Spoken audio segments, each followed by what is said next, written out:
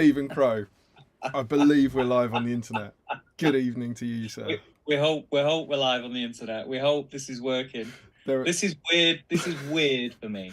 There are so many more variables than normal. Weird. It's like letting your kid cross the road on their own for the first time. If someone could please let us know in the chat if you can hear us both and see us both and the audio is working, that would be really, really super. We'll have to remember there's a delay between real life and internet. So we're live. I can see us on the YouTubes. Yep. We just need to know if people can hear us. So if people can let us know if they can hear us, we can continue. Do you know what, mate? It kind of feels like 2020 again. Which bit of it, mate? Which bit of it? We're getting sounding good and looking good. It's only just been working.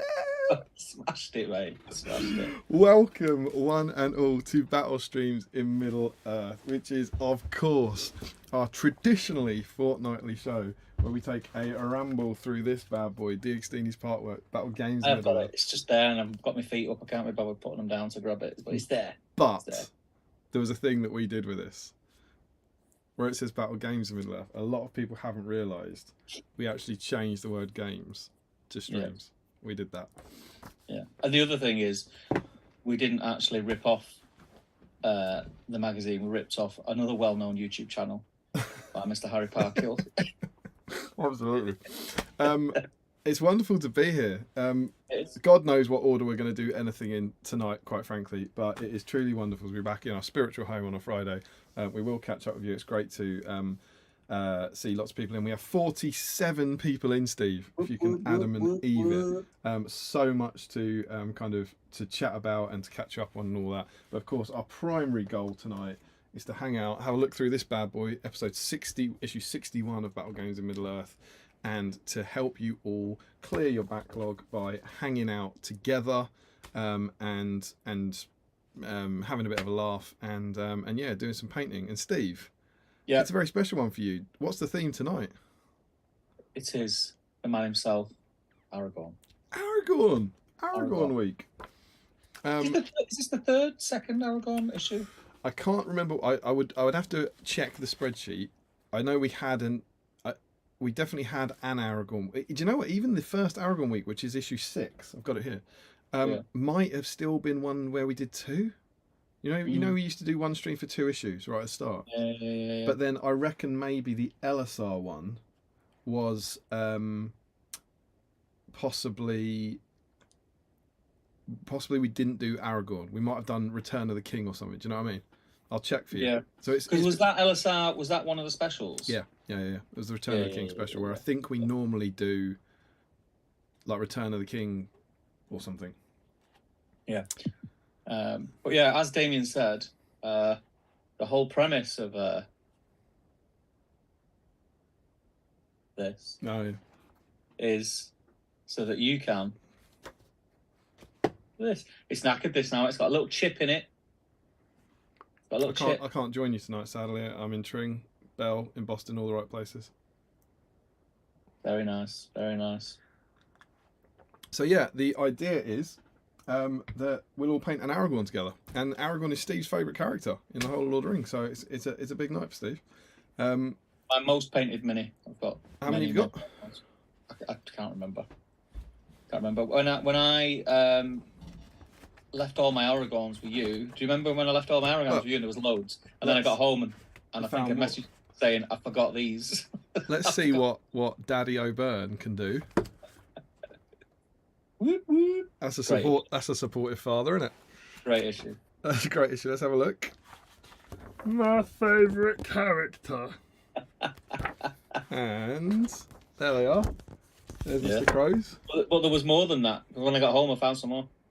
We've got in there. This actually says the caption is Steve's Aragorn collection. Well, 75% of it. As it turns out, Steve actually has so many painted Aragorns, he managed to forget to bring 7 of them to the photo shoot. There we go. So that would mean you've got 22 painted Aragorns. Yeah. And do you know how many of them I've probably played a game with in my life? Is it 1? 1. So yeah, you've got loads of Aragorns. But yeah, a cool night for Aragorn fans. Yeah. And so yeah, the idea is if you're working on any form of Aragorn tonight, you can get involved. Steve, how do they get involved? So any of you eagle-eyed bunch will have noticed that not late, not at all, 10 seconds before we went live, a thread went up on the Great British Hobbit League Facebook group, and it says, "This is the whip thread." There is a picture of the thumbnail for this stream, and there's a link to this stream. So if you get over to the Great British Hobbit League, search that out and post a picture of your Aragorns that you're working on in any form. They don't have to be finished. You can take a picture of it now whilst you're cutting it off the sprue, or you've just undercoated it, or whatever. And you can show us whip pics throughout the evening if you'd like. But as long as you have a picture in there of an Aragorn you're working on, you'll be entered into a draw, which we'll come to in a moment. But if you are not working on an Aragorn and you are just sitting back, enjoying some hobby, watching two idiots online, please do post whatever you're working on in the whip thread, because we'd like to see it. But back to the Aragorns, if you are on topic, Damien. Yes. What will happen? What will happen if they're on topic? Yeah. And they've posted in the whip thread? Yeah. And they're painting Aragorn? Yeah. Well, they'll be into a draw at the end of the night, Steve. You wouldn't A believe draw what they could win. To win what? A dice tray? You can win. No decam. No decam. It's CCAM. Come on, man. It's not been that long. It's CCAM. Decam works as well. It is a black Battle Streams in Middle Earth dice. And it perfectly landed. It only rolls 6, isn't it? Yeah. Ready? But yeah, you get entered into a draw, and depending on how many you are, we'll roll some dice. Get comes down the to proof. a final 3.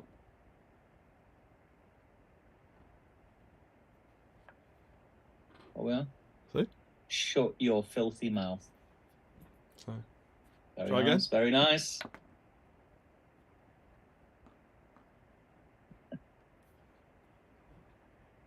Only roll 6s, mate. surely not 3.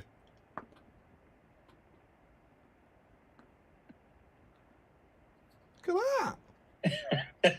Look at that! Amazing stuff! That was almost as smooth as the D20s. Right, so yeah, you can win this black Battle Streams Middle Earth dice. Yeah. Talking of Battle Streams Middle Earth dice, I just want to jump into this because who knows when we'll get a chance.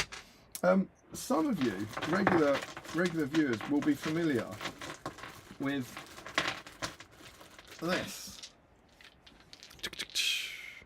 Oh yeah, Which is yeah. our wonderful set of dice that was sent to us by Michael Curtis many years ago to help us do the draws. We use them every week to work out the winner.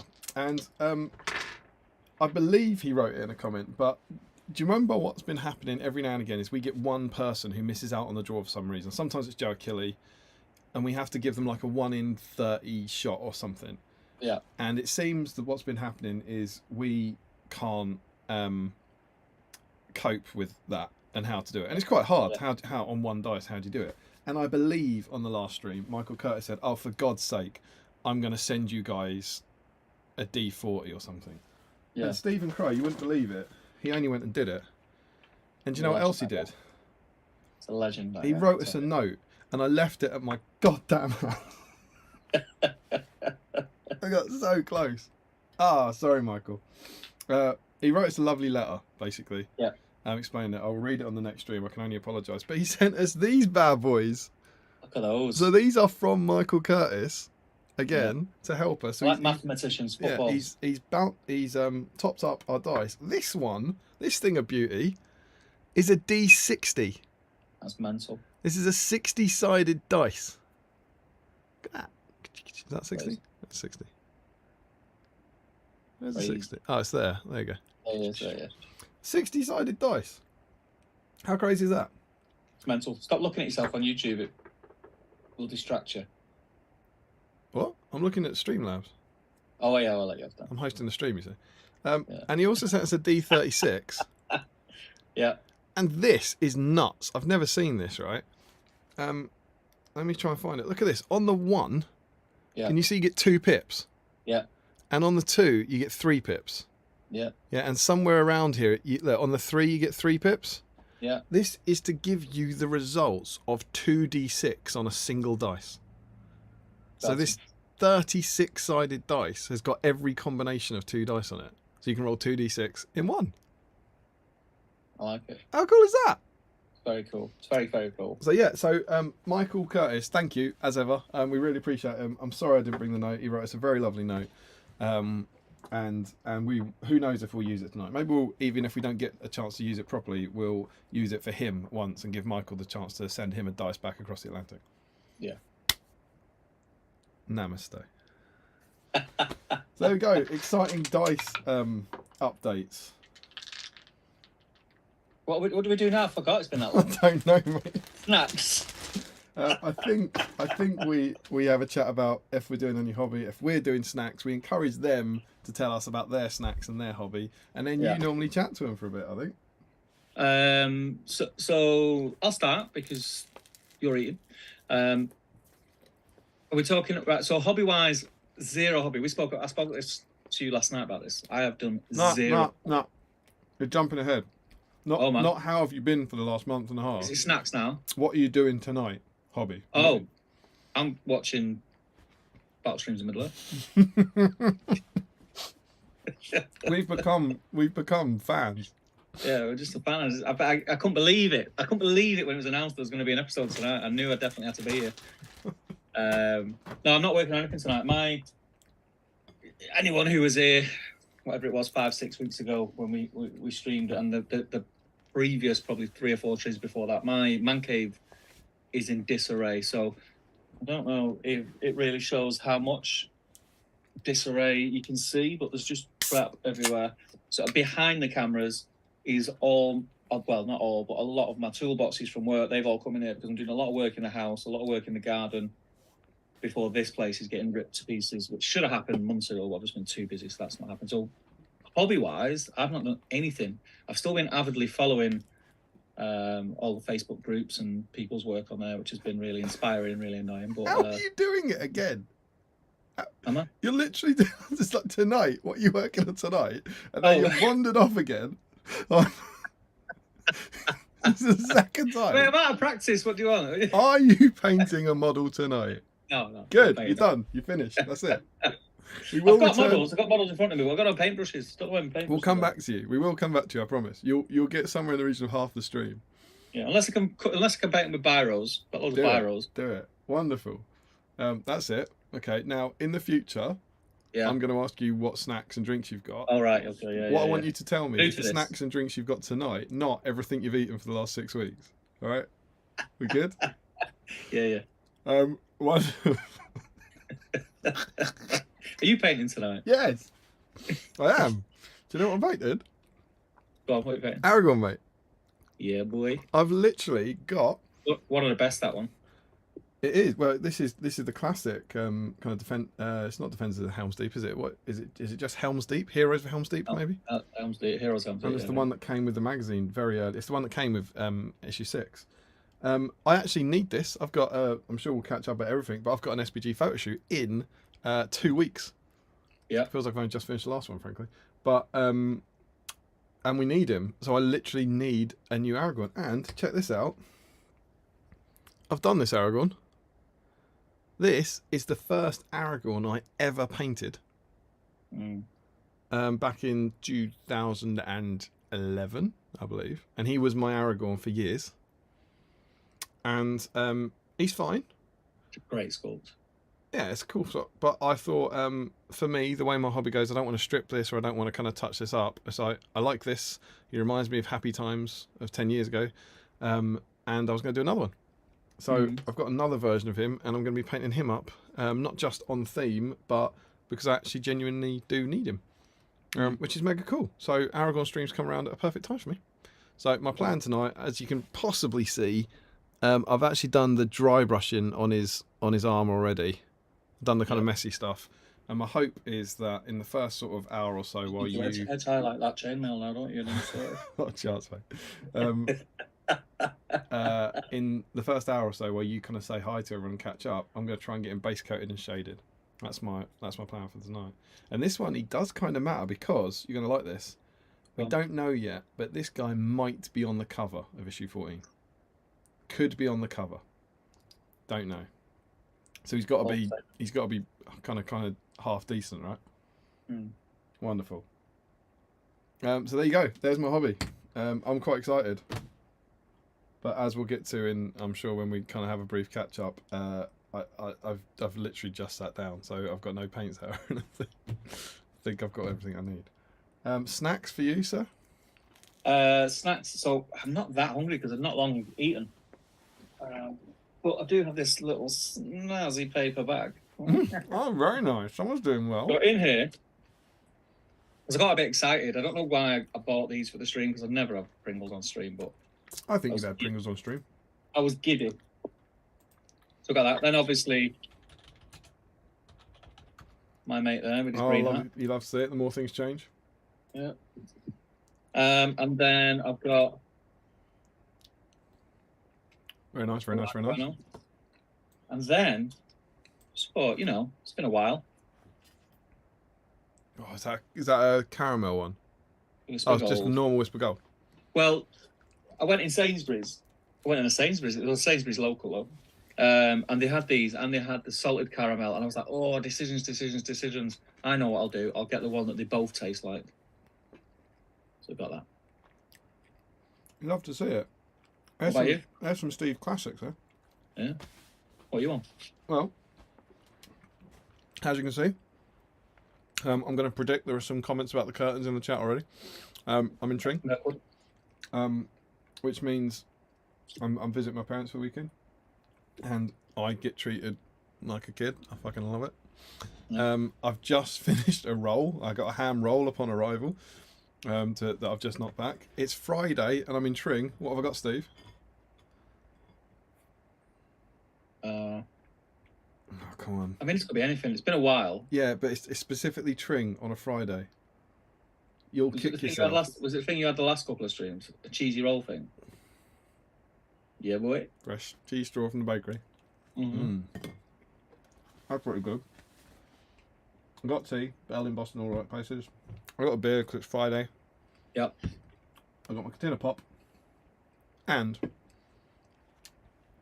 I've got something that I don't think we've had on the stream because I don't think it was out last time we streamed. Very us. It's a mint twirl. Oh, I've seen them. Have you not had one? No. I had one, I think when I got back from... I think it was when I got back from Teams. There was one on the kitchen that Emma had left out for me. And I was like, oh, that's nice. And we like mint here. Has it just got a hint of mint, or is the flaky bit inside green? No, it's brown chocolate that tastes like mint. But I'm looking forward to doing that. It's not ripping air off. No. Because we like mint here on the channel. And so I'm very much looking forward to cracking into that. And I was filling up in petrol, and we've kind of joked about this before, but if you find yourself in a petrol station or a supermarket on a stream day, it's kind of fate, isn't it? And they had just the huge column of them, the huge column. I was like, right, I'm getting that. Yeah. And do you know what, Steve? I don't understand what Cadbury's are playing at. Where's the Whisper? Where's the Whisper? They're bringing all these minty all things. Your research that went into a Cadbury's mint chocolate bar. Yeah. Bring back your Whisper mint. Unbelievable. People want it. But they were on offer. And I say on offer, and I was appalled at how much a chocolate. You just didn't think about it. They're on offer for 2 for £1.40. Jeez, that's on offer. I was like, chocolate. Well, they're normally about 90p. They're about 30p or something, are they? But so 70p each, bargain. And do you know what I did, Steve? Bought 7 of them. No, bit of karma, bit of pay it forward. I bought 2, and I've left one at home for my lovely wife to come home to. Nice. The circle of wife. Yeah, I like it. So there we go. Those are our snacks. Yeah. Do let us know. I know what you guys are eating. Yeah, absolutely. It's Friday night. We're here on Battle Streams. Friday night. Do you want to? Please don't sell your car. Do you want to jump in and catch up with people first before we catch up and break things up a little bit? Hear who's in. Yeah, I might have forgotten how to read. We've got. We've got 60 people in. I think one of them is Boris Johnson. I've just nearly banned Sam Page by mistake. You don't want to ban him. Boris hasn't got much on anymore, so I think he's in watching Battle Streams. Yeah. He's had enough, hasn't he? Same day as Donald Trump. Something in the water, right? Yeah. It's a bad day to be a... Oh, sorry, redacted. Bad day to be an asshole. Oh, Okay, where are we? Battle Joe stream. Husband's in, says good evening. Matt Generation Chef's in, says evening, guys. Sam Page is in, nearly got banned. Ashley Fisher's in. Stuart McLean is in, says evening. Mr. Macklin's in, how you doing, buddy? Jakey is in, he says evening all. Happy Friday. Rich Clemens in, evening, guys. This is a last-minute stream at the in-laws this weekend. Brought minis, but non-MES BG. Sad face. Shocking. Haven't they got any? At least you're here, mate. So much. Hawk Jacobson, hey, good evening, everyone. Green Tree's in, hello, everyone. Soup Dragon's in, good evening, all. Sam Page says, I'm feeling confident we can break the record tonight. Could be. That would be amazing if we did. What is the record? Oh, I want to say 46. Doable. We've got the people at the moment, but obviously we haven't done got an awful lot of peoples. promotion for this. I didn't condition my beard this morning, so if I keep itching my face, I haven't got a chance then. I apologise. No beard conditioner. No way we're breaking that record. So that does mean, guys, if we are in the chance, because Aragorn's popular, if there's any chance for us to break it, everyone go and grab an Aragorn, do a bit of work on an Aragorn, and pick and put anything. it in You could put a tuft on it. You could base coat him. You could put one last highlight on his scabbard. The record is 46. The record is 46. Come on, let's do it. Fat Hobbit Gaming says, am I too late for gambling episode? Ooh, I think you just could be, but it's Aragorn. Dig an Aragorn out. Steve Kinley's in. He says, hello, everyone. Matt says, we can hear you both. Good stuff. Jill Monroe's in. Says, wow. Matt's laughing because when he said we can hear you both, he put, it looks like a sad face because the emojis are odd on YouTube. Sean Clark's in. He says, this isn't Piano House. We had a bit of drama about the Piano House today. Well, you didn't know what it was. We won't go into it. Won't we? No. No, all right, fair enough. Some page says, I was about to say that, Matt. Hajinda's in. He says, good evening, everyone. How you doing, Hajinda? Matt says, little voice teaser. Some page says, I like fantasy style music, though. It is fantasy style, isn't it? Carl's in. He says, evening all, planning on doing some painting, but first got to get sweaty on the Peloton. Is that what you're calling her? You do. Oh, I've just nearly banned Carl. Stop banning people. This is weird because I don't normally deal with the chat in YouTube. I normally do it on Streamlabs, so everything's a little bit closer together. Jill says, I had the stream open in a hidden window, and that just scared the beep, beep, beep, beep, beep out of me. Not the only Me one. and Catherine were both taken aback, says Sean. Just imagine them sat on the couch going like this. It happened here as well, didn't it? Darren Warner's in. He says, good evening, everyone. Hope all is well with you all. Hope all is well with you as well, Darren. Soup Dragon says, I know I'm doing a poll of what will go wrong. Oh, that's hurtful. We spent, what was it, nearly 2.5, 3 hours last night going over this. Probably an hour this afternoon. Smoothing out all the creases, dotting all the I's. Do you want to say why? Do you want to say, is that a segue for one of our items? That the big difference, the uniqueness of this battle streams. Yeah. So Damien is hosting the stream. Welcome to the party. Normally I'm the pilot. Tonight I have a night off. I'm literally just going to sit here, put my feet up. Tonight I have a night off. Drink. You said tonight I'm just going to sit here and put my feet up and drink. That sounds so different to what you normally do, doesn't it? Oh, hey, listen, you'll see. So basically again, going back to our last couple of streams, people will be aware that we had a few issues with the internet dropping out, and there is work being done which should have been completed a long time ago around my area on the internet. Basically, Virgin Media are putting a load of cables in, and they're going through all the same pipe work that BT use and all the other companies, and they've cut connections and they've blown things up and all sorts of stuff's going on. So basically, my internet's crap. So I'm on Zoom now, which is fine, which is great, because Zoom seems to be working fantastic, which I can't really work out. It's very clear. But I can't even get pictures from the internet up on my other screen. So I can't. That's the thing, I can't. Oh, I'll use it on my phone. I'll be able to see the whip thread on the phone more. Most of those websites that you look at, they need pictures, right? Yeah, they definitely need pictures, because the sounds alone isn't enough. Oh. Like a jellyfish on dry land.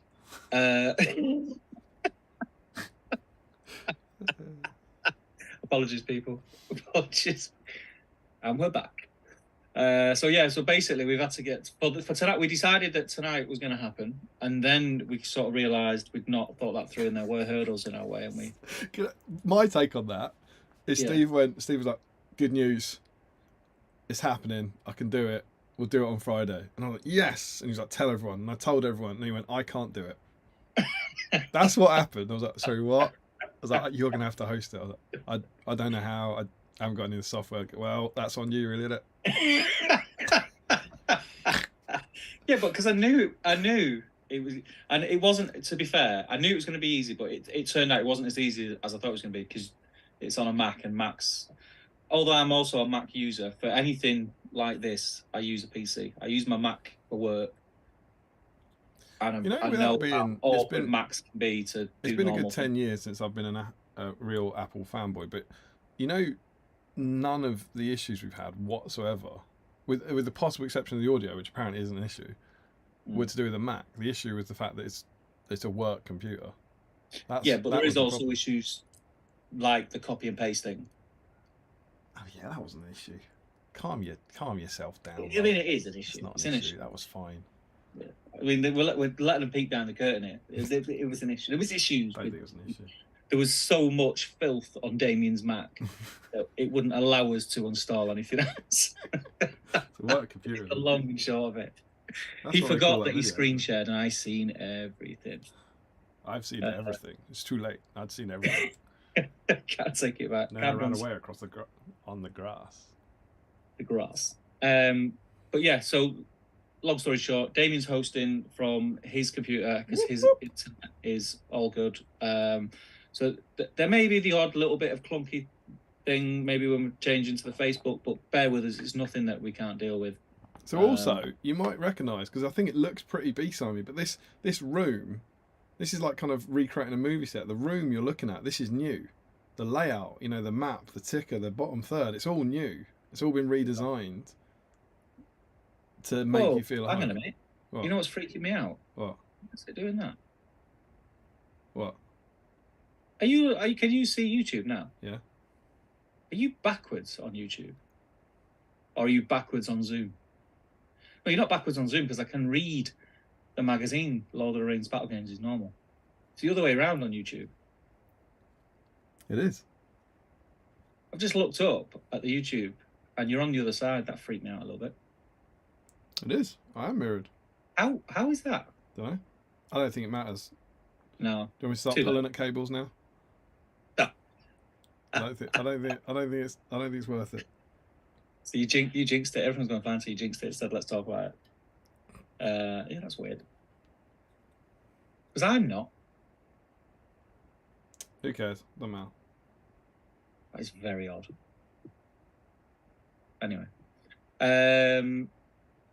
where was I?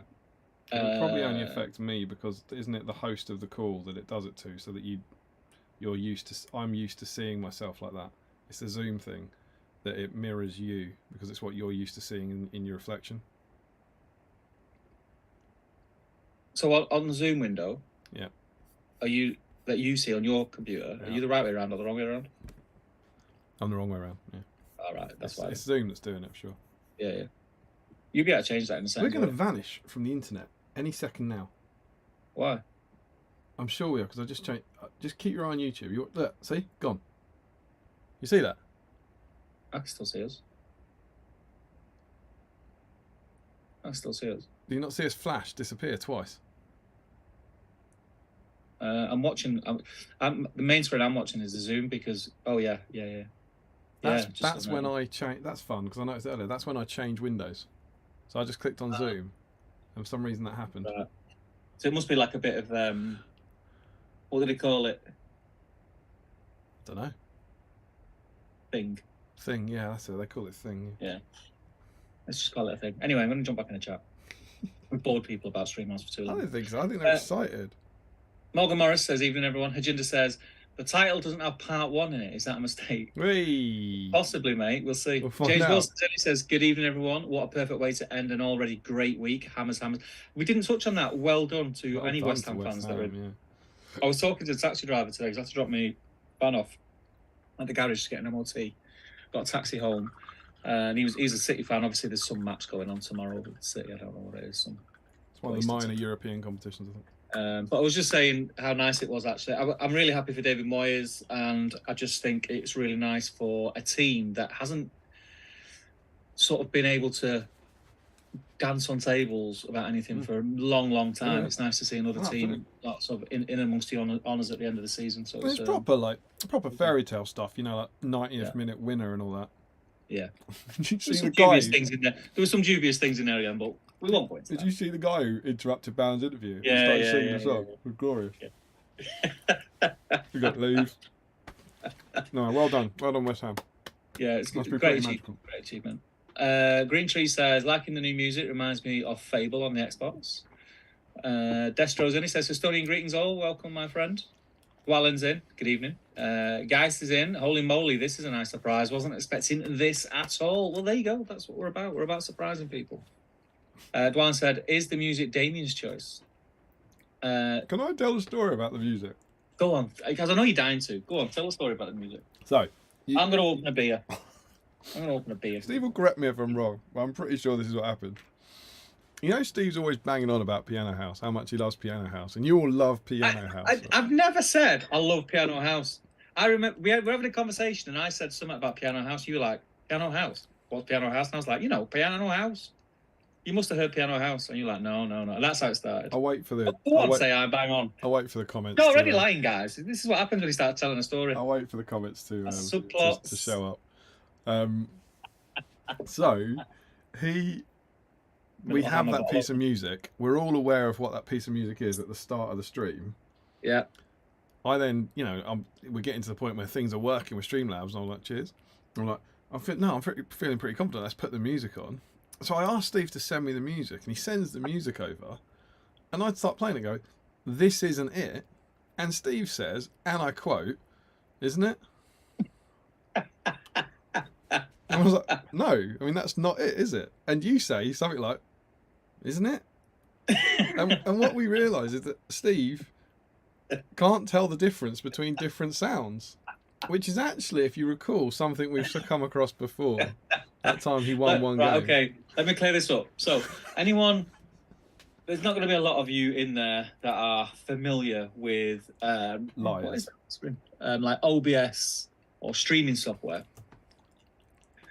But basically, all the what would you call them? All the items that are on screen, assets. So be that an image, video, audio, whatever. You have listed in your little box to tell you what's on the screen at any given time. And in that box, when you hover over it, you've obviously uploaded that from your PC somewhere. So when you hover over that, it tells you the route path of where it's come from and what it's called. And it was a random name because I couldn't see the start of it. And that was the media file. I don't know what's going on. So I don't know why that media file is that media file and it's not the Piano House. I don't know why. So it's Steve's choice, but Steve thinks it's Piano House. Yeah. And perhaps in the comments you could explain to him, no, it's just a different piece. Because we can't hear it. Yeah, because we can't hear it, you see. So the other thing is now, that's going to bug me now. So I'm now going to go and try and find what the heck. I don't think you should do that. I think you should keep reading the comments. It took you 20 minutes to try and find it earlier and you found the wrong thing.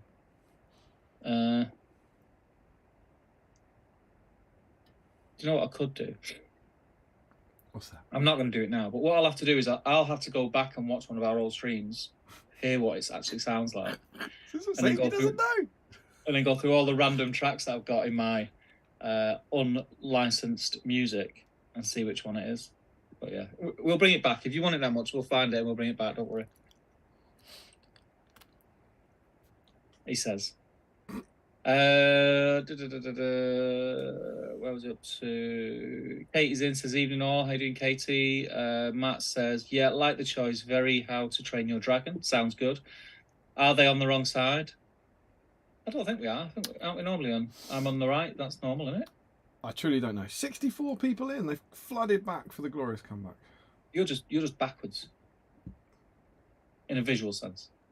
You're backwards in a evolutionary sense. Sam Page says, sounding and looking great, chaps. So Thanks, thank you, Smooth Talker Sam. Steve Ginley says, looks and sounds good. Rich Clemmer says, looking forward to tonight's section, especially the Warhammer Fest part. We need short sections of this stream. Ian Whitehouse is in. How you doing? He says, hang on, we is live and have audio. Looks and sounds good, says Ajinder. Fat Hobbit Gaming, we hear you. All good, says Soup Dragon. Hello, everyone, says Joe Kelly, and hi from the States. Great to have you both back. And look, the groovy curtains are here as well. This will be a night to remember. While I've got on the subject of Joe, and this is probably just aimed at Joe, no one else knows what I'm talking about. Joe sent me some barbecue seasoning, or as us regular barbecues like to call it, rub. He sent me some in a post in a box. And the brand that made that rub, Killer Hog Barbecue, aka How to Barbecue Right, gave this guy a shout out on their socials this week. OMG. All thanks to Joe's rub and me saying that I'd used it in a cook. And they picked it up and reposted it. Whoop, whoop, whoop. That's pretty cool. He said it famous, Joe. By proxy. Richard Clemmer says, sounds good, but we surely can't say you guys look good. That is shocking. That is brutal. Richard Clemmer. That is brutal. Absolutely shocking. Jill Monroe says, what time to be alive? Frederickson, he says, hello there. Can't watch as I'm away, but I'll catch up later. Good man. Darren Warner says, oh, good. Hear you well. And the curtains are back. Yes, they are. That says, Steve looking very laid back on that side of the street. I am. I've not got a lot to do tonight. I'm chilling. Although he's already, see what I mean? Now he's already like, oh, well, you read the comments because I've got to do everything. So that's kind of, and he said it in that voice as well. Exactly what it actually looks a lot clearer, says Ajinder. Did you up the thing, by the way? Do you know what? I didn't. Didn't need to. Terrible. Terrible. Sam Page says, loving the ticker at the top of the screen. Ticker. What ticker? What ticker? Don't know. That's always, you mean the text? That's always been there. Was it? Damien's camera is mirrored, says old school Chris. Why is Steve so off centre? We had this conversation. I fixed you, mate. I fixed you. I fixed you live on the internet about 10 minutes ago.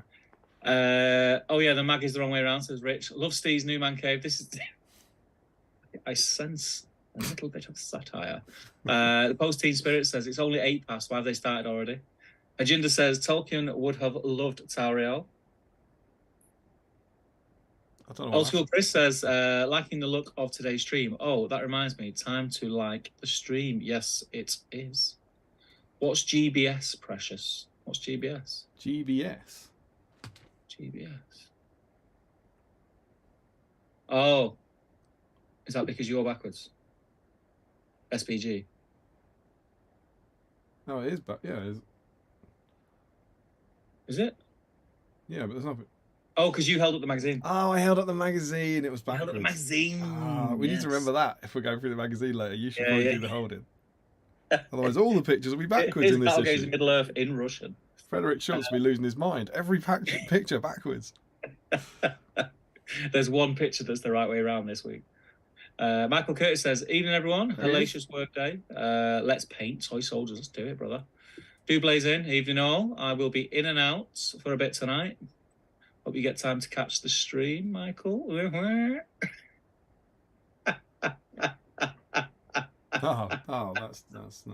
a shame. Jill Monroe says DCAM is going to bring back the chatbots. Yes, it is. Joe Kelly says, I can't remember who won the draw on the last stream. Who was it? Was it Joe Kelly? It was Joe Kelly. Yeah. I think he can remember fine. I think he was gloating. It was a glorious, glorious moment for BSIME history. Dwellin says, we are going for the record. Marco says, it's okay. Glad they made it, says Michael. Max Malice is in. He says, evening all. Work on an Aragorn. We will break the record. Yeah. Adele Bosher, hello, it's me, Adele. I'm in charge of the chat and whip thread, so Mark and Lily can paint and chomp. Very good. Great to you, Adele and Mark and Lily, obviously. Lovely to have you all in. The family fry. Max Malice says, look at them curtains. I like them, mate. Thanks. I like them.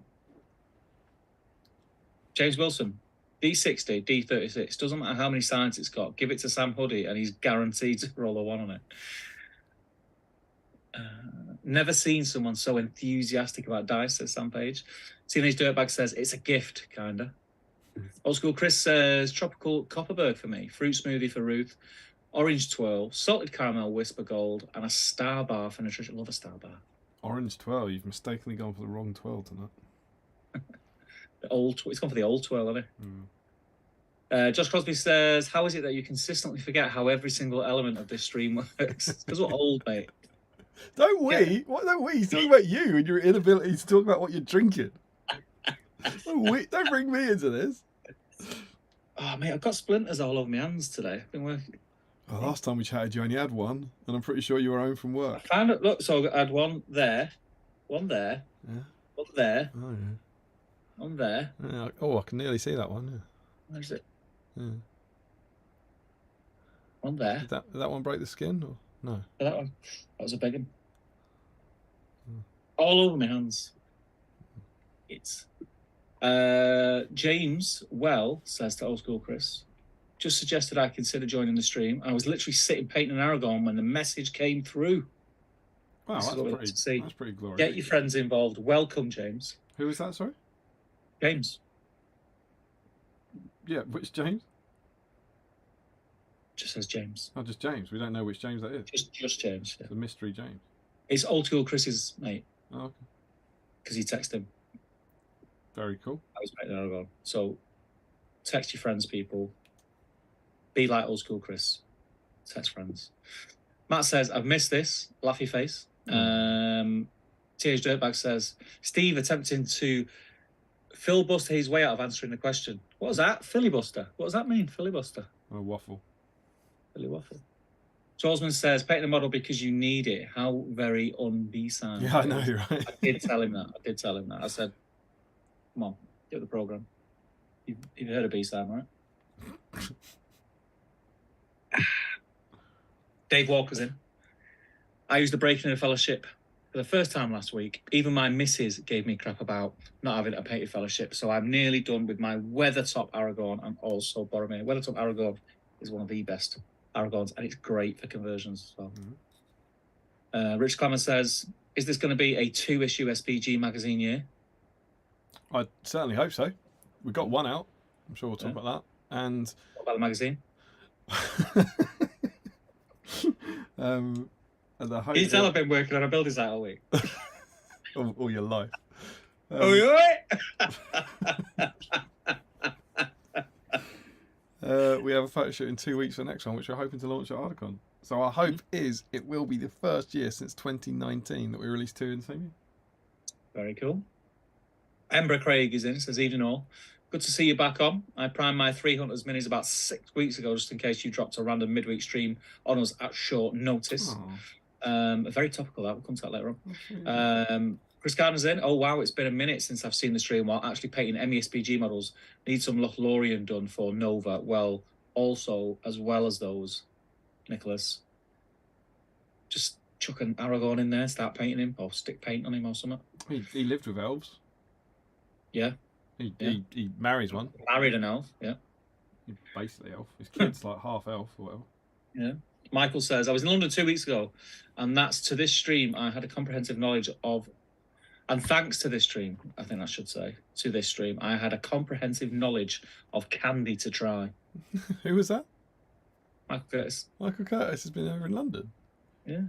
Ah, you should come and say hi. You can hand-delivered dice. I was about to say, he could have literally gave you them dice in your hands. Amazing. Green Tree wants a cheese straw now. Oh, yeah, they're damn good. What is it? Is it a little independent bakery or is it a chain? Yeah, so Tring's like a little it's a market town, so it's 1315. So it's a very quaint little high street, and they have on Friday they have a kind of little independent market sort of thing set up. Nice. So it's a little independent baker. Very cool. It's all very, very lovely. Very Katie midsummer. says, I have a mint swirl as a stream snack too. Oh my goodness. So good, she says, so good. Just jump, mate. Just jump. Let's chat on it. Stephen Ryan's in. Even all, so glad you guys are back. Daughter is in bed listening to the Hobbit audiobook. Very excited when she heard Gollum, and I have Strider ready to go. Good. That sounds like that's just a great sentence all round, isn't it? Yeah. Thomas Macklin says Damien the mint swirl was on the Friday. Seven Stones weekend, not teams. Oh, there's a man who's been in my house, tempted to eat my chocolate. Yeah. Spent a lot of time with Mr. Macklin around Seven. There's a lot of people. I mean, maybe we'll have a catch up. Whatever. There's a lot of people in here I spent a lot of time with at Seven Stones. It's lovely to see. Darren Warner says, not painting tonight, but still working on my Moria army, including the mighty Balrog. I think Aragorn was in Moria at some point. He was. I think he was quite near the Balrog. Dave Walker, for snacks, I've ordered a doner kebab. Great snack. Is that a snack? Snack meal. Jakey says, for snacks, we have a cheeky Domino's on the way. Lovely. People ordering takeaway. I think the viewers' snacks have gone up a notch since we last streamed. So I get a takeaway and watch BSIME. We've arrived, mate. BSIME chill. Boris Herzog says, I'm in. I like to think I'm a better Boris, though. What? BSIME chill? Like, is that... That's got to go on a mug, mate. Chris has sent me a photo I sent to Chris with just some bare legs and the BSIME on the big screen. BSIME chill. How rude, says Sam. I think that's because I nearly deleted him. Cheeky Boris gets his honours in, says Rich Clammer. And Boris Herzog says, evening all, either way, though. Brian Cuthbert's in, he says, evening all, long time no see. Joe Kelly says, if we get close to the record, I suggest you don't forget to check the emails. Sure. Twisted Phoenix says, I'm in. I'm just realising my tea's getting a bit cold, so I'm going to have a bit of this mint swirl. Because the old chocolate and tea combo. You haven't had one, right? No. Because the Dragon says, catching up after an evening in the garden. Alas, no Aragorn, but working on Theodred. Mate, that's really good. Is it? It does taste quite a lot like an arrow. Yeah. But with the added bonus of Cadbury's chocolate. Does it just say mint, or is it like spearmint, peppermint? It says twirl as well. Yeah, it's just mint flavour. Limited edition, get them while you can. We've heard that before, haven't we? Serious Dirtbag says, would trimming some metal off Aragorn count? Yep. He also says, suppose it depends how close to the record we are. Backwards on YouTube. If you're trimming, if you're cleaning up an Aragorn, of course that counts. Yeah. And if you clean him up, you may as well pay him. Try turning the camera around, says old school Chris. I don't dare touch the computer tonight. It's too much driving on it. James Wilson says, battle Stranger Things, Damien is in the upside down. Carmen's in. How are you doing, Carmen? He says, good evening, guys. Good to have you in, buddy. Rich Clammer says, Steve's ability to do words reminds me of that time when they gained syllables from his mouth. What time? When they what? Gained syllables from my mouth. From your mouth? I don't know what that means. I don't know. I'm sure Richard will remind us. Josh Crosby says, I don't really care about why there was no piano house. I want assurance that it will return. Steve doesn't know where the file is or what it sounds like. So I wouldn't hold out any hope, if I'm honest. I'm actually, because I'm so unawares of what it was, I'm actually really surprised we didn't get a copyright strike at some point for it. It's got to be from my free library. Is it Epidemic? It's not Epidemic, is it? Yeah, Epidemic. Is it Epidemic? Yeah. That's what I use. Yeah. Good sound library. Boris says, as someone who does stream producing for a job, assets are a worry, but my real nightmare is putting in the wrong stream key. Ooh. Don't have that with Streamlabs. We just connect our YouTubes to it. Does it all for us. Yeah, I didn't. Steve, I think, was quite frequently putting in the wrong stream key, but I've started out this time. I got you covered. You signed into YouTube. Joe Kelly says, no way, that's awesome. Which video? It wasn't a video, it was on their social media. So if you go on their Instagram, you'll see a picture of a lovely chicken sandwich made with chicken thigh that I made with their rub in the background. Kieran Townsend, evening all, happy Friday. How you doing, Kieran? Joe Kelly says, which barbecue video I mean? See above. Rich Slammer says, when the pictures are backwards, it turns out they are taking the hobbits to Mordor. Hey. It's a Middle-earth geography guy. Old school Chris says, the James in James Griffin, the chap who brought the signal tower to Scouring, that was rather popular. I know he won't blow his own his own horn of Gorgoroth about it. Ah, That's yes, James. James, That's very what nice. James is. Gothmog's tower, very, very nice. Gothmog doesn't have a tower, Steve. He has a tower, mate. Azog does. That's the one. Nick Gardner says, in regards to candy, I must do my duty and keep the memory of the clear gummy bear alive. Those were the days. Those were days. Matt says, Seven Stones was incredible. Miss it. It looked really good on the pictures. Yeah, a lot of people seem to make massive effort on the display boards and stuff. Mate, it was insane. I'm sure when we catch up, that I'll talk about that. But the hobby was insane. Where is it? I'll say this about him now because, in case I forget later, Matt Davis. Have you seen his twins? No. He converted Aladan and Elrond here, right? They are. I wanted to steal them. They are better. You know the twins are. Certainly the pajama ones people don't like. The armoured ones people are a bit iffy on. They are incredible. They look like new Forge World. You know the models of the twins you want in your head? Matt's made them.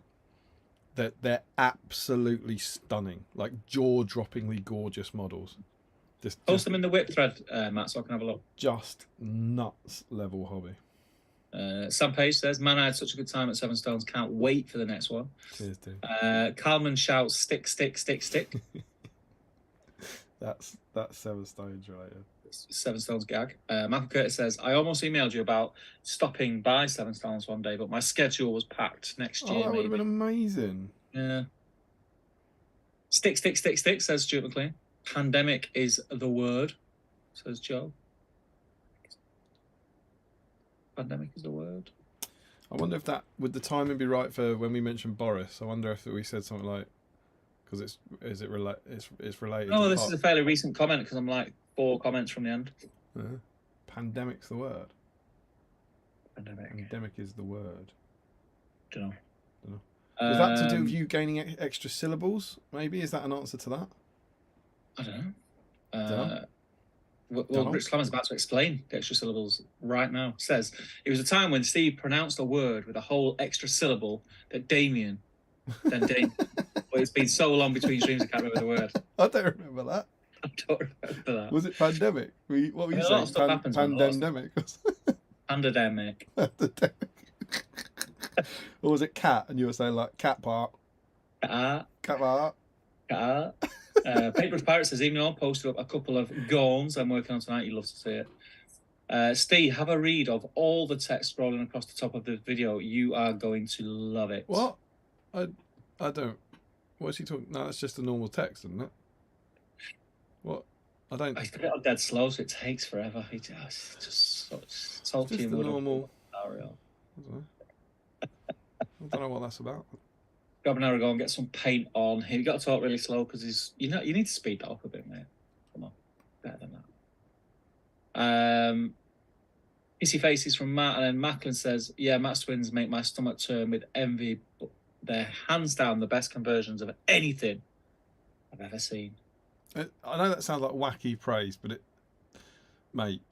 Do you know what? I was about to say I can't wait to look at it, and I was about to go and get them on my other screen, but I can't see images on flipping.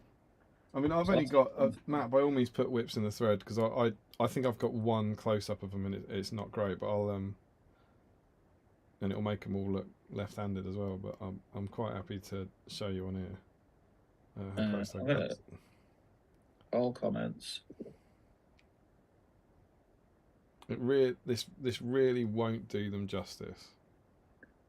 Yeah, come on, Matt, get them in. I can have a look. In fact, I'm only going to show you the one of them where he's kind of leaning down won't work, but that's one of them. Oh yeah. Look at that. Yeah. I mean, look at that. That's that. And the other one is the other one here. He's kind of can you see his face is looking down? He's sort of crouching down. They're just absolutely stunning, man. Beautiful, beautiful. No surprise from Mr. Davies, obviously. Katie says, Stones were so good, the armies and balls were incredible. Chris says, I did it wrong, though. Which Chris did what wrong? That was Katie. What did she do wrong? Chris says I did it wrong, though. That's Seven Stones. Is that what she means? Our last game, says Sam, our last game was against the army of brothers, and they were the usual class you would come to expect from Team Davis. Their whole army was pairs of brothers. Ah, that's good. And then they also even played by brothers. The T-shirts, right? They had. Did they say? I don't think they said. Did they say brothers on the front? Maybe. But they also had Elvish and Kuzdal with brothers, and their if you looked at the back, they had the Fellowship. You know the Fellowship silhouette. Yeah. And you just walked past them going, Lord of the Rings. It was a Fellowship silhouette of their army, so they'd customised it all to be. So it wasn't the models. It was like photoshopped actors. Who were in the same positions in war gear as their models in silhouette. And you just walk past and go, that's the Fellowship on his back. You go, no, it bloody isn't. It's hours and hours of Photoshop work. Look at it. It was just awesome, man. Just awesome. Very cool. Caught up on the chat, mate. That was easy. Smashed it, mate. Do you think maybe you were like just making it harder work than it had to be in the past? Like this guy.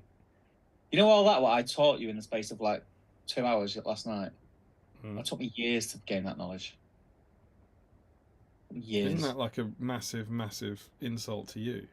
No. What I'm saying is, I did all the hard work. 2 hours to pick I did all the hard work learning it, and I went, this is how you do it. Because I never had anyone to say, this is how you do it. It's a nightmare trying to learn anything. But what we use OBS for is very different to what anyone else on the internet uses OBS for. Very, very different. So there's nothing to... What's the word? Compare, yeah. If I was streaming COD, I'd be all over it, be smashing it. There's loads of stuff out there. You know what I mean?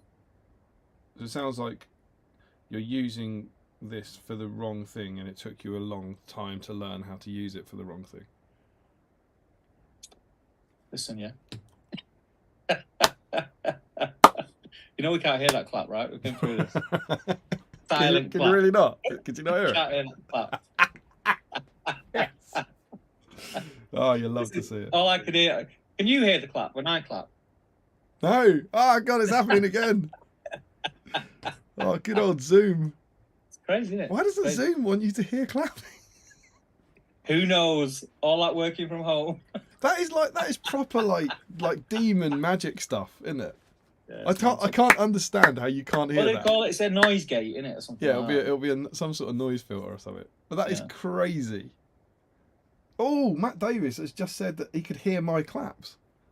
How could he hear your claps? Isn't that's hang on. They're going to kick off. They're going to kick off. This is what we had in the past, isn't it? They could hear your claps. So it's like when you're hosting or whatever, but they couldn't hear me coming through Zoom. And it'll be the same this way, but it's the other way around because I'm hosting. Man, it gives me a headache thinking about it. It's like Matrix or Tenet or something. But you can't hear my claps, right? Oh no, and you can't hear mine. So they can hear my claps. And they can hear my claps. I don't think they can hear yours. Can they not hear my claps? Well, I can't hear yours, so there's no way it's getting out there, is there? That is crazy. That is just very weird. Good stuff, man. Oh yeah, because your microphone. My microphone's picking up the sound. Your microphone's going straight to YouTube. Yeah, so they're hearing the clap through my audio microphone.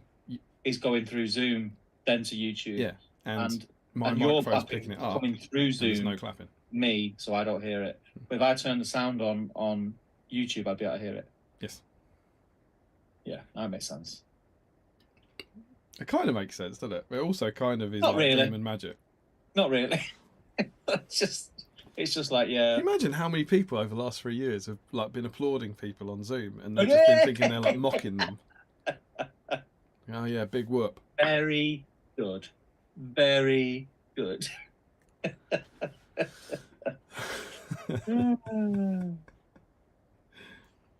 So what's next, mate? You got more comments? Where is it? Ashley Fisher, going to pile in on the Stones Love. Amazing weekend, amazing crowd, amazing periodic table, amazing sticks. Because the Dragon says, love the twins. Those look gorgeous. Yes, they do. Katie says, because Natalie and I came second. Oh, I see. Chris says they did it wrong because they did too well. Yeah, Katie finished second in overall. Do you know what? Katie's becoming known for being really gamey though these days. Every event she goes to, she seems to do all right. There's no, I don't know quite how to say this without it sounding.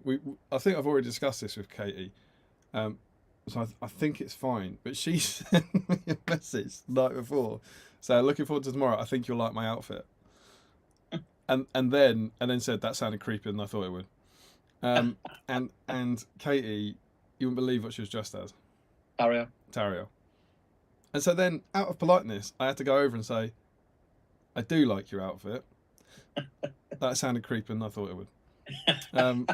Yeah, so Katie was teamed up with Natalie, and Katie was using Tario and some Rangers, and Natalie had Dane and some Iron Hills Dwarfs, I think. And they came second overall. Which I think wasn't Katie's first tournament doubles last year. It's not bad. Decent. Told you it's a bit gamey. But yeah, potentially at 7 stones, you're actually doing it colossally wrong if you're winning all your game. Be more like Macklin. Second, mate. Someone's got to come second, haven't they? Can't just bypass it. There's at least one person though who did worse than them and came first, right? Who was it? Oh, I don't know. I don't know if I should say. Go on, say. It's a really underhand, dirty gamer, and he doesn't. I don't think he really watches the stream, so I'd be a bit worried about slandering him. Go on, slander him. His name was Kalman. Oh. Yeah. And Alex. Just like they just ruined everyone. Just busted their faces open. That's grim. Standard. Big guy. Yeah. Threatening. Yeah. Don't think he watches. No. Yeah. Terrible. You hate to see it. Matt's posted a picture that I'll have a look in a minute, Matt. Nick Garner says, chat's easy to get through if you cut back on the tangents. Whoa. Lol. I think the tangents were over here. I think we're here for the tangents, man. Oh, talking of that, mate. You wouldn't believe what my aunt did when she went on holiday. She was in Spain the other week. She was over there. Just my aunt. All right. Yeah, and then she was... I can't remember now. If this ends up with a play on words, tangent.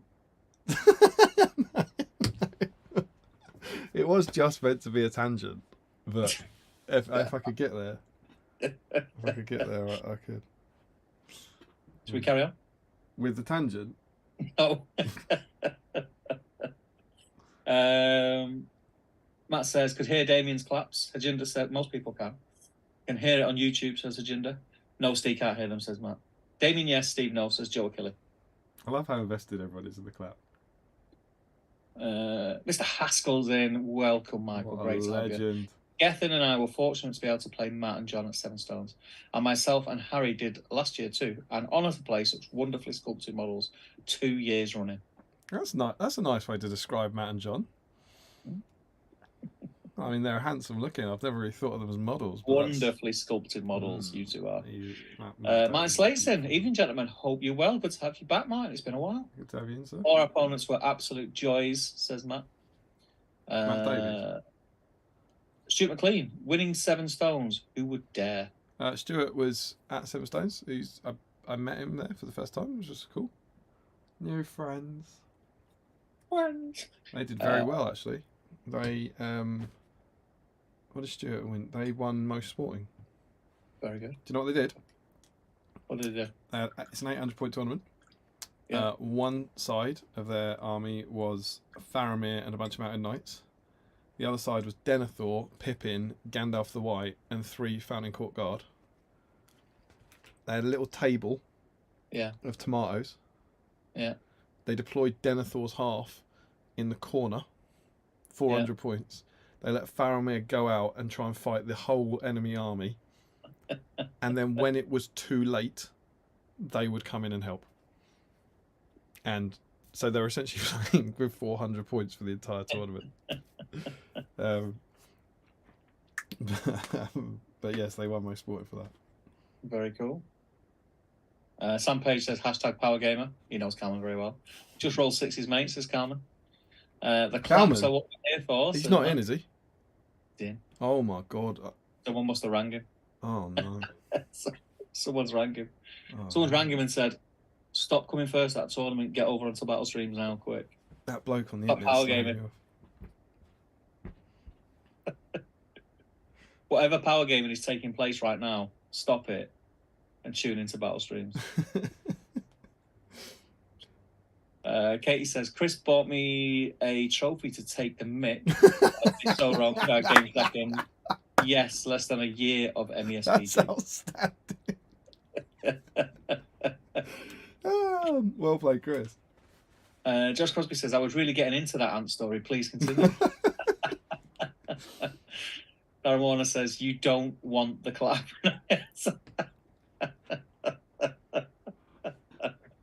Carver says, just to confirm, Matt, you're here for the clap. Who's this Strider fella, says Peter Freeburn. Only the greatest warrior in Middle-earth. Martin Slate says, ooh, 7 Stones friends. Just kidding. Gutted, I missed it again. Keeping my job, barely won out. Oh, I'm sorry? Is that... It's terrible. Does that sound good? It's as bad as my excuse. Yeah? Saying that. I didn't hear what you said. Anyway, caught up on the chat, mate. Good work, sir. Smashed it out. Yeah, I've smashed it. It's easy if you got to do anything else. Easy, mate. You say that. I'm hosting the stream. I've done nothing. Oh, you can tell. Like, normally I've got things flashing up. We're talking about stuff. You know what I mean? I mean, you've not No, started, I don't know what you mean. You've not started with a Facebook yet. But that happens later, right? That'll be a laugh. And what happens is that at 9:07 you press go live, and then you do nothing. It's not like driving a car, is it? Hey, listen. When I stream, we have battle reports. We do Magcam. I mean, you could at least make up things that are in some way like well, like 4 battle reports. You haven't seen a Magcam in about a decade. I know. I only don't do Magcam now just to wind Joe up. Yeah, of course. How have you been? Busy, mate. Busy. Lots gone on. I think we should probably address the mummicle in the room. Yeah. We haven't been here for 6 weeks.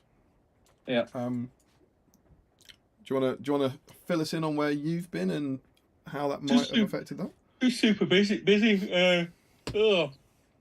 Work circumstances at my end, of my own and my good ladies, have meant that just having free time at the weekends has become very, very difficult. And then the weekends, funnily enough, when I probably could have squeezed a day in, Damien's fault. He was at events or running events. You know what he's like. But yeah, basically just super busy, super busy. And it's not showing any form of slowing down, but don't worry, it won't be 6 weeks again till we stream again. We don't know exactly when it'll be, but it won't be 6 weeks. We can guarantee that. But yeah, just super busy. And life, just life. It can't all be footloose and fancy free and just paint models and make magazines about hobby. You know, some of us have got to work.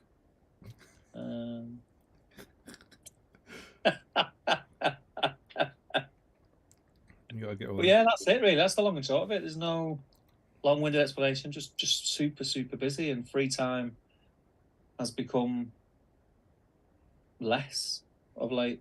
My wife works away during the week now. Not all week, but most of the week. So our weekends are pretty precious when it comes to family time, and obviously that has to come first. And it's just been a little bit of, what did he call it, adjustment between that not being the case and that being the case. So it kind of feels a little bit overwhelming at the minute, but yeah, it won't be 6 weeks again, I don't think. Can't see it being. Did we talk about what we talked about last night now? I think. I don't think we should talk about everything we talked about last night. So basically, the itch that Damien had, it's fine. Dr. Jameson cream. It was just the heat. It was just the heat. No, so basically, what we kind of discussed was if it does become difficult to squeeze them in when we do. I really like having them on a Friday. I really like having them on a Friday. For me, I would prefer to have them on a Friday all the time, just because it's a nice closeout to a week. And it also doesn't encroach too much on the weekend because you've still got Saturday and Sunday to do what you need to do. But we're not always going to be able to do that. So it might be the case that rather than go for an extended period of time again and not have any streams, we do the odd midweek stream. And obviously they won't be as long and drawn out, and probably won't be drinking on a school night and stuff like that. But what it does mean is, well, someone's on profit job. But what it does mean is that we're not going to miss out, and we can carry on and keep the ball rolling and keep the train on the tracks, so to speak. Yeah. So I think that's where we're at. Coming out the back end of the summer, it should start to settle down and kind of go back to normal, because that's my quieter period. Summertime is my busiest period in work. Add all the changes with my wife's job on top of that, and add extra responsibilities, which is pretty much another new business on top of that as well. I'm just super, super busy. So yeah, throughout the summer. That's it, really. Yeah, I think we wanted to say, because it's like, it's the longest we've ever gone without one. And it was just to sort of say, well, you know, there wasn't, everyone's been super cool about it, to be fair, everyone's been lovely, but we're still really kind of keen on it. We're still wanting to do it. It's just a dreadful, dreadful set of weekends.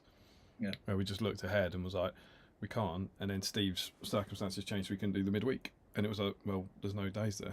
And we both really, really enjoyed doing this, but we're also quite keen on our families. Yeah, they're all right. And now with COVID being kind of over, you know what I mean by it being over. Yeah.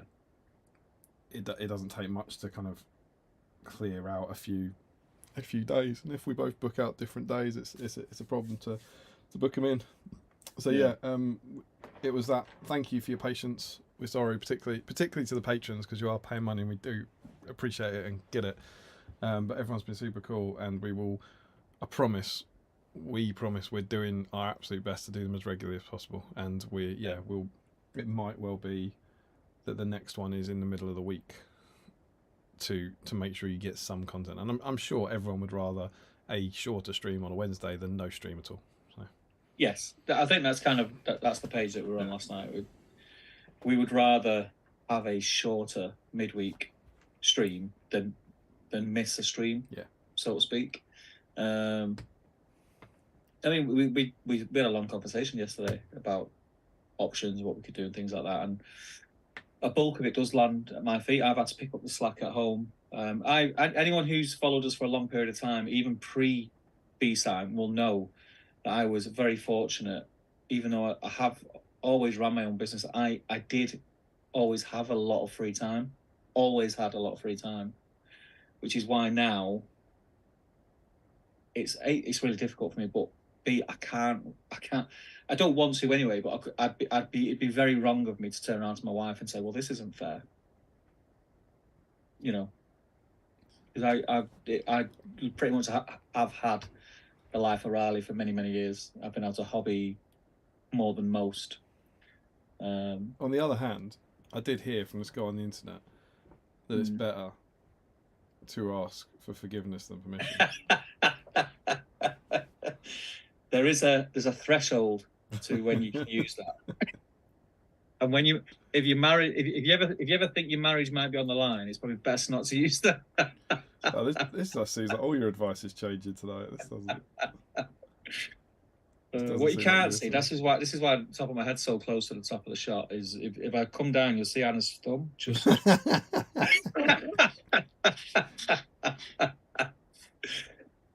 no, I've got basically, family life is a team effort, and I've got to step up to the plate. Like I said, I've had it really easy for a long time, and I'm doing a lot of sort of the fetching and carrying at the minute while Anna's not here. So it just is what it is.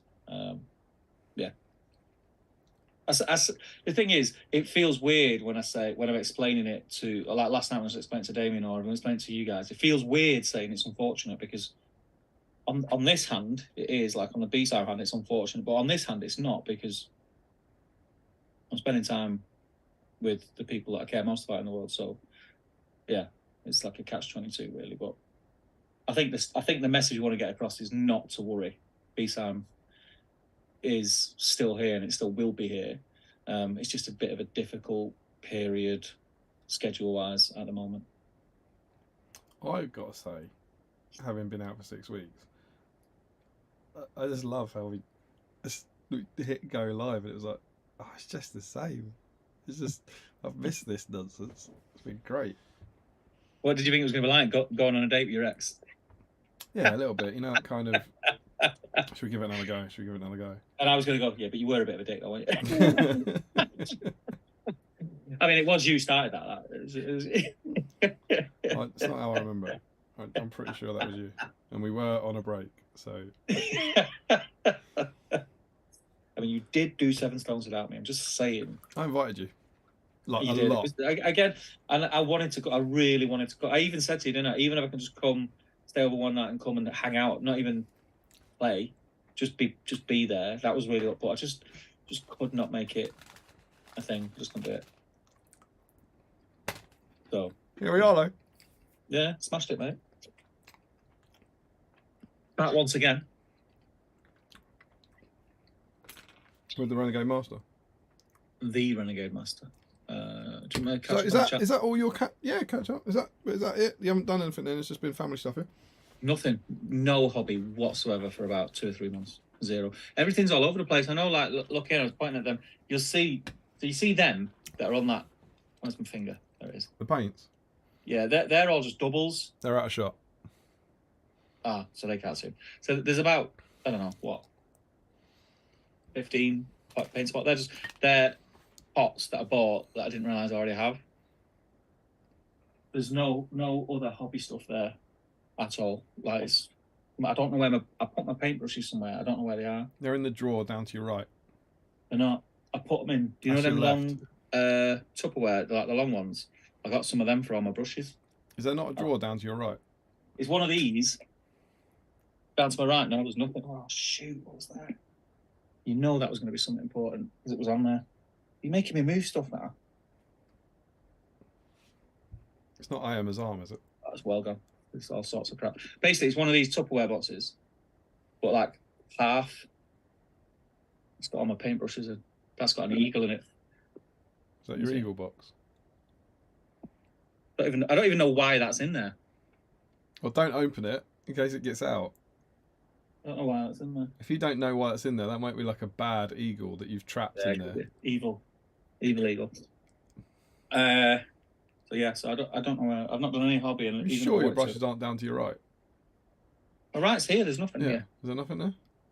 No. Because I'm pretty sure that's where you said they were last night.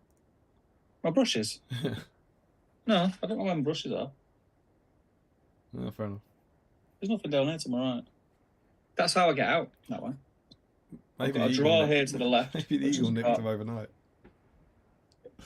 So I've got this brush. You got what? A few metres away, bit of dry brushing. Hey! And then I've got... I find these things everywhere. Like, look now, see this? Yep. I've not looked in this drawer. Yep. I can't tell you how long it's been. But in this drawer, this is from back in the day when I used to do conversions. So I've got half a... Is that Thranduil. worm? No, it's Thranduil. Finecast Thranduil off his horse. I've got Bard off the thingy. What's the thingy? Windlance. Gandalf? Yeah. Not one Gandalf. 2 Gandalfs. Is that Escape from Goblin Town Gandalf? Yeah. Is he all right? Yeah. I need that. You can have one. I've got 2 here. They're different. And then there's I'm pretty sure are they not different Gandalfs? Is the second one not Mines of Moria Gandalf? Oh yeah, one's Mines of Moria, one's. Actually, forget I said that. Great, you've got 2. Can I have one of them, but make sure it's the first one you held up? You can have it anyway. Babe. That's the kind of guy I am. I need that. I really need that. Yeah, you can have it. And then like loads of other bits. That was when with a load of little bits of wire. That was one of me conversion boxes. What else is in there? What's in there, Fraser? Mate, don't believe what people say about you. A mouse. don't know what that is. Oh, I do know. It's for making little coins out of plastic card. Slowly. Huh? Slowly. No, I don't mean do it slowly. I know what you meant. It was a gag, mate. It was a gag. And then a paint handle.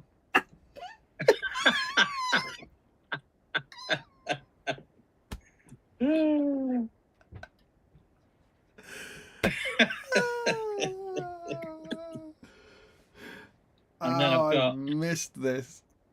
Anything could be on that. Anything. Flash drive. Single flash drive kept in the man cave. Hidden in a drawer. Hidden at the back of a drawer full of paintbrushes. Some plug it in. Plug it in. X-Acto blades. You know what? There might be some brushes in here, you know. A file. Thingy tool. Play tools. A drill bit. This is a boring segment, isn't it? Yeah. Okay. Put the porn in the computer. Cleaner. I like how you just identified as a boring segment and then carried on. You want to put it in? Yeah, definitely. And then open up the folder that says pics of me and babes. Let's see what's on it. Hang on. Can't bloody shut the drawer now. It'd be good if your paintbrushes were on it, wouldn't it? Huh? How good would it be if your paintbrushes were on it? How terrible would it be if what you think is on this flash drive is on this flash drive? In a minute, you're going to see this. This is what's going to happen. I've got my mouse, yeah.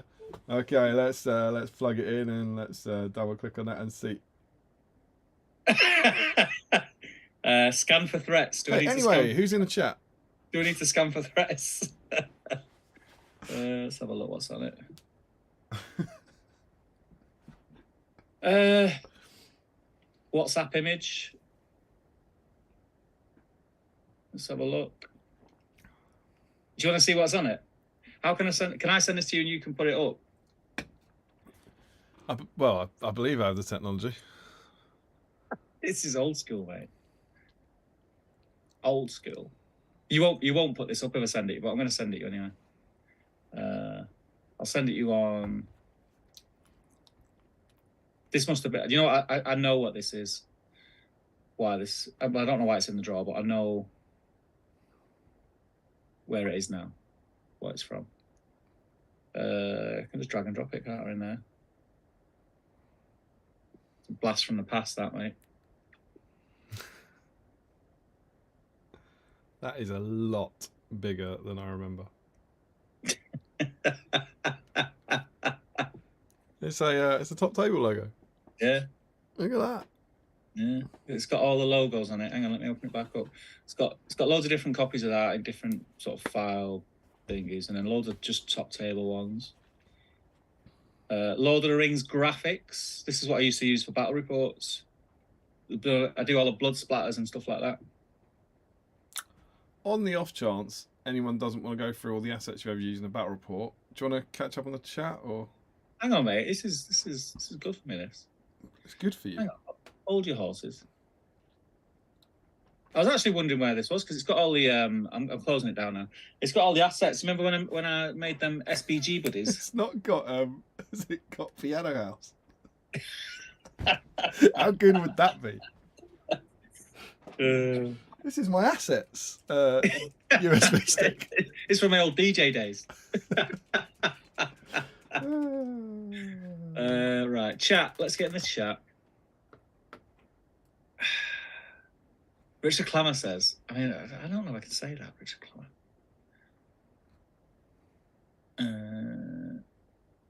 I'm intrigued. I'm not going to say that, Richard Clammer. Greatest warrior in Middle Earth, says Joe Kelly. Isn't he the same fight value as a couple of random Gundabad orcs? Orcs. Yeah. It's not what you've got, it's how you use it, Joe. That flash drive will tell you that. Because the Dragons says, this feels like revisionist history. Oh, of what? Revisionist. It's revisionist, isn't it? It's like we're changing history. It's probably one of your lies. Teenage Dirtbag, we have floods, we have internet blackouts. And then Joe Achilles says, no, wait, that's right. He's a lower fight value. I think he's doing a bit of satire about Bolg and Azog. Yeah. I'm just gonna. Can you tell me through the power of Zoom? Not like you couldn't hear me clap. Yeah. Can you hear me crunch? No, and it's really disturbing. Yeah, boy. It's like you're miming. Miming eating. Yeah. I really like this flavour of Pringles, sour cream and onion, right? But my God, do they dry your mouth out? They sound a bit soft. They just suck all the saliva out your mouth. Like you on a event weekend.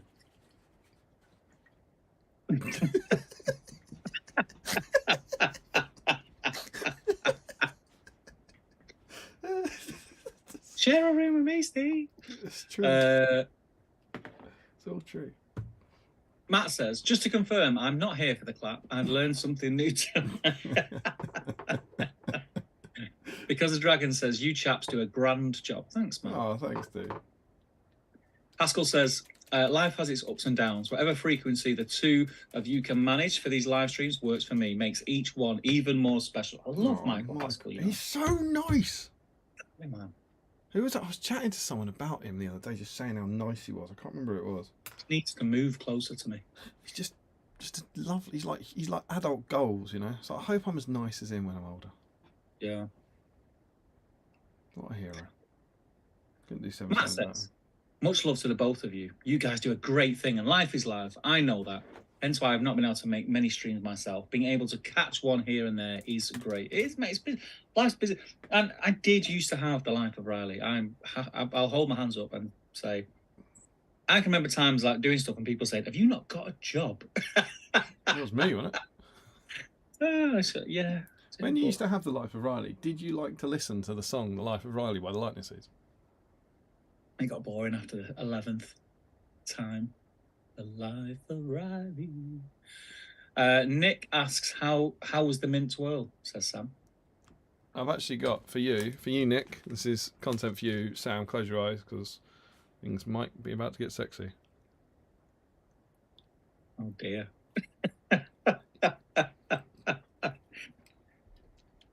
I think you're all right there, Sam. That did not get sexy. It's not finished. How is it? It's finished.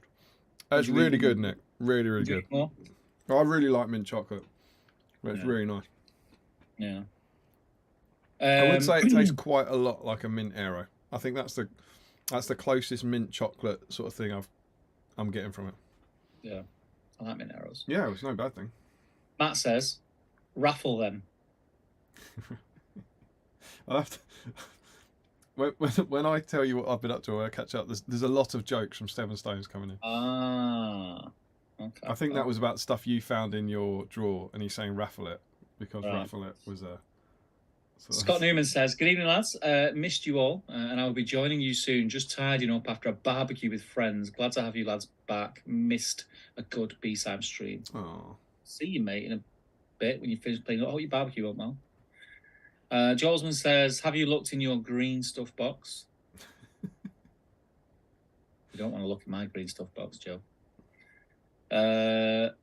Sam says, I love the streams, and somehow it keeps me focused on my painting and makes me reasonably productive. Oh, thanks, man. Green Tree says, Steve finds a little tub of Colombian marching powder.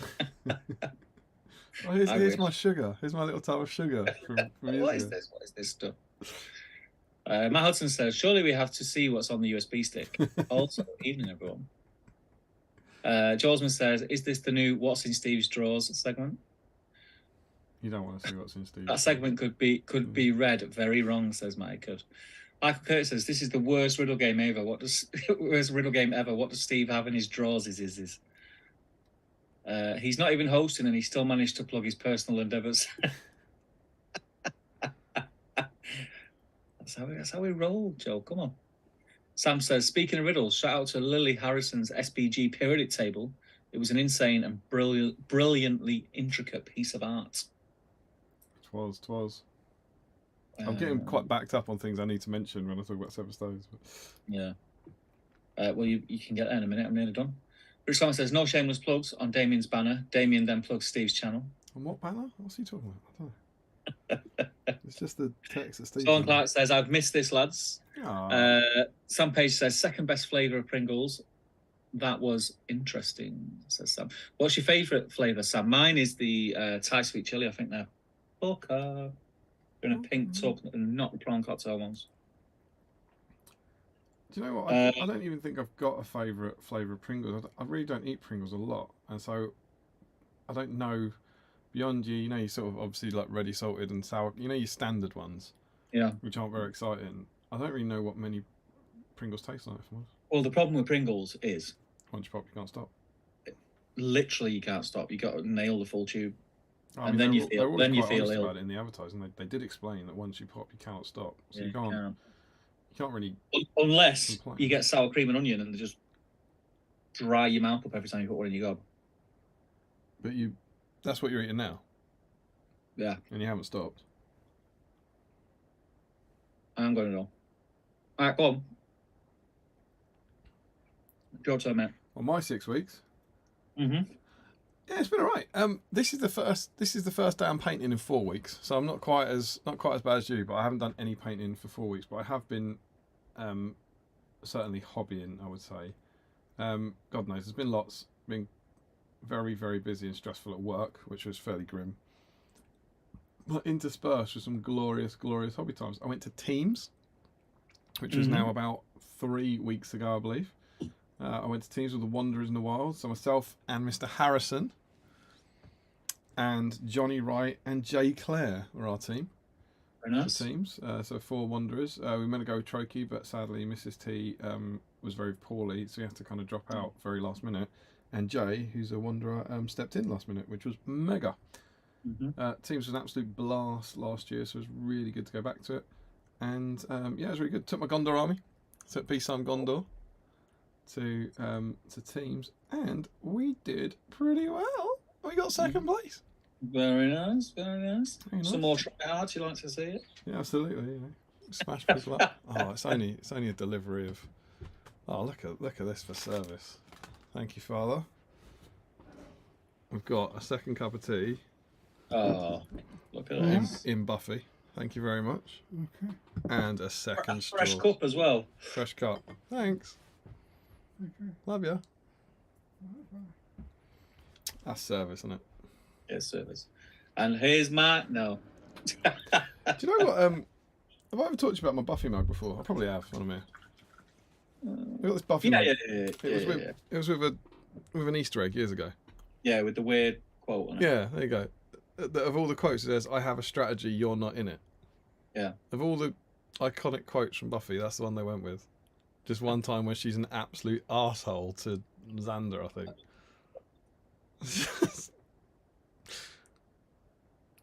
I would say a favourite quote. Into Buffy.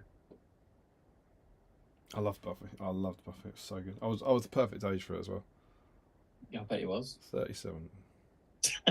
I just finished it last week. I was at school when they were at school, so that was cool. It was cool. I love it. Yeah, so Teams was great, and BSIME Gondor went 4-1. Not one defeat. And at the risk of offending anyone, I don't think will happen, will it? Of our regulars, I played Nick Kelly, which was cool. Lovely Nick Kelly. But do you know who I played in the last game? Oh, I've got a guess here. Oh, it's up to you. You can say no. I'm going to guess because it's fun, isn't it? I'm going to say it is guessable. Haskell? It's not Haskell. Miller? It's not Miller. You're guessing sensibly, though. I'll give you that. Matt Generation Shift? It wasn't Matt Generation Shift. Right, I give up. Whoa, you snapped quick. This is like a conversation with my wife when we go out to eat. What do you want? You choose for me. Well, do you want this? No. You want this? No. It was only Mr. Harry Parkill. Him of Battle Games in Middle Earth. Yeah. The tournament ended with myself playing Harry, which was just mega. Very It was cool. a cracking way to end. Yeah, we had a blast. We had a great game, and it was just wicked. But yeah, it was an awesome weekend. Saw lots of lovely people. Had a great time, and yeah, it was great. I managed to snatch second place, which was mega. Very cool. Very cool. Such Seen the a cool pictures, format. look cool. So what? You what? I've seen the pictures on Facebook from teams. Yeah, it's great. I don't know if it's exactly the same as the format you use, but it's got that cool draft element at the start where you have to chat about who wants to play who and all that sort of stuff. Yeah, they just copied me. It's Very all right, cool. though. Did they copy you, or did you I think copy someone? My event was first. It was first of all the team events. Yeah. Copied me. Yeah. Oh, definitely.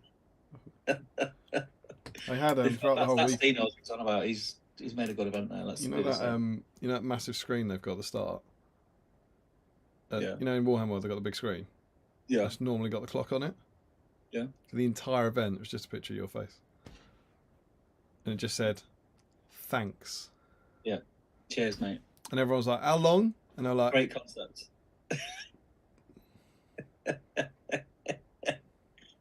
I mean, they say, what is it? Is the best form of, what is it? They say imitation is the best form of, what's it flattery. called?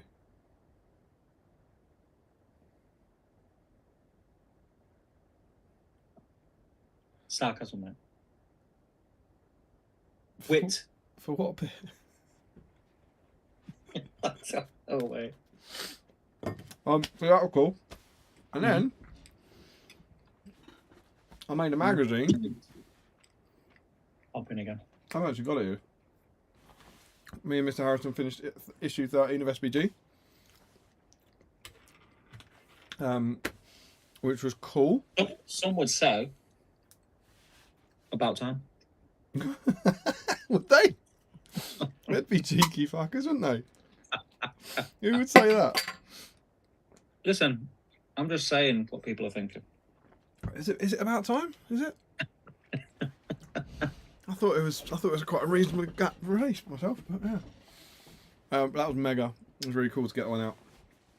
It's got all the scenery, the Rohan scenery at the Nick that Rick Fryer finished in July 2020. Nice. It was meant to be issue 11, and then the pandemic hit, and then all that scenery has been wrapped up in my garage for 3 years. So it's absolutely mega to finally get it out. Really, really pleased with it. Really what about happy scenery? with it. What? What about scenery? Really pleased with it, and we launched that at 7 Stones 2023. Nice. Which all the cool kids were at. I know. And that was 2 weeks ago. And it was a blast. It was an absolute blast. It wasn't the same sort of utter joy of last year where we hadn't been there for 3 years and it was coming back. But it was mega. Same location, so back at St Mary's again. And mate, I've put up the fancy dress pictures and I put up the hobby pictures. I don't know if you've seen them, but it was crazy. Yeah, look good. Honestly, not the event, but the hobby. It was as good as, if not better than, Throne of Skulls. I thought, and that's not me. That's not Tom. That's what people brought. The level of hobby was nuts, absolutely crazy. We had there were 32 teams. We had 17 display boards. So over half the teams had built a display board. It was mad, and then accompanying that, you just had people. So many people in fancy dress. As I said, Matt and I don't want to offend anyone because I'm going to leave people out. But Matt and John were there in their brothers' gear. Alex and Calman, they had like Dol Guldur stuff, and they were like the most. I don't want to upset them. The most budget fancy dress you've ever seen. Like, he was a Witch King with a white sheet and a crown, and Alex is like 8 eyes stuck to his head and a bunch of it. It was awesome.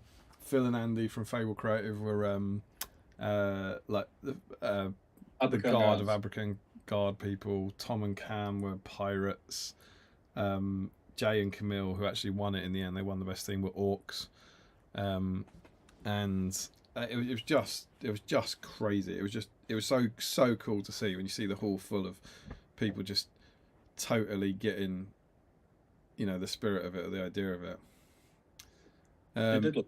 And we had a blast. Our little setup committee of Mr. Macklin and Haskell were setting up on a Friday night. I don't think he'd mind me saying, but Tom fainted on Friday night. Did he? Yeah, we were about to go out for dinner. He cut himself. He stuck scissors in his leg, and had quite a lot of blood coming out. And we were like, okay, you're all right? And he literally says, I feel quite faint. And we're like, all right. And then he collapsed. And we're like, oh, right. And we were meant to be going out. We were all going out for a meal and like this tribute act. And how did he stab himself in the leg with a pair of scissors? Don't know, mate. It's Harrison, isn't it? He ran himself over in his own car once. But he, I think they were in a bag, and he was carrying the bag, and it sort of swung into his leg or something. Oh, right, okay. But then, so we kind of had this about turn where we all came back to mine, and me and Macklin got a takeaway, and Michael and Tom got some food from Sainsbury's, and just hung out at home. It was just a really surreal evening. But kind of great, and when he was all right, when we knew he was all right and we weren't going to go to hospital or anything, it was just a nice evening spent with your friends or whatever.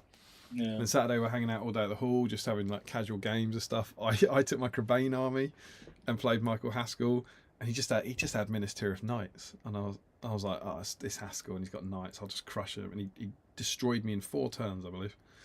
turns out that if Crebain lose priority against charging Minas Tirith Knights, they all die.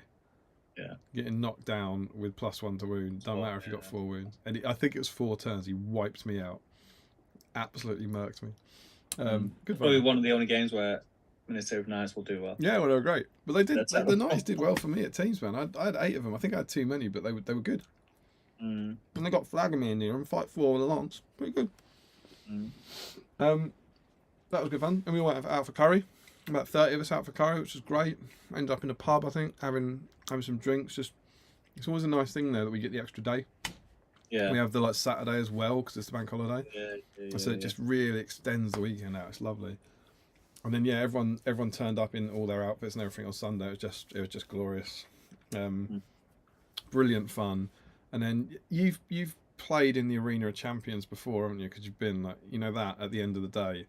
It's just nuts. And Alex, Battle Camper, has filmed it because he was there, and I can't wait to see the video because he's filming his round. And honest to God, mate, he's the in the heats where 8 of them go through to the final. Him and one guy are left in the heats, and he's filming it. He's shaking. He was shaking with the excitement and the nervousness. He was properly shaking, and they were all screaming and everything. I won't reveal whether or not he got through.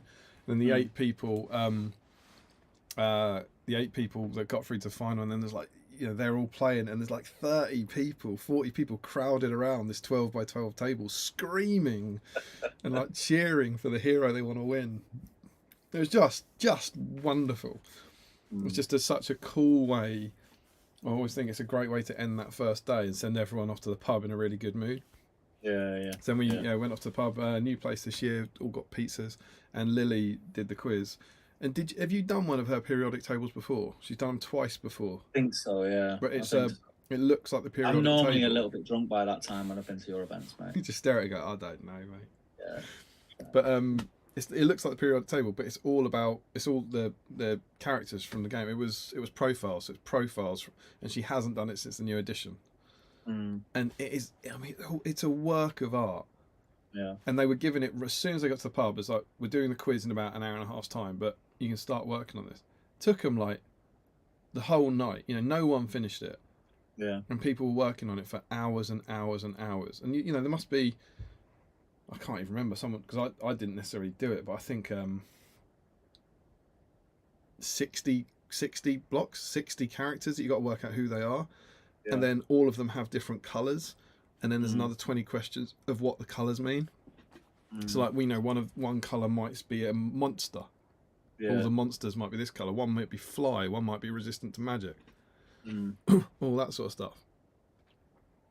just madness. It's just a thing of absolute beauty. So like, you know, well done to Lily. They were just wonderful. And then so we did that. We did the quiz. Great fun. Everyone goes home, and then Sunday we were back again for day 2, and we had our annual Seven Stones football match at lunchtime, which I think again is a relatively unique thing, and the thing you want to add to your wargaming hall is 20 guys who've played football at lunch. Then return sweaty as hell. I had a deodorant. I was on like door duty as people coming in. But it's just again, the weather's such a huge part of it, and the sun came out for us again, which is just glorious. And it's just so nice being able to just literally open the doors of the hall, and you can step out onto the lawn, and just hang out there. And it was just the best. I was just euphoric for the whole weekend. It was just the effort people put in was just nuts. And we gave out the ceremonies. I must say a huge, massive congratulations to Jay and Camille. The effort they put in. They were dressed as orcs for the whole thing. They were playing football in full orc gear with you know, rubber masks over their faces. You know, the sort of thing that you kept on the stream for about 10 minutes. They were playing football in it. Camille had made the Black Gate. In these days of 3D printing, if you imagine it looked like the brickwork was right, so the scale was right for the brickwork, the bricks were individual. He'd made the bricks and built them up. They had, it was the evil army. They had special rules for almost every model in their army, which made them worse for their opponents. So like, you know, the Troll Chieftain would run away if the Troll Chieftain, I think, had the Mouth of Sauron took D3 wounds, FE4 Elisar, that sort of stuff. They had loads of rules that would hurt their own chances of winning. They made a cake. They baked a Palantir cake, and then they hid, because they were orcs, they hid little reward tokens for me and Tom around the hall under the scenery. And if people found one of them, they could get us and take them to Jay and Camille, and they got a Freddo and stuff. And it was just the whole. I mean, there's so much effort. It was so hard to find it was so hard to pick, but we went with them because they just nailed like every aspect of what we try and go for. In the tournament, it was just brilliant. Then we gave the prize out, and we have our raffle. We have our raffle every year, and this is you've heard some things about that raffle. And we've got all the normal prizes. There's some amazing stuff in there, like good models and all that. And then we have the top prizes, and we save them. So it's like, you know, it's the idea that the last 10 prizes given out are the best ones. Yeah. And we had like the Breaking of the Fellowship on there. We had Radagast on Slay. We had a Weta print of the Balrog. You know, really good stuff. We also had Frozen Top Trumps. And we had the picture of Tom that says "You Rock" in a frame, a motivational picture. And we actually had the head. We had the Amon Hen head. We put that up because we figured that's probably it's quite expensive. Probably the sort of thing people haven't bought necessarily. And one of the things just before we were about to do it, Larry, who had been Boromir all weekend, you know, at Seven Stones, Larry likes to do a bit of theatre. Yeah. Kieran was Aragorn, Larry was Boromir. He had a pile of sticks with him. And when they got to the certain point in the game, like in their move phase, Boromir would move towards Frodo. They'd start doing the script. He'd be reading it out. And as it went on, he would gradually move closer towards Frodo. And there was a bit where he would pick up his sticks and then throw his sticks on the ground. You know, I only asked for the strength to defend my people.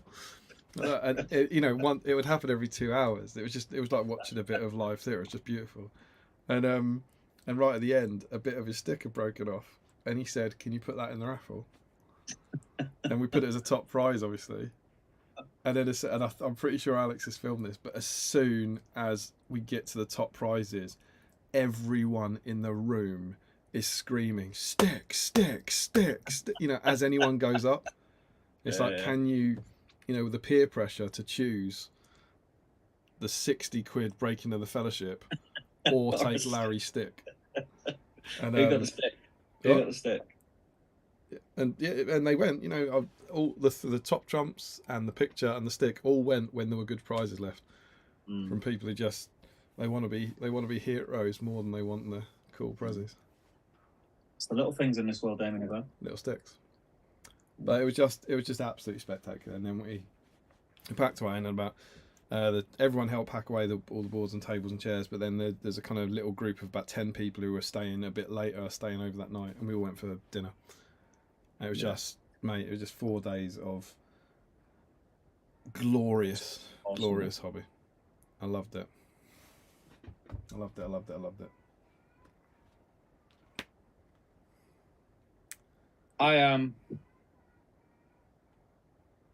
That's what I'm gonna do. Hang on.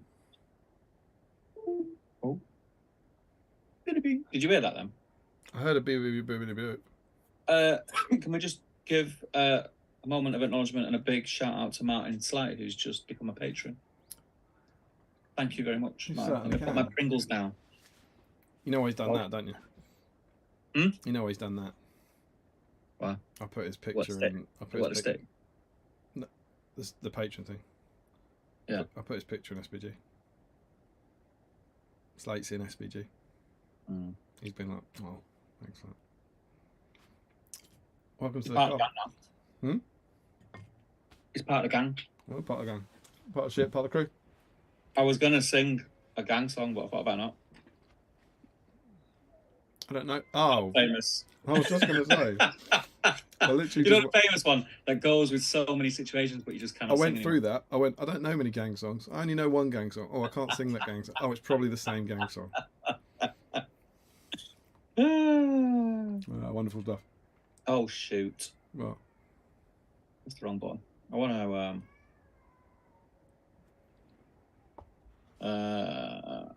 Oh, there we are.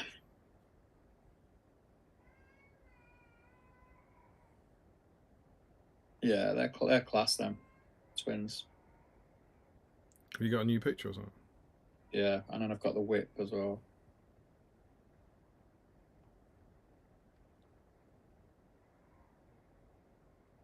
So is that is used the legs off the metal twins, and is it the torso of the new Elrond? I don't even know where it ends up. I'm pretty sure it's plastic Elrond is the head where you get the family resemblance and stuff. They're class, mate. Yeah, I mean they're amazing, right? Yeah, they're stupid good. Beautiful. Right. Do you want to do a bit of chat? I'll tell you what I'm going to do in a minute. Actually, I'm gonna finish these 3 Pringles. I'm not eating any more after this. Cool. I've no liquid left in my body. And then I'm going to go. It's quite warm in there. The beer's getting warm. We're going to stick them in the fridge. What segment do you want to do next? I think we should catch up on chat. Do you want to do it? Yeah, I'd love to. I mean, all you've done up to now is eat cheese puffs. Is that right? Oh.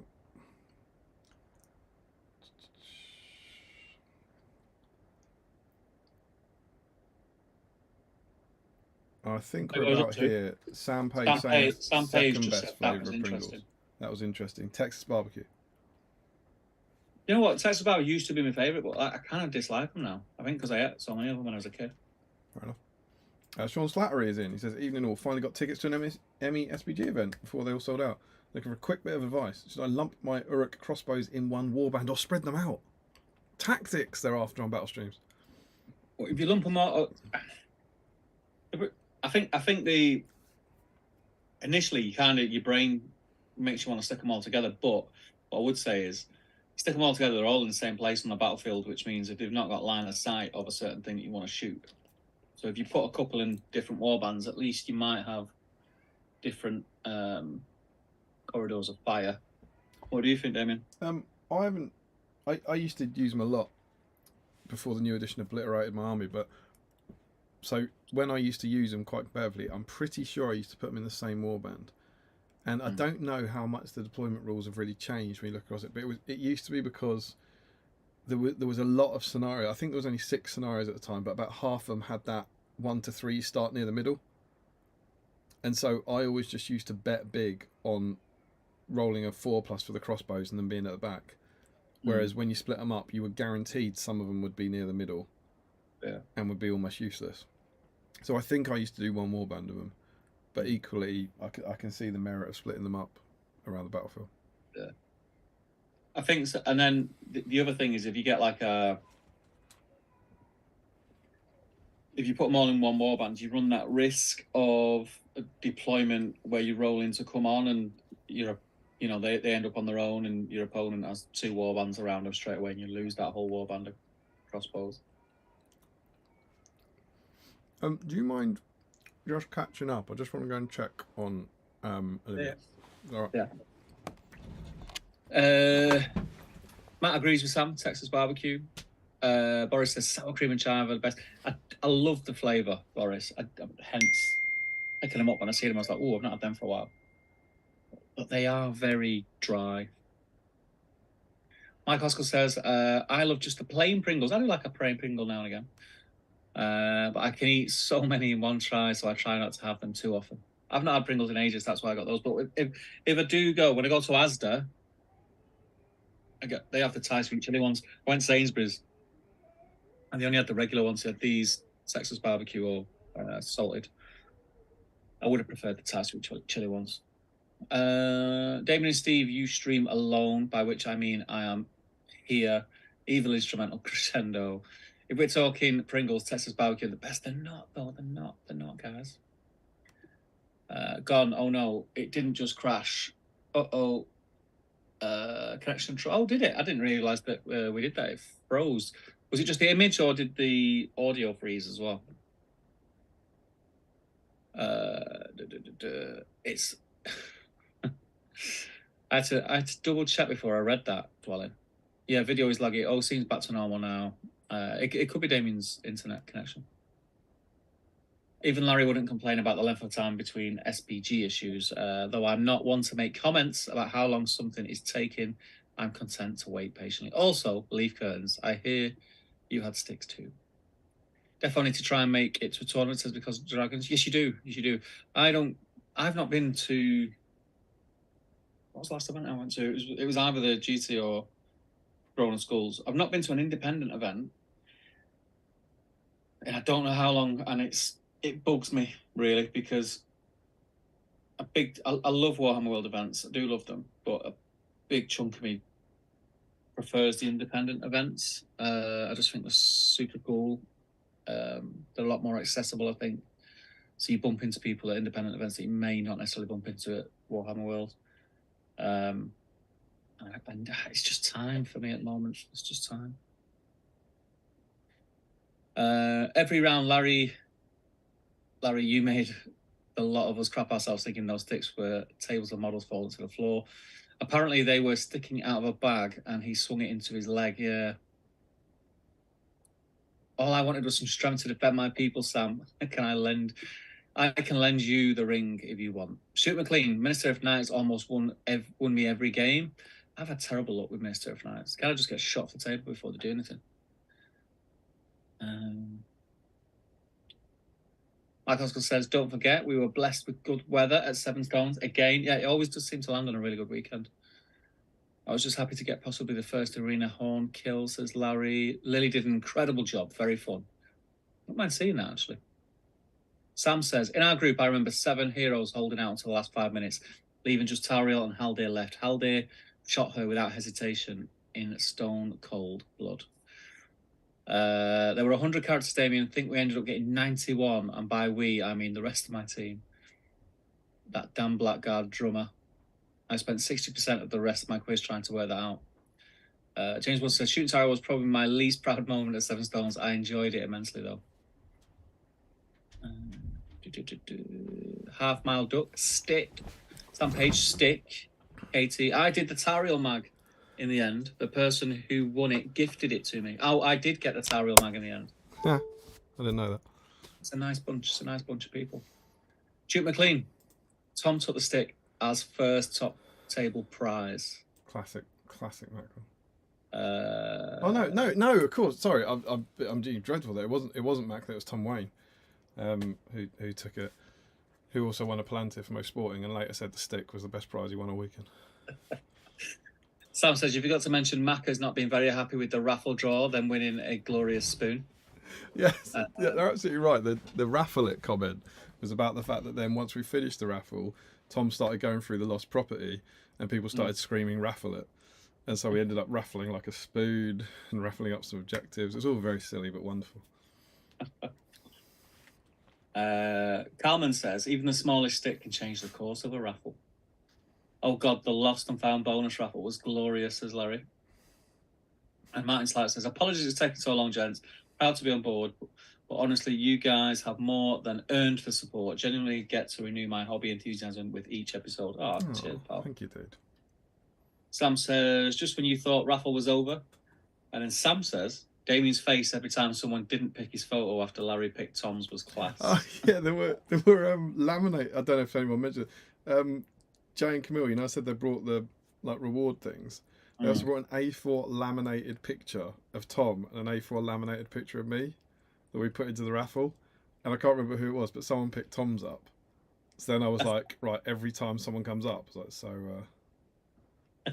And I think it was a good sort of 6 or 7 prizes in between, and I was like, what is this? But it's just that kind of stuff. Like it's like laminated pictures of us are in the raffle, and people are choosing them over models because it's fun, you know. It's crazy.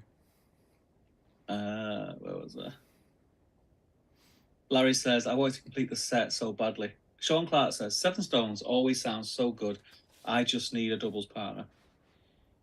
There's always I'll double up you, Sean, for next year, mate. There's people paired up all the time. Like we always get some new pairs. Yeah. Martin Slate says, finally attended my first non-official tournament at St. Albans this month.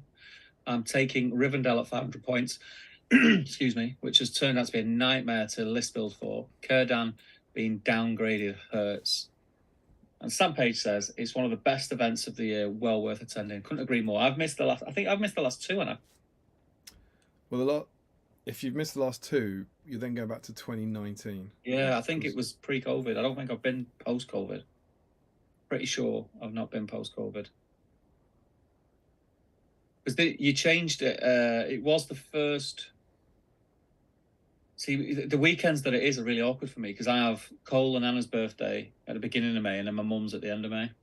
Yeah, it changed. It's almost always where it was this time at the end of May, and in 2022, we changed it to the early one. Yeah. Because that was the one that was rescheduled 3 times because of COVID. Yeah. Because that's right. Tom was at a wedding, and that was the one you couldn't do because of your anniversary or Anna's birthday. Anna's birthday and Cole's birthday. And then it was back to where it normally is this year, which isn't Anna's birthday or Cole's birthday, but you just didn't want to come. It was actually my mum's birthday. Doubles. So, you know. So doubles. Yeah. Well, bring them more. Yeah. Whenever anyone it happens, quite a lot of people go, "I'd love to come, but it's my brother's wedding." It's like, doubles. Julian Hammond, it's our 25th wedding anniversary. Doubles. Sam Pace said, I don't know. Stu McLean, to be clear, I lost almost every game. They almost won me every game, though. Who lost? It was Larry and Kieran lost. They got the actual wooden spoon. So there's a team playing an 800-point tournament with 400 points, and Larry and Kieran did worse than them. Outstanding effort. Gary George says, good morning all. How has everyone been? We've been great, mate. Hope you've been well as well.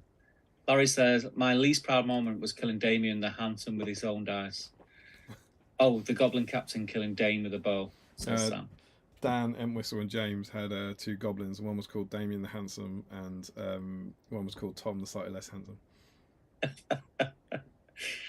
Larry Miller says, fun fact, I have attended 2 tournaments this year and have won only 1 game. Oh, I got to say this as well. You know, we do the most heroic act for one of the Palantirs, right? That actually went to Damien the Handsome, this goblin captain who Dan had deliberately brought along, named him after me, and was trying to, if they had a Balrog, Damien would charge the Balrog in the hope he did something.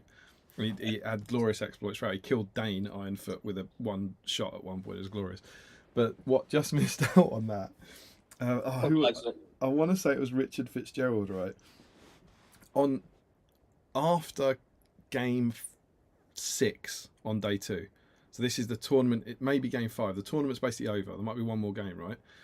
Mm-hmm. There's a bit of a hubbub around this table, and I went over to it. I was going, "What's going on?" It's like, these dice. Check this out. And they were rolling these 2 dice that Richard. I think it was Richard. Apologies if I've got this wrong, but they'd been rolling all tournament, right? And they had rolled them. You ready for this? 100 times, and both dice hadn't got a 4+. So, one dice gets a 4+.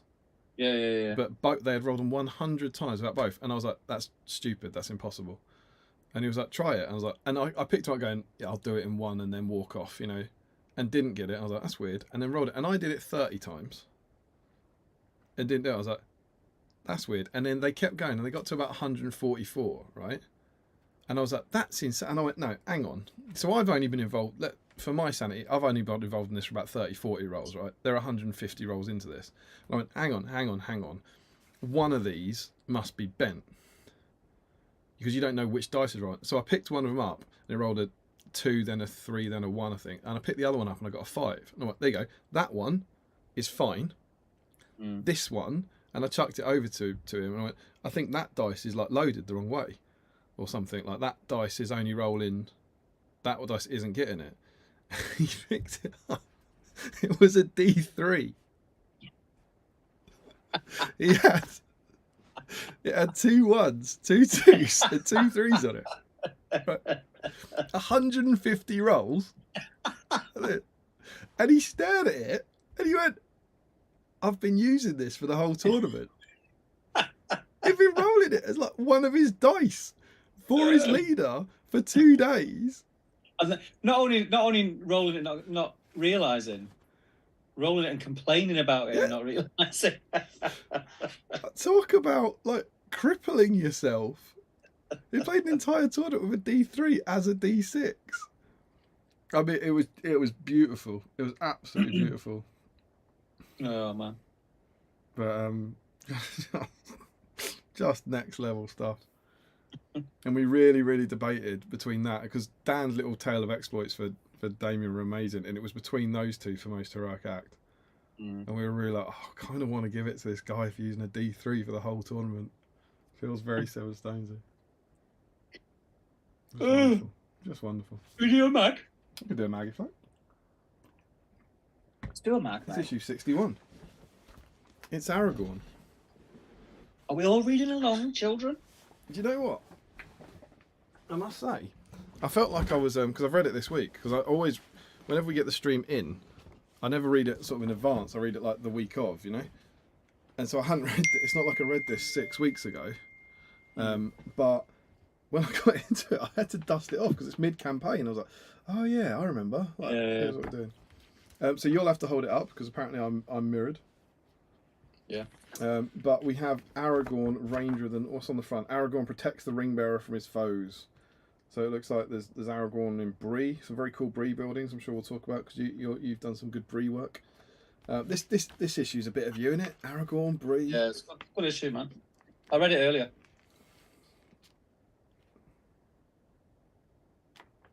Yeah, man, I read it. It's all change here. I read it, man.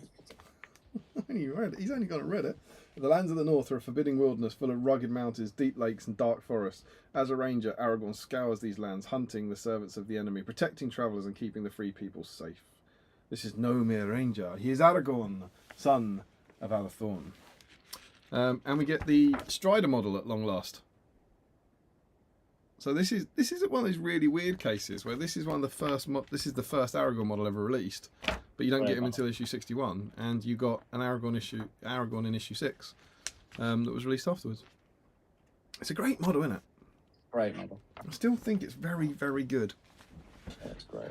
We use him in the magazine quite a lot for Aragorn, because a lot of the other ones are very specific poses. Not Weathertop, he's like leaning forward with a torch.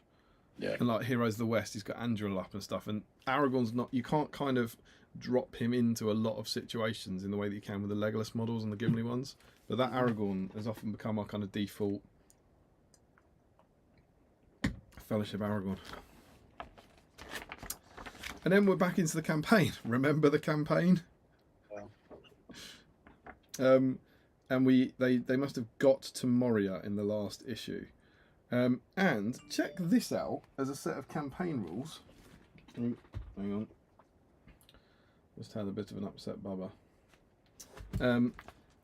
All the special campaign rules presented in Pack 59 playing the game are in use of the Long Dark of Moria. So do you remember there's the Shadow of the Ring thing? Can you remember this? There was like you've picked a fantasy fellowship, and one guy is affected by it and basically gets corrupted and corrupted and corrupted. And it's also possible during the fellowship's journey through Moria they'll be forced to confront the terrible Balrog. Few heroes can face this powerful creature and live to tell the tale. To reflect the deadly might of the Balrog, any hero slain by it in a battle game automatically counts as having rolled a 1 on the death of a hero table. So that means they die from the campaign, right? Yeah, dead. So if you play, spoilers, it's the Bridge of Khazad-dûm. If he gets in amongst your fellowship and just starts stomping on hobbits, your entire campaign just gets wiped out in Moria. Feels a little harsh. We get the Watcher in the Water, which really made me happy. The Watcher in the Water is detailed in Pack 19. Remember that? Remember Pack 19? It might be our first ever favourite issue. Remember we made the board, we played the game. Simpler times. And you play it exactly the same, except you use your own fellowship. And in the results, if good wins, play Balin's Tomb. If the evil side wins, play Lost in the Dark. Next game is Lost in the Dark. Moria is an endless dark labyrinth of twisting tunnels and deep crevices. With Gandalf's knowledge to guide them, the Fellowship must make for the far side of the mountain. However, even the old wizard's sense of direction is not infallible, and the endless corridors can be a deadly maze. So it's this scenario we get lost in Moria, right? Lost in the Dark is detailed in Pack 20. In this battle game, you use the normal Council of Elrond. In addition, it's possible to play the scenario more than once. If good win, you go on to Battle Tomb.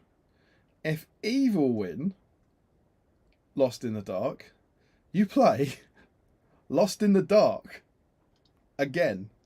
Again and again. Because you're lost in the dark. Lost in the dark.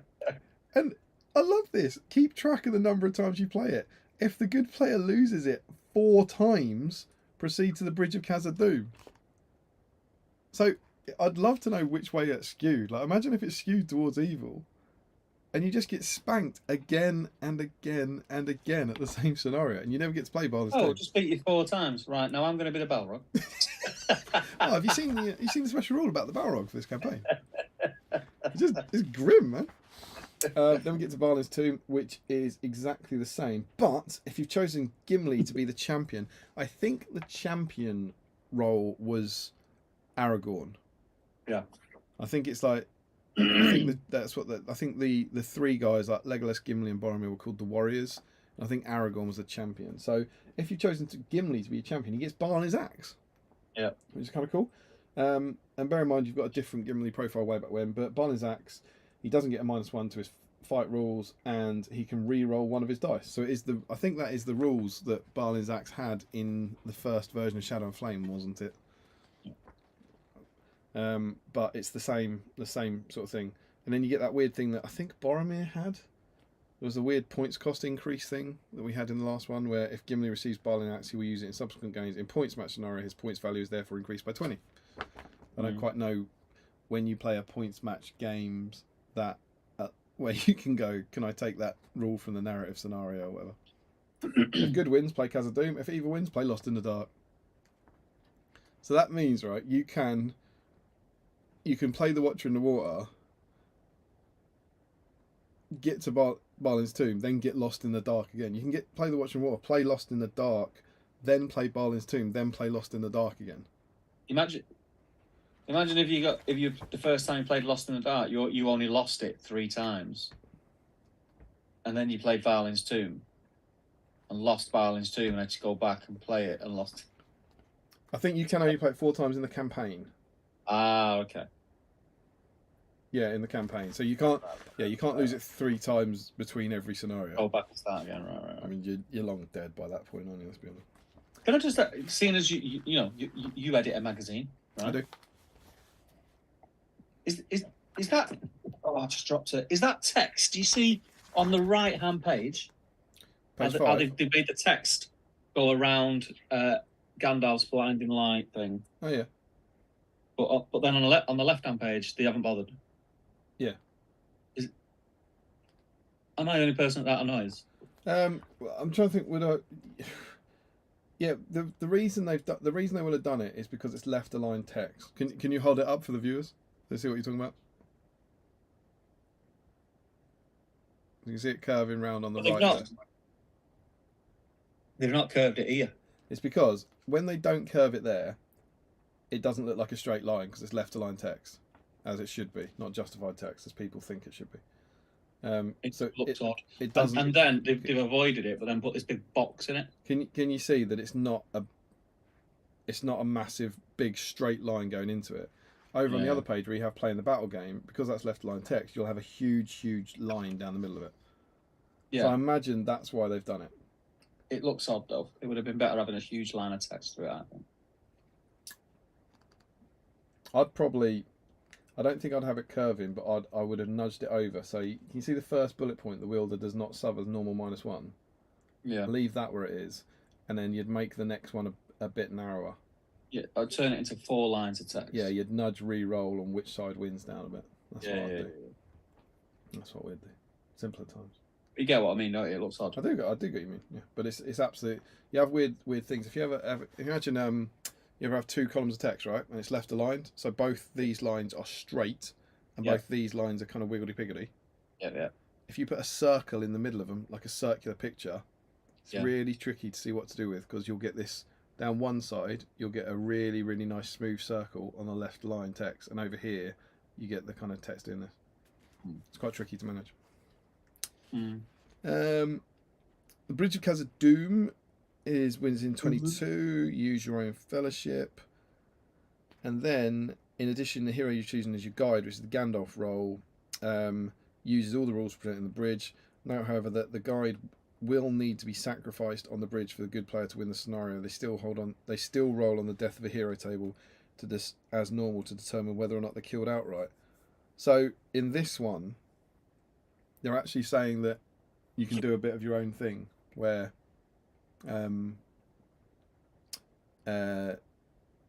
if your Gandalf character does die in that, he doesn't necessarily die. You can still roll. Even with the Balrog rule. Yeah, well, basically, if the Balrog kills him, he automatically dies. But if he just tumbles down the Bridge of Khazad-dûm, he can actually survive. Ugh. Turns out I didn't fall down. It was all right. Yeah. Which I kind of like. And then, if the good side win, play Crossing the Silver Lode. Yeah. Which we'll find out about next time. If the evil side win, play Crossing the Silver Lode. But, such is the terrible toll Moria has wrought on the Fellowship, all its members must make a roll on the death of a hero table, regardless of whether they died or not. Models that were slain in the scenario still only have to roll once, but those killed by the coral. So just for getting through, that's only if evil win. But if you lose that scenario, anyone who survives still has to roll to see if they die.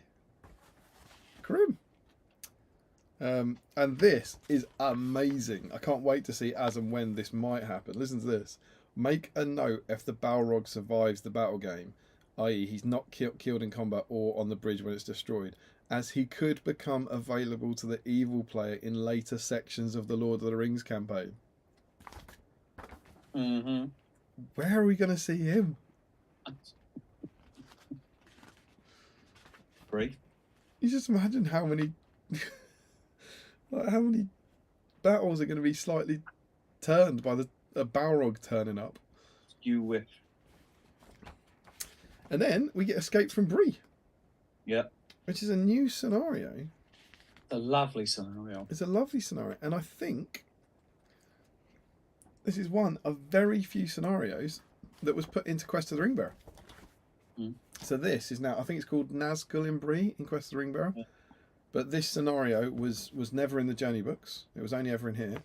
And they, in whatever it was, 2020, they went and found it in this and put it into the new book. Which is cool. I like the rules. Yeah, I've played this a bunch of times now. And I know there's people out there typing frantically right now We played it in the mag. We played it in the Fantasy Fellowship. It's the scenario people are waiting for. We've done it. It's brilliant. I promise. Macklin knows. Macklin's furious with me. It's really, and as I said, I've actually played it quite a few times, and I think it's brilliant. It's great, and it's atmospheric, and it's a really cool, iconic moment. It's not exactly the same. I was reading through it, and most of it, I didn't compare them, but most of it's the same. But there is a wonderful new bit about the equipment. This isn't in Quest of the Ringbearer. Strider's got a bow and a sword and a bow. The hobbits haven't received their swords, so Frodo doesn't have Sting or his Mithril Crow. Frodo and Sam are unarmed, which is going to be a problem. Merry and Pippin, on the other hand, have availed themselves of improvised weaponry from the inn in the form of a flaming candlestick and a chair. So it's this shot. Yeah. The I'll have you Longshanks. They've given them stuff.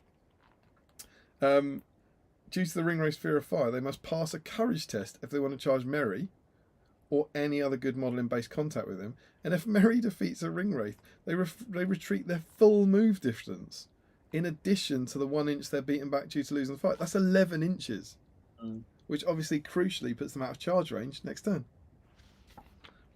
So if Merry's got to win first, but that's an amazing rule.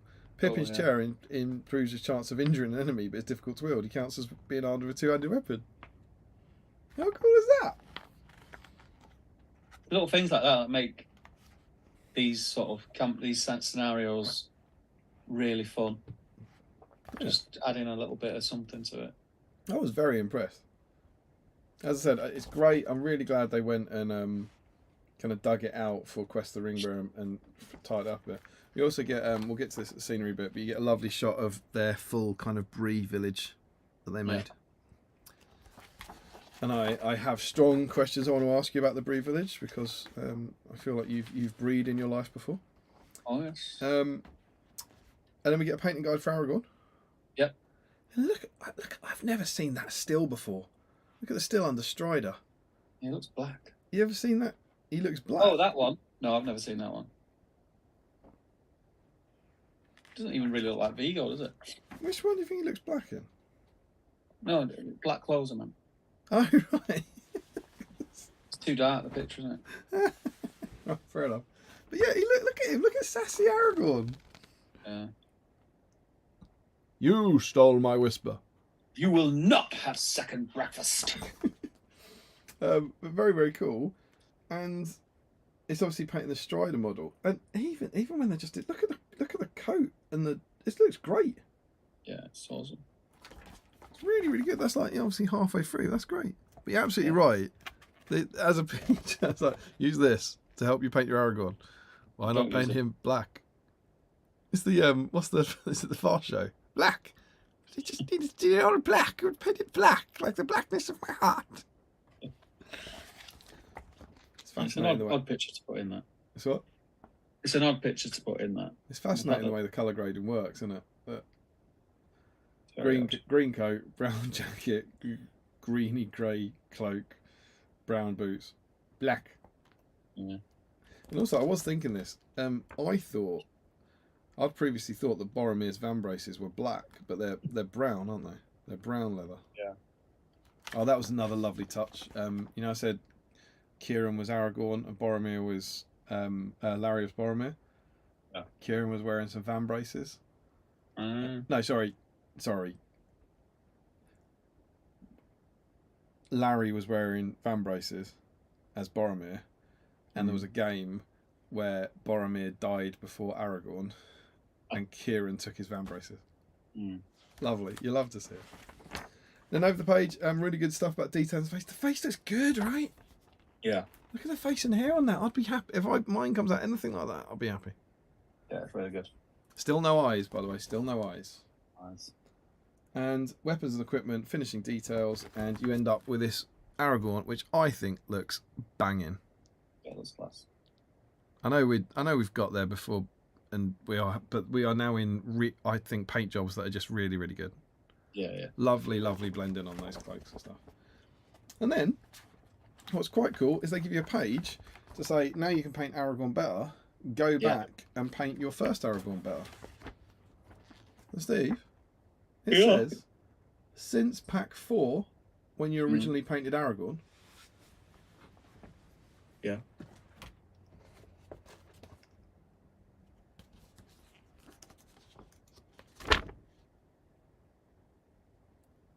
You know, we didn't even hear the paper. Pack 6, yeah.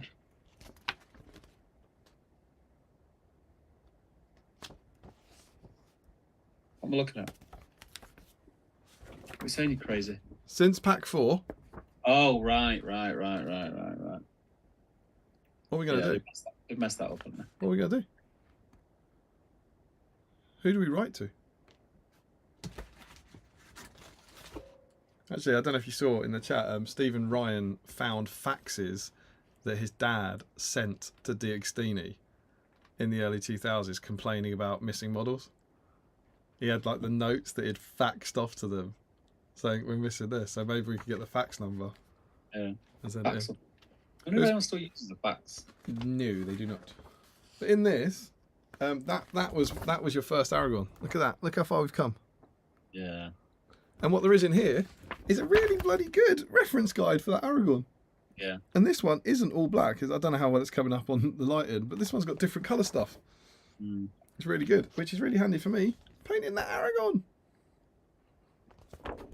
So I've actually been using this. I went back even earlier, and this, you know, this is still the days where it's saying use brown paint, use red paint. Yeah. I've done that, and then I've been following this guide for my Aragorn tonight. That's really good. So it basically just says paint, you know, the trousers, the boots, and the tunic and the hair are all exactly the same as the other Aragorn, but then it gives you tips on how to do the chainmail and the red and stuff. Really, really good. And then we're into the village of Bree. So Steve, you used to make a lot of terrain. You ever make a Bree? Yep, made a big Bree. Big Bree. What do you think? I think it was cool. I didn't make them like this. How do you do? Not like this. I was quite impressed by this, right? Not for any particular reason. I just. Do you know what? I don't know why I didn't make them like this, because they would look fine. I think this is quite clever. You know, they've got this double stacked approach, right? Where you've got is that way? You've got like a thicker building on top, a thicker story on top. Yeah. I haven't made a lot of buildings, but I'm going to be absolutely honest. It never occurred to me to do this, which is they just build a building. Yeah. And then they stick extra foam board around that side. Just double up. So I would have assumed it was a bigger square. An extra part. A bigger rectangle on top of a smaller rectangle. Yeah. But it's literally just build a normal house and then stick another set of walls around the edge. It's really quite clever, I think. It's a good way. I can't even remember how I did mine. And can you see down the bottom? They've got brickwork, so the top half. I'm just going to go and grab a tissue because my nose has just started running. I'll be back in a second. I'll allow it. There's his tissue box, I wonder. Gets a lot of use.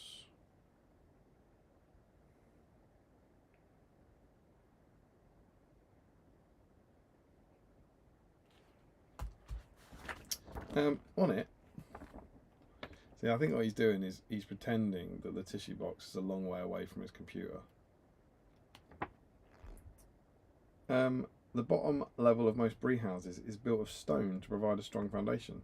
To achieve a brickwork effect, you can use carved bricks in a similar way to the Garrison Outpost. Oh, the Garrison Outpost in Pack 48's Modelling Workshop. Alternatively, as we've done here, you can buy some brick textured plastic card, cut it to the correct size, and glue it to the walls.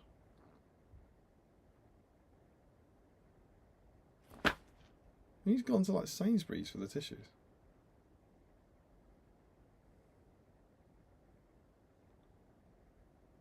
I wanted to ask him about the brick plastic card, to be honest, but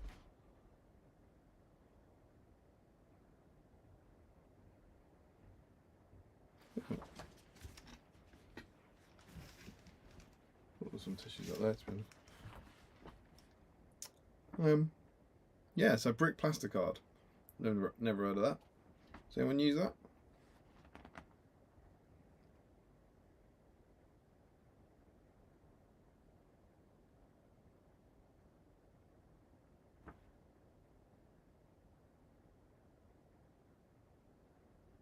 I'm not gonna lie, I wasn't expecting a pause here.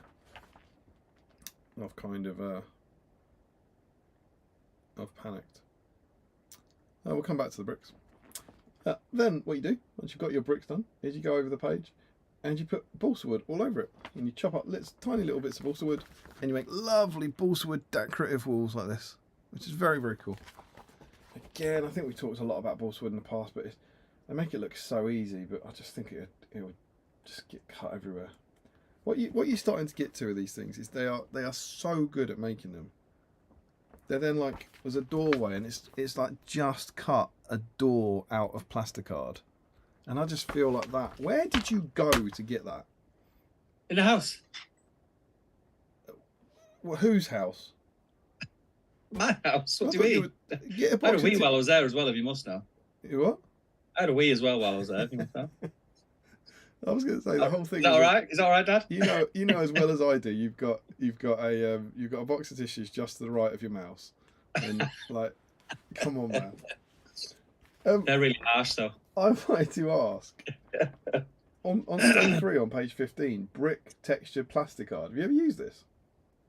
No, but I've seen it. I think you can get it from like model railway shops. Model railway stuff. I don't know. Is it any good? I've never used it. It seems cool, right? Yeah, I've never used it. Yeah, it seems to have a good effect. I don't know if anyone's used that, if it's easy to like cut up and all that sort of stuff. But yeah, I was just saying that it's not like the Edoras thing, but you see that doorway with the arches and all that. It's then just gently carve out a door shape with a perfect curve from your plasticard. Yeah. And I just know that would be horrendous. And then they've also got for windows, they've got this mesh stuff. Have you ever done this? Have you ever done this metal mesh stuff for windows? Yeah. Yeah. Right. What happened when you did it? What do you mean? Did it work? Yeah. Brilliant. I've done one house like this, right? You know, do you remember my old Battle of Five Armies board where there's a Lake Town house on the end? Yeah, yeah. I did it there, and I bought, and it's not necessarily this stuff or whatever, but I bought metal mesh from a hobby store. Yeah. Right. And when I cut it, that stuff was it was like wicker, so it was just overlaid. So as soon as you cut it, it starts falling apart because it's woven, and like so it was I'm so glad it was one house with about 4 windows, and I only ever did it once, but I was like, this is the worst thing I've ever done. So was it like crossed wire then? Yeah, what you had? Yeah, it was bent wire. So you can get aluminium, which is actually like what they've got. Because this is a single piece, isn't it? Yeah. And honestly, I'd forgotten about that, and seeing that picture, I just had freakish flashbacks going, oh god. But it looks cool, right? And what do they call it? A little tip for anyone who's thinking of doing it: you can get it from hobby shops, and it'll cost you a bomb for a little piece. Or you can do what I did. I don't even know where it is now. I think I ended up throwing it out. I went. I think I got it off eBay, and it was from a car detailing online store. And I ordered it, expecting to get like an A4 piece, and it was like a big roll. Car detailing. Yeah, car detailing. You know, like they do, like all like when people who mod cars. Yeah. They must use it for behind the grills in the cars or something. I don't know. Yeah, right.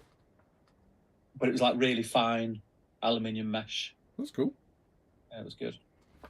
And what do they recommend? Aluminium. Yeah, they're calling it aluminium mesh. Yeah. And it's just over here. It's just aluminium mesh in the aluminium mesh and bricks texture sheets of plasticard will prove invaluable. Yeah. And then they've got a roof, and they are trusting you. They're sort of like, if you want to make it detachable, make it detachable. Like you made your last one detachable. If not, glue it on. They are assuming a certain level of knowledge here. The chimney is a little kind of offcuts, and then glue the chimney into place. Finally, take a push pin of the kind pictured, put a little PVA into its underside, and push it into the top of the chimney to serve as a chimney pot. Mm-hmm. What do you think? I think I've done that on some Hobbit holes. You used them. Yeah, yeah. It's these ones, by the way. If you haven't got the mag. Yeah, they look alright. So, I was looking at the full picture. I think they look like really good houses with pins stuck in them. Do you know what I was just about to say? When you can stop your brain looking at it and thinking, why is there a pin stuck in the chimney? It's because they paint them red. It's like, look, there's huge spoilers for a couple of pages. Amazing build it. Just looks like someone stuck 2 pins in the top of it to me. And it's like I like what they remember when we did the fountain and they just had a pen lid for the fountain. Yeah, I actually thought that was pretty cool and pretty creative. But I just can't see them being past pens. Yeah, once you do get past those not being pins, they look all right. Tiling the roof. I love this. I hate it. As Bree, I know how you feel about tiles. As Bree is smaller and less wealthy than Osgiliath, make the tiles more uneven than your Minas Tirith ones. Are they glued on individually here, or are they strips? It looks like strips. You think they're stripped? I don't know. I think they're... If you look at the second row down, you can see at least the first 6. Oh yeah, I see. Yeah. They're like yeah. They might have done they might not be full rows. So it's like the row is twice as thick. Yeah. But they only cut up to halfway. Yeah. And they layer over them. You can see it in that one there. Yeah, it looks all right. It's a nightmare to do though. But I quite like the. You can see the little slipped ones they've put in do work quite well. Yeah. They're quite nice.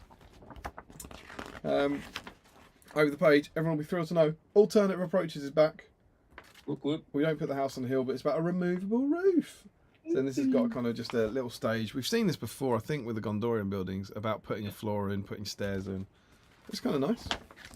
And then painting it, obviously just your normal browns and greys. And there is your finished Bree house. It's very cool. And then, quite unexpectedly, they have another 3-page where they say larger buildings. And it's just a kind of, they've got, it's not just, they have made something to show it, but it's just kind of a few more inspirational ideas. There is a bit of, I did snigger when I saw that. It's like, just draw a sketch of it first. Yeah. My sketch wouldn't look like that. If you're an artist, just draw the prancing pony as if you work for Weta and build it. Just knock out a quick sketch. If you draw a perfectly accurate and fully detailed sketch, it'll be a piece of piss after that. Just draw a perfectly scaled sketch of the prancing pony and then build it. Yeah. Oh, good times. Before planning a large elaborate structure, it's a good idea to sketch out some ideas first. Wonderful stuff. And then I do like the prancing pony though, it's cool. And then we've then got, again, a really nice bonus of how to detail Bree. So there's just things about making walls, making These are the bits that make all the difference when you build. Wood blocks. I will say that actually about the scenery Rick made, the Rohan scenery. It's obviously a kit, and what he's done with it is incredibly elaborate. But what really sets it apart is he's got all those little bits around it. Yeah. He's got tons and tons of benches and wheelbarrows and axes and little bits like all over it. That's what takes all the time. And when you're doing like a big build, and you get to it and you think, oh, this can't be arsed. I've done 5 houses, that'll be enough. But it's the little tiny details that make all the difference. Crates and barrels, little lean-tos and outhouses, and even there's a little fountain, a new fountain. I think they reference it. There's your pen lid. Yeah, it's simply a smaller version of the one from 57, with the centerpiece improvised from bits and pieces from around the house. It's quite a cool idea for a fountain, I think, as I found when I made it. Your Bree. Do you want to talk about your Bree? How you did it and all that? It was a long time ago that I built that, but it still comes out for scouring. The prancing pony that I built is as accurate a prancing pony model that I've seen. It's as scaled as I could get it. I pretty much studied and downloaded images and even got what's his name? Daniel Faulkner to send me pictures with the sizes that they'd made their scale models off. So it's perfect in scale, height, width, depth. It took me a long time to build that. It's took a few knocks now because it's been used in events. Well, there's often fights outside it, aren't there? Brawls, if you Brawls near Barlamans, if you will. Yeah.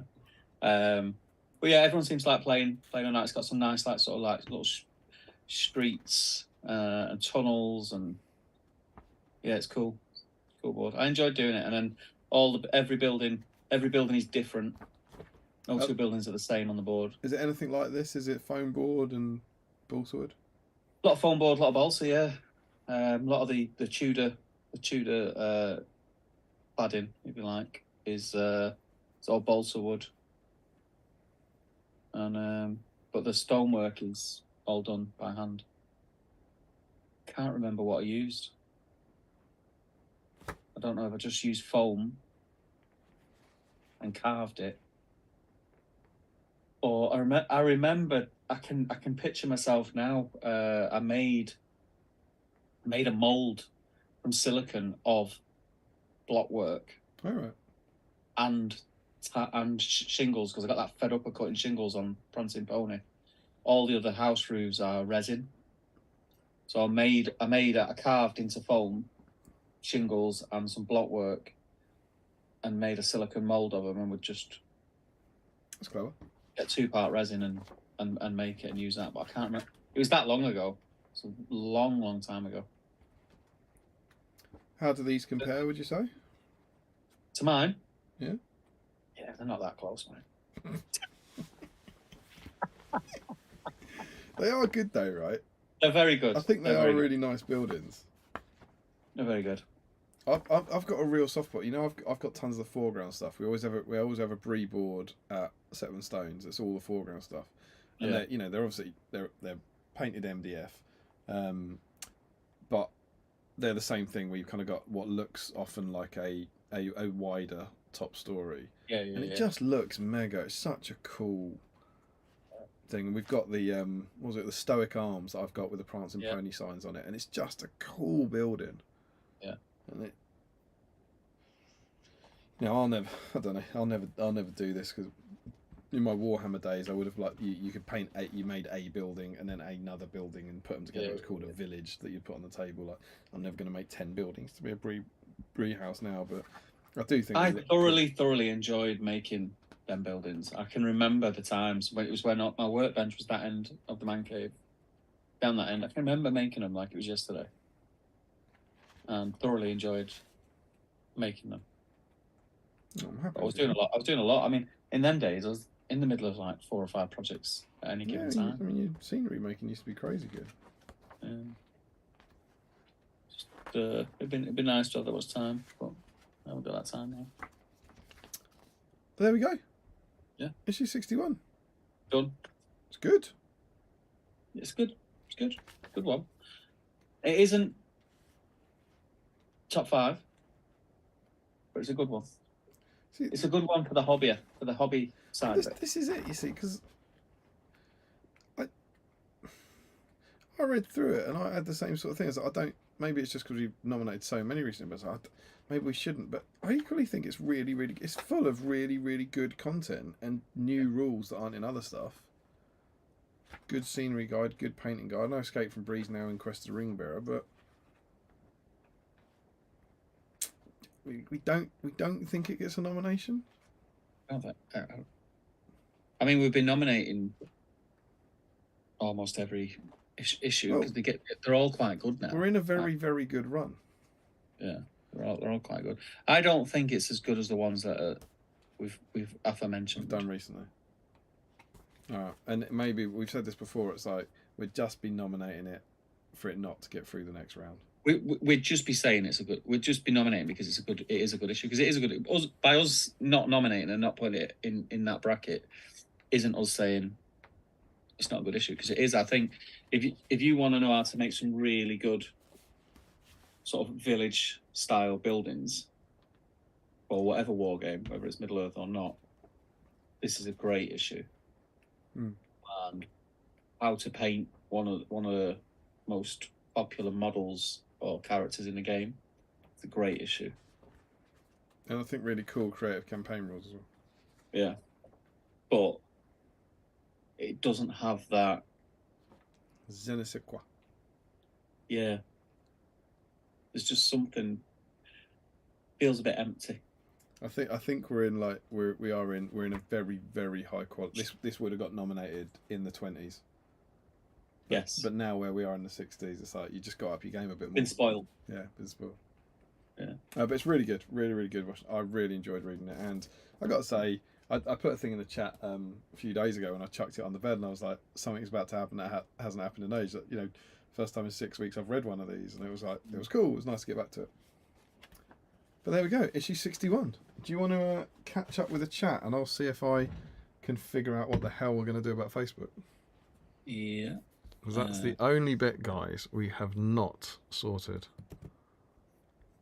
Sam says, and last year we lost to Larry. I think it's talking about 7 stones. Larry says we didn't win a game, but Frodo escaped every game with the ring. So did we really lose? Did we really lose?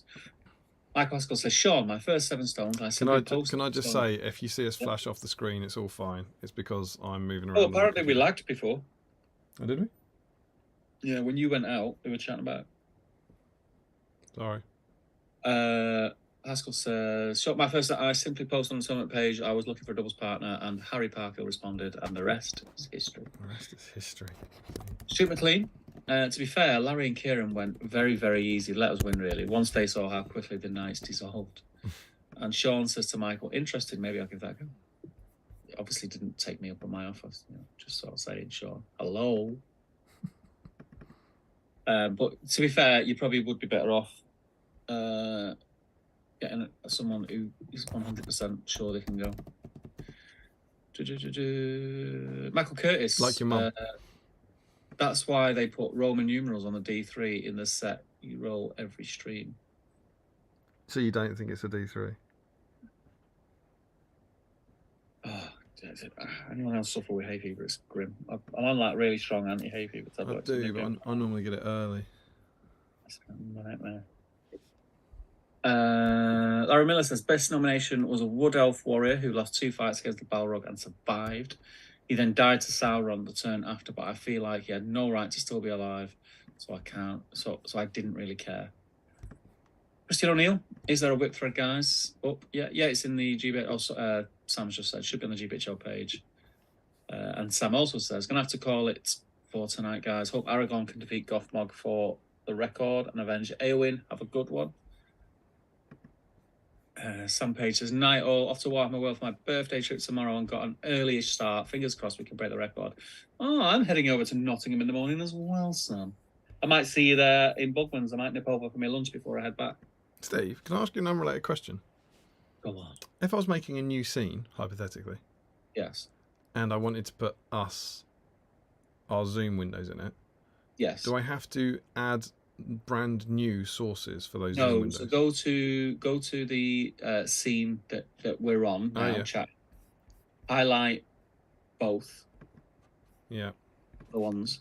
Is that copy and paste? And paste in the new scene. Copy from there, I see. Back to here. Who remembers when Damien was laughing at me saying this was dead easy before? It is pretty easy. Try not to get lost in the dark, Sam says Larry. It's been 84 years, Damien. I think he's talking about Fantasy Fellowship. Mary's been awesome as always in that scenario, says Michael Curtis. He is. How do they paint him, says Larry. I always find it interesting how someone at GW decided to paint him with that Dark Angels green, and then almost everyone does him that way despite him being a greeny brown. Yeah. Because I always go box art, me. What, for Aragorn's coat? If you look at the costume, it's like olive green. Yeah. But it just never looks like that. Interestingly, Lego went with brown. Larry says, we heard it, Steve, just you didn't. I think that's the clap. Yeah. I think the fax machine is now used exclusively for football transfer deadline day, says Joe. Also, Damien, if it was Boromir, it was Boromir died and Aragorn survived at the end, so we could do they took the little one scene. Right. We only got one game as they both kept both surviving or both dying. Roseman says, I wonder what unexpected item he'll find in the tissue box. All the tissue came out as just like one lump.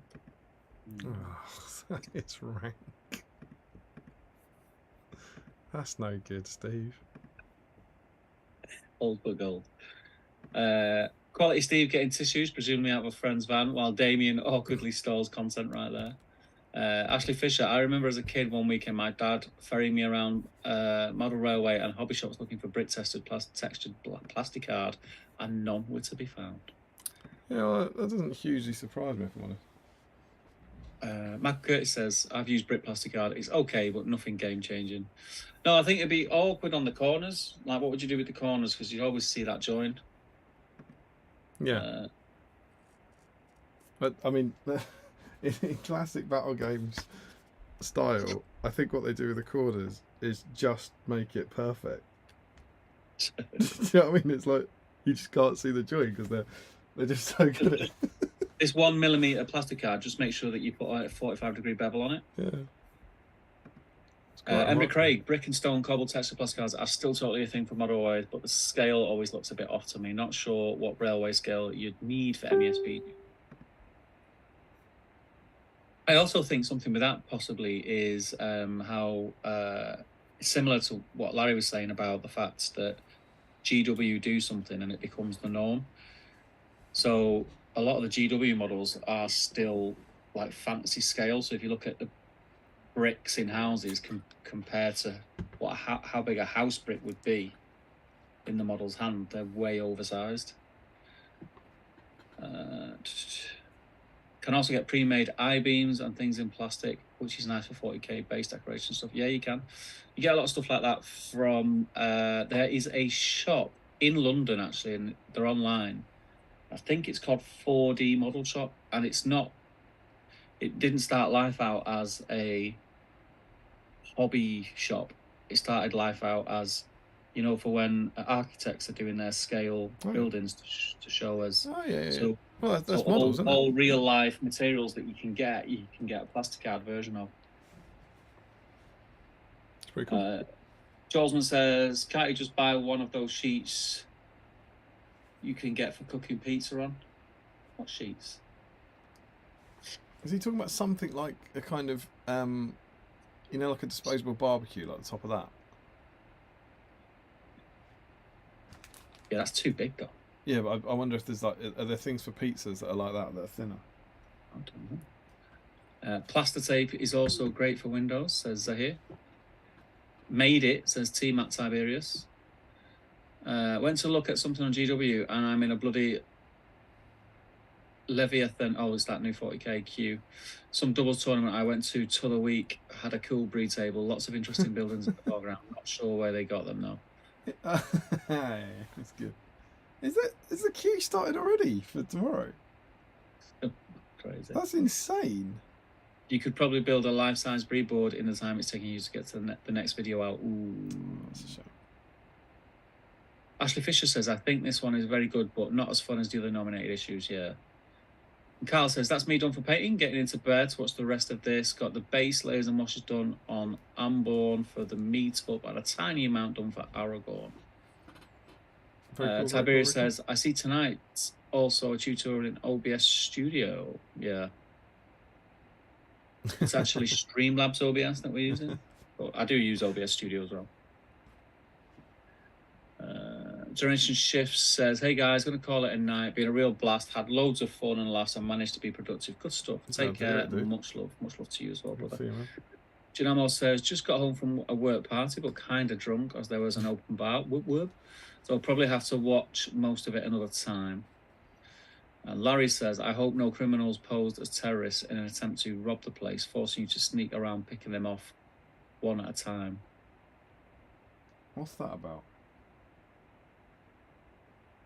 I hope no criminals pose as terrorists in an attempt to rob the place, forcing you to sneak around picking them off one at a time. That sounds like something to do with Die Hard or something like that. Yeah, that's what I was thinking. Did you mention going to an airport or something like that? Like a... I don't know. All done on Aragorn, says Dwelling, with Palantir. Oh, I've done a Palantir Aragorn as well. interesting to see. Oh, I saw him earlier. He was kneeling. He's got him kneeling. I think he's holding the sword and showing it to the planter. And haven't you done? Isn't that you've done one of them, right? Yeah, where he's holding a planter outline. And he's showing. There he is. He's down there. He's that one, isn't he? I can't actually get the mag in. Not sure if that'll work. Oh yeah, middle row to the left. He's this guy here. Yeah, that one. And yeah, pretty cool. I think the queue went live because of Australia, says Richard, but it's weird that they didn't delay it by region. And Yeah, Joe says to Larry, silly, it's not Christmas. Barry says it was a response to Janelmo getting back from a work party. Ah, okay. The terrorist thing. So it is Die Hard. It was Die Hard. It is Die Hard, yeah. I mean, his description perfectly described Die Hard. As the same as yours, thinking Die Hard. I don't think there's an open bar at that one, is there? I bet, yeah. Old that's it, mate. Call up on the chat. Have you got Facebook up? I think so, my friend. I think so. Let's give it a go, mate. What do you reckon? Do you believe in me? I have faith, mate. I have faith. I taught you well yesterday, didn't I? I have faith in my own teaching. You haven't taught me how to do this. This is all me having to piece this together from the other scenes. Have you? Can I just say before you go live? Yeah. Have you cropped it to get rid of all like the menus at the side? Steve, you'll just have to wait and see, mate. No. See, this is the proof. See, we haven't talked about what this one looks like. Steve doesn't know what's coming. No. This is going to be. I've taken what I've learned from the main screen. I can't see it, so I've taken what I've learned from the whole screen. I could look at it on my phone, but I think I'm just going to watch it live. Yeah, I think you should. I think it's an exciting time for everyone. So I'm going to hit transition and see what happens. Go on, do it. And in 20 seconds now. I'm not going to watch it live. I'm going to look at my phone because I'm impatient. In 20 seconds, you're going to see that change.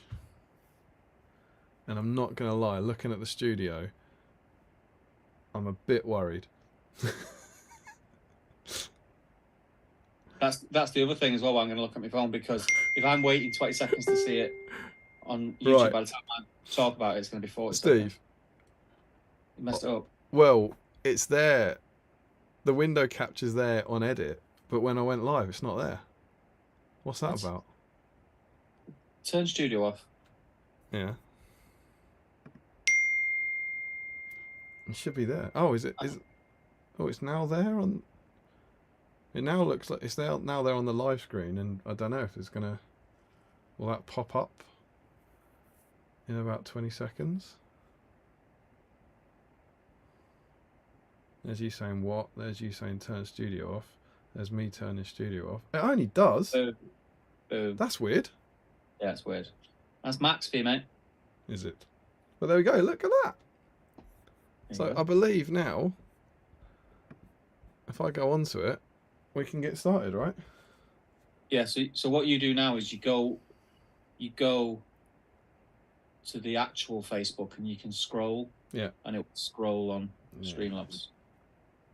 So this time I'll be clicking on the pictures and writing the names down. Kicking ass and taking names, yeah. Yeah. That's what's going to happen here. All right, let's see what happens. So we're going to kick off with Joe Holzman, and I'm just curious to see what happens when I click on them because people always moan that they can't see them when you click on them. So I'm just going to wait. Joe Holzman has opened it up. I'm going to call this one Aragorn Week. What's a tartlet? We'll go Joe Holzman. And what happens? What happens? What happens? Come on, where's Joe's picture? There you go. Same problem, mate. That's because, yes. I at least I understand it now. Yeah. But you know, I'm not going to worry about this because people say this happens every week. So. But the thing is, people just go on the thing and exactly. Follow through with us. Yeah. But yeah, indeed. So Joe is in with his Breaking the Thirst of Aragorn, and he does have some pink tartlets, raspberry flavour, king of flavours. You love to see it. Congratulations, Joe. I've never been in charge of the Facebook before. I'm so excited. Mark Greentree says, I don't have an Aragorn. Who doesn't have an Aragorn? Yeah, you're right. But he does have the perfect place for an Aragorn. He's got the Amelhen head, he's got some Uruk-hai scouts, and he's got a mint twirl. And of all the people, you'd have thought Mark would have thought, well, I've not got an Aragorn. You know, actually, Quickly make one. you see, Sean Clark says this has never stopped you before. Get the Milliput out. And Daniel Ollerman says Aragon. Very funny. So now, Mark, that is the kind of attitude that is going to cost us getting to the record tonight. Yeah. James Wilson found an old one in the backlog. You love to see it. Good man. It's what's that? Heroes of the West, Aragorn, I believe. Yeah, I've got a progress pick. He's got a Good. bit of progress. He's doing very well with him. That's the one I use for my basis for my Dwimmerberg Aragorn. Adele Boscher, who is, I believe, representing Mark Fry, has. So I am going to give it to Adele. Well, though. Mark and Lily, there's two there. There's a mounted and a foot. Oh, actually, Adele's commenting for Mark and Lily. Yeah, Okay. it's a good cool conversion as well. So I'm going to go for Mark Fry, and apologies, but I'm going to put Lily Fry. If that's the wrong name, I can apologise. But there's a great conversion of Aragorn there. Yeah, it looks awesome. Love to see it. Love to see it. So well done to Mark and well done to Lily. And then we have one in between. Michael Dublé is in. Can I just say well done to the Frys for getting 2 people in on the family. That's exactly the sort of thing we need. Mark Greentree could learn a thing or two. Dublé is in. Dublé. Painting the 3 hunters, looking very, very cool. And then, clearly Dublé has interrupted Adele's posting. But Adele has put up a lovely, heartwarming pic of Mark and Lily working on their Aragorn. Awesome. Watching the stream. I mean, your clean working area makes me feel sick. But other than that, you love to see it. You love to see it. How surreal that families are sitting down painting together watching this. We then have Hawk Jacobson, who says, got a beer, cheese and Chris, and I'm ready to prime this conversion of Thorongil on his adventures in the south, casting off his disguised cloak from a couple of months. That's very cool. It's very cool. That is absolutely Aragorn. Because we're starting from Defenders of the West again, I think. Heroes of the West. And then adding a cloak. And he's... Now you primed him, he looks just like that photograph. That's what he says, isn't it? He's black. Great success. Well done, Hawk. You'll have to see it. How's that new Facebook scene working out for you? I mean, I'm on this. Did the boy do good? It was good, man. Thanks, You want to unzoom though? You want to what? You want to unzoom? Yeah, I'm on something else now. Oh. Eric Schmidt is in with a lovely converted Minds of Moria. That makes a load of difference, that model as well. Final excuse to paint this guy. Really pleased with how the green stuff cloak turned out. You should be. Look great. They're cool. Looking very good. Then we're on to Sam Earnshaw. Slowly working through the breaking of the flash. That's a great model, isn't it? Yeah. Looking really good, mate. Sean Clark might have attempted the white tree there on the van braces. Sean Clark says, oh, he's working on the same Aragorn as me. That Nathan Talbot sent me this. I hope you cleaned it.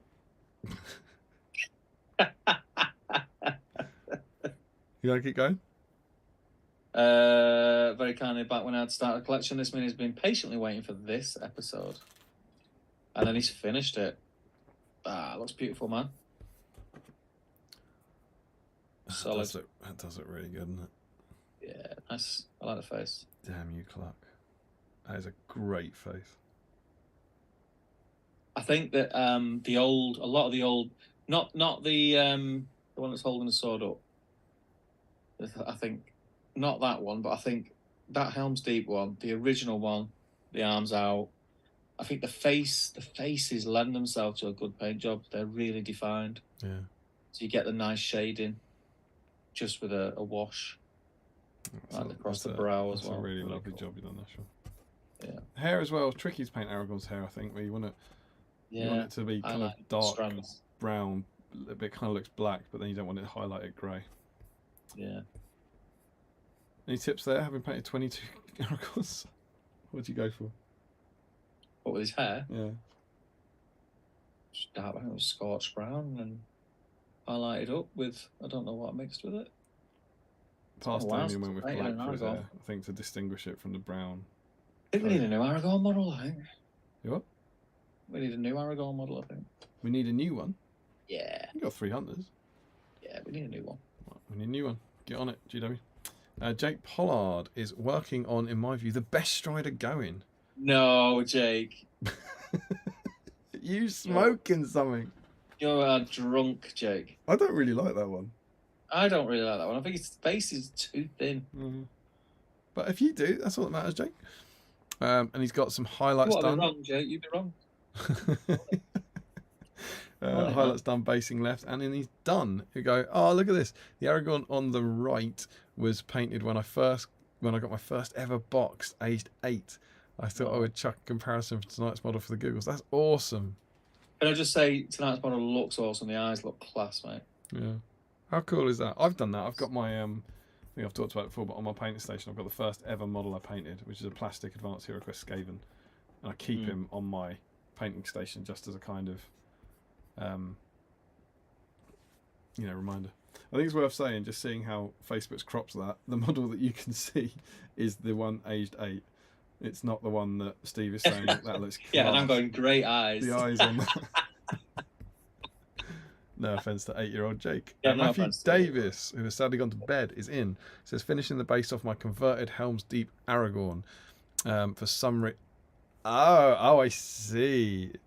Oh, look at this, Steve. So this is the wonderful conversion of mounted Aragorn that Matt did for 7 stones. No, it wasn't 7 stones. It was something like Throne of Skulls. So you see what he's got? He's got like chain-mailed Aragorn on horse. Yeah. And Matt Davis says, finishing the base of my converted Helm's Deep Aragorn for some reason. Who knows what that could be? Could be anything. Could be. And working on some roast mutton, brother-themed... I can't see what that word is. What's off the page? Brother-themed what? Brownie. No, there's a word between brother-themed and brownie. What and brownie? I'm working on some roast mutton, brother-themed cider. Cider. That's the word I can't see. But he gets in. He actually gets in because of me and Tom, to be fair. But, marshmallow flavoured cider. Good work. Sam Page working on my Death of Gothmog Aragorn. Oh, there's a deep cut. Yeah, it's a good model. I altered. It's 290 degrees. Is that 180 degrees? Well, 180, yeah, but it's 90 degrees from his face. You know what I mean? But the model, it was too flat. Yeah. Too unnatural. I twisted mine around a bit. He's doing some highlights, and he doesn't say whether it's finished or not, but he's obviously got some good work done on it. It's cool, though. No mention of Nick. I thought he was getting Nick and Aragorn to be working on as well. Oh, he's let the side down, hasn't he? Oh, Haskell's in. Yeah. Haskell makes it. You'd love to see it. That's a good Aragorn as well. Oh yeah. This one I'd started something like 15 years ago, and this was as far as he got. Oh, that's mega. See how far you can go this evening. Think I've got as far as my tired eyes can manage. Please so far. Let's click onto that. That is a great looking. Oh, lovely. Love the brown leather on that. Yeah, that's good. The green's lovely as well. And you can see there that Michael has a honeycomb Yorkie. Honeycomb Yorkie. He's bought a box of them. A box? Yeah. I'm not a fan of York chocolate. I quite like it, but that's a lot. I think he's either got 24 or 48. It's too much Yorkie, that. And he's just complaining that he don't want to buy a full tub of Pringles because they eat a lot. It's going to take a lot of willpower, isn't it? Yeah. Steve Ginley is in with Breaking the Fellowship Aragorn. Never got around to him finishing. Another great Aragorn. Some great Aragorn poses. He is well represented by some strong poses. Love to see it. Christopher Cooper is in. Oh, here he comes. Here comes Steve's favourite. Weathertop Aragorn for me. Ruth touching up her Helm's Deep Aragorn before starting on a Curdan for a tournament next week. Oh, that's weird. So I've got Dwelling before that. Have you? I got Dwelling after Steve Ginley. Okay, let me have a look just to make sure I don't miss him. So I've got Chris Cooper and Ruth Cooper going in. Are they both in? Is that? Yeah, so there's Ruth's Helm's Deep one with the basing done and his Weathertop one. We've got... he's got the Copperberg next to a kid's smoothie. Presumably Ruth's on the Copperberg and he's on the smoothie. Yeah. Orange Twirl, Whisper Gold Salted Caramel and a Star Bar. Right, now you think I've missed Dwalin. Dwalin Crunchbane, yeah. His conversion looks really cool. Oh, no, do you know what? I absolutely did miss it. There we go. Well spotted. And do you know what? In case anyone kicks off, I'm going to put him where he should have been above Chris and Ruth. Can you imagine? Dwalin Grudgebane with a wonderful conversion of him kneeling with the Palantir. Beautiful. Oh, he's painted as well. All done, all finished. Looking really good. Oh, we're going for some object source light in there, isn't he? Yeah. Got that kind of orange shine. I've never done that. Never trust myself. It's looking good, man. Love it. Nick's come through. So then I've got Chris Cooper. Then I've got. Oh, then it's Sam again, right? Oh, I see. Yeah. Nick is ready with an Aragorn and some pink paint. Love it. Let's have a look at the Aragorn. The pink has joined the ranks of painted minis. That is great. That's the Seven Slains army in waiting, isn't it? Yeah, definitely. The whole pink crew. Well done, Nick. I'm sorry I doubted you. After that, we've got Boris Herzog. Finally getting around to building a lot of 3 decks. 'Tis the season, kind of. Boris Herzog. Do you know what, Steve? I'm not going to... There was a lot of comments. I'm not going to jinx it. There were a lot of the people posting are working on Aragorn. That's all I'm saying. We're not getting a lot of people who aren't working on Aragorn. He says, have to stop early tonight as we're off to collect things for a child arrival. What? But managed to get all 3 assembled. Is that a... Does that mean that your 18-year-old daughter's coming home from a night out? Or does that mean you're about to have a baby? Like, either way. Either way, congratulations. Hope everything goes well. Yeah. Boris. Matthew Butler. Matthew Butler is in. He's done the right thing and put his Shatterpoint models down and picked up an Aragorn. Love to see it. Shatterpoint, more like, well, I'm sure you can swap the vowel and make something derogatory about another game system. I want an Aragorn ready to be built.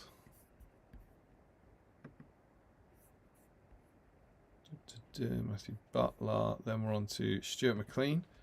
Going to try and do this bow some justice. Is that a conversion to have armor, or is that just the lighting? I think it's just the lighting. Stuart McLean.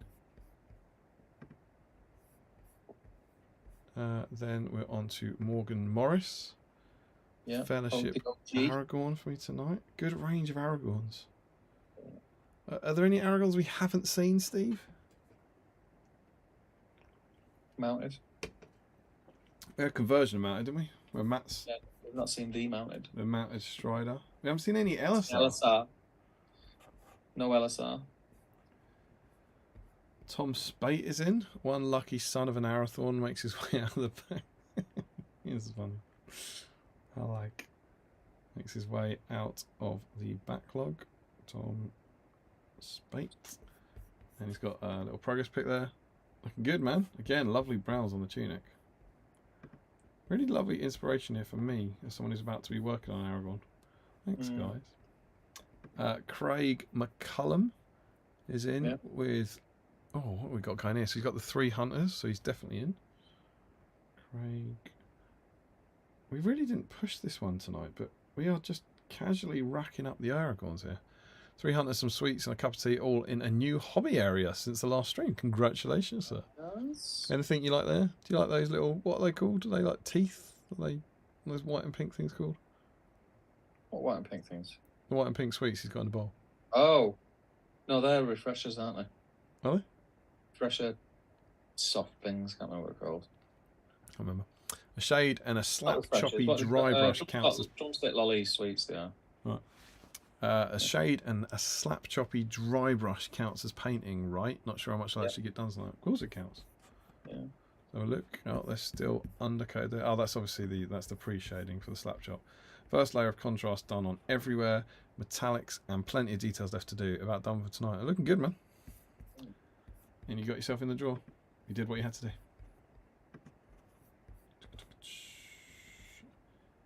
Then I've got James Griffin. Yep. Oh, that is looking lovely. So apparently this is a game of tactical space combat. Not how I remember it. James Griffin. Working on him as part of my What If the Grown-Ups Took the Ring to Mordor fellowship. That's a good one. I like that. Shall we take the hobbits? No. Why don't we take all the elf lords? Oh, but then Sauron would see them. Yeah, whatever. Ryan Cuthbert is in, trying to improve on this god-awful sculpt I painted years ago. Be proud of what you did, man. Yeah, own it, man. Every model you've painted has led you to the model you paint today. Ari, redone the... Oh, he's painting over it. No. Never paint over them. Keep them. Paint a new one. Redone the cloak and base coated the flesh. But got sidetracked by Space Marine in anticipation of a Leviathan tomorrow. Well, the Space Marine looks fantastic. Let's say Aragorn doesn't. Happy Leviathan pre-order day for any of you 40k fans out there. Yeah. Can I'm genuinely curious about this. Are you going to get one?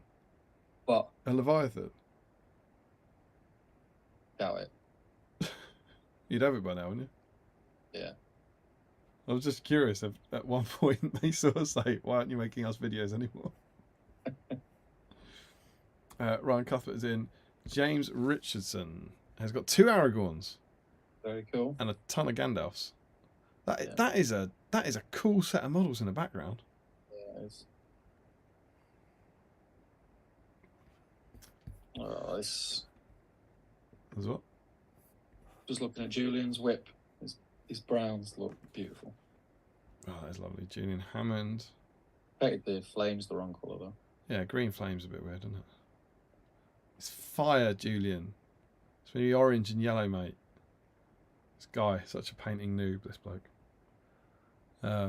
Lovely to see that dude turning up again there. Yeah. Julian Hammond. Andreas Muller finishing my Gimlis and then starting the... Oh, but he snuck a cheeky little Aragorn on. Yeah, I love it. Steve, there's a lot of Aragorns coming, mate. I'm starting to wish we pushed this a bit harder. What she said. I've got a visitor. I thought you might like to know your little monkey's still wide awake. Oh, brilliant. Huh? Is she alright? Oh, we're both in there with her. Okay.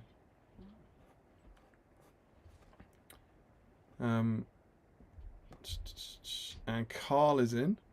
So yeah. Amborn is the priority tonight, but what's that?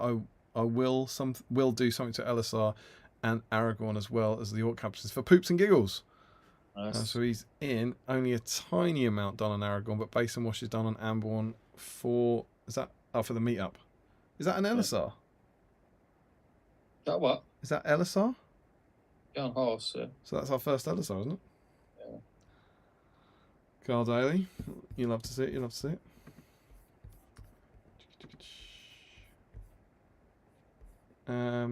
Then Chris Webb, happy to have finally built and working on this guy. So it's another Aragorn. He's got Amon Hen. Aragorn.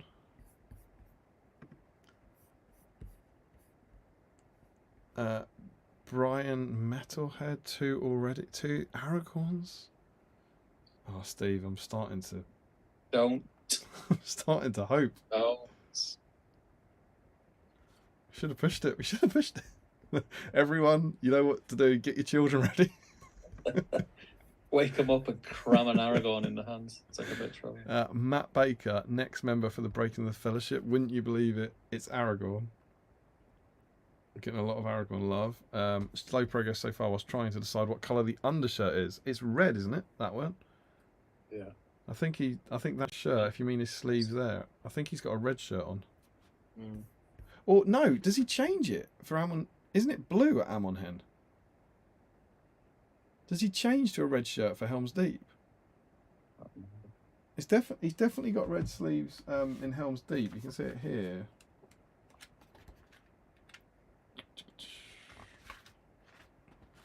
He says. I can't see what I'm pointing at, but I assume it's there. I promise that red sleeves. But I have a feeling Helm's Deep he has blue sleeves. Not sure.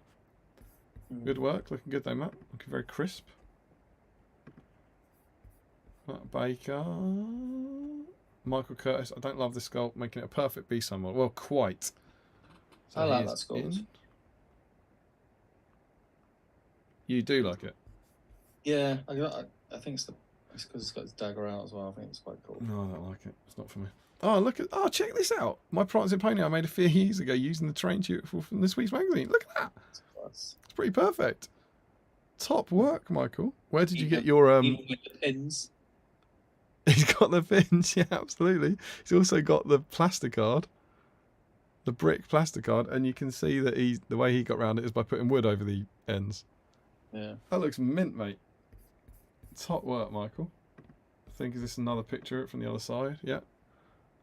Oh, how good is it seeing people using the scenery tutorials? It's wonderful. That's great, man.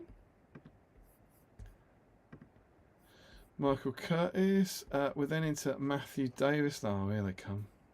Look at that. I hope you can see these when they pop up. There's his first twin. Just wonderful. I'll just start scanning through these because I think there's quite a bunch of replies. Just so good. Have you noticed? I don't know which pictures you've seen of it, but one of them or both of them have got like a double scabbard for the swords. Yeah. He's like joined two scabbards together. It's just unreal. Yeah, it's class. I'd pay so... If they released that, people would lose their heads. Yeah. You can see it there. It's in the one that I've just clicked on now, presumably, which is as I'm talking. I don't know. It's 20 seconds in the future. It's very confusing, but you can see a sort of double scabbard down by his hip. Very cool. Just incredible work from that, and I think this is going to be the picture of them together.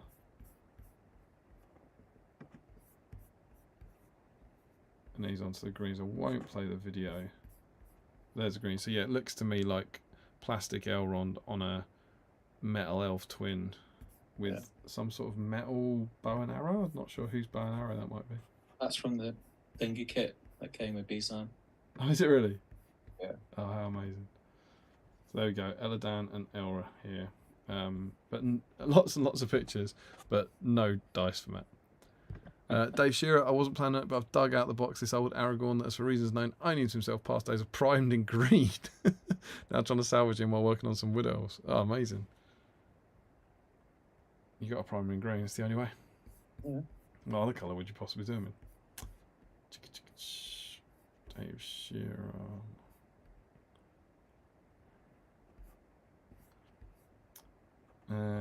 Then we're on to Sam Huddy. Breaking the Fellowship, just tidying this guy up as I need to finish off my Moria. Lovely stuff. So there's his Breaking the Fellowship Aragorn, and this is presumably his Moria. Lots of lovely BSIME goblins. Oh, look at the poor guy down the front who doesn't get a painting handle. Oh, actually, there's 5 of them. 5 of them don't get painting handles. About the other 5 are proper smug. Yeah. Lovely stuff, Sam. Katie's trophy. Seen it?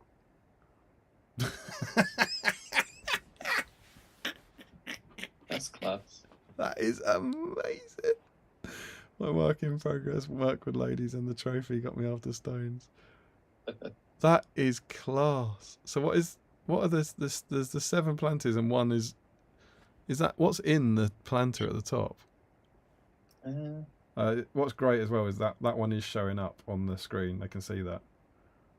Yeah. You did it wrong. I'm not sure what's meant to be in that. Is that meant to be her, possibly? Is it an eye? I don't know. Oh, Chris, that's class. K.E. Webster gets in. Yeah, just painting Elsa.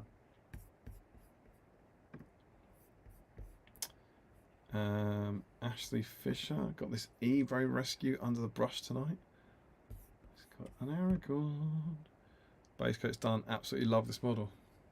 Don't forget his beard. Any tips for painting a kind of stubbly beard, Steve? What do we do? Mix flesh in with the hair colour. What, mix flesh in with brown? Yeah. Okay. And then stipple the brown. And stipple Hold it. it. Dwelling Grudgebane, who I believe we already have. Yes. So here are some work in progress pictures, looking very good, Dwalin. That's cool, that, mate. Adele Boscher painting break to get some cheesy nachos on it. It's just a dream night in the Fry household, isn't it? Mark and Lily progress pics, looking good, looking good. Glad to see there's no fire. Andrew Hannigan. Have I missed one? Underneath the nachos. Oh, I did. You're right. I did jump up. Sorry. That's Andrew Harrigan, but there's no Aragorn there. Oh, is there not? No Aragorn and no caption. Just like, nah, here's my Boromir. Deal with it.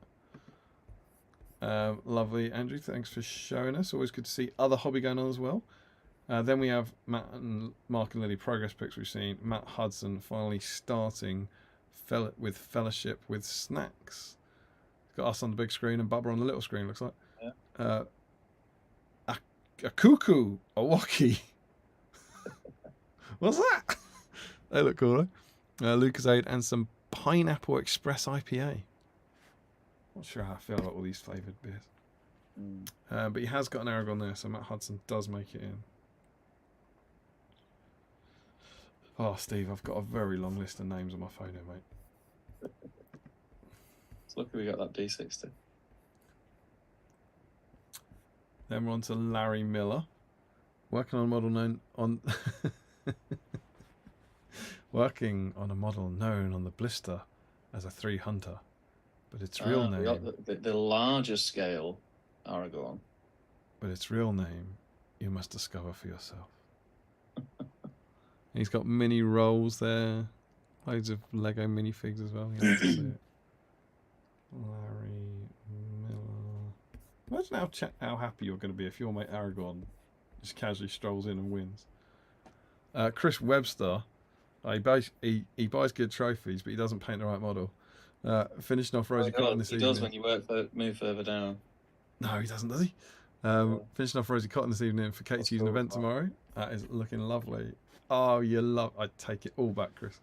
Pop some extra bits and bobs on this random guy's base, so you don't feel left out. Really nice. What? Crisp. The blue looks crisp. Yeah, I think the white tree on that. Yeah. Because I always struggle to properly make them stand out without looking like your paint's blurring into the two of them. Chris Webster. I have a horrible feeling that I didn't put. Oh no, I did put Katie on here. I was going to say, did I miss her because she was just painting those Merc Waddell's, but she did have Aragorn. Chris Webster. Larry Miller, the end of a glorious. You see this picture? Darkest picture ever. Yeah, this is. I said we went for dinner at the end of the tournament, right? So this 10 of us went to dinner at the Beefeater. About 8:30, right? And about 10:30, they came round and went, just so you know, you'll have to kind of drink up because, do you know what I'm going to do? Just so you can really get, because when I click on it, it's not looking right. I think the thumbnail will be better. All right, so I've just come out of it so that you'll see the whole picture, but as a thumbnail. And they said, just so you know, we're going to turn the lights out soon. You know how every pub tells you that, right? And it means like you need to drink up and then leave. Yeah. They turned the lights out. They didn't I don't think we'd paid. They didn't rush us out. They just turned the lights off in the middle of the restaurant. So we are literally there. The reason there's light is that's our phones with the torches on. And we're just sitting in the pitch black, eating our desserts. That's weird, right? Yeah, it's weird. Did no one say? Well, then we said... Finish the food that we paid for. Yeah, well, we said... Well, they weren't trying to rush us out. They weren't saying you need to leave. And we kind of said, can you turn the lights on? And she said, we can't. So what do you mean? Like, no one knows how. And said, it's only the duty manager who does it. And then this... Like a caretaker came out to start hoovering up who knew the magical switch and turned the lights on. It's proper trippy, mate. Dave Walker, trying to get a fellowship together. Nearly done with Aragorn now. We've got an update. Base ready for dry brush, eyes painted. That's Dave Walker. What? I've just scrolled down and seen Larry's next picture. Well done, Dave.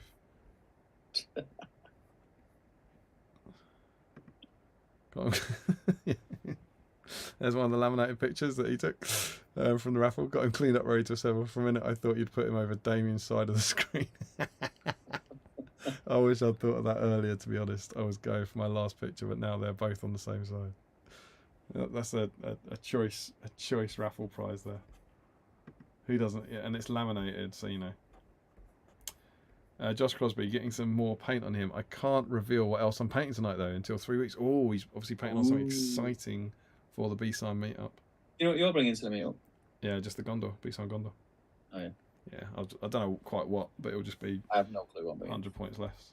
Lovely stickers in the background, Josh. Lovely stickers. Yeah. Matthew Davies, who we've already got in the joy, says solid hobby tonight, cleaned up and prepped. Thorin's company fixed Champions Variable Thorin, converted Forge World Thorin to have the Oaken Shield, added a Dwalin's hammer on his back, and most importantly, completed Aragorn Mountain that's been in my finish pile for 3 to 4 years. Oh, he's put good close-ups up. Let's have a look. So check out that for a conversion. That must be right up your street. Very cool, yeah. Armoured Aragorn charging out of Helm's Deep. He looks good. I wonder, someone should take some photos of him and put him in something. He'd be handy to have about, wouldn't he? Looks mega, Matt. Such a great conversion.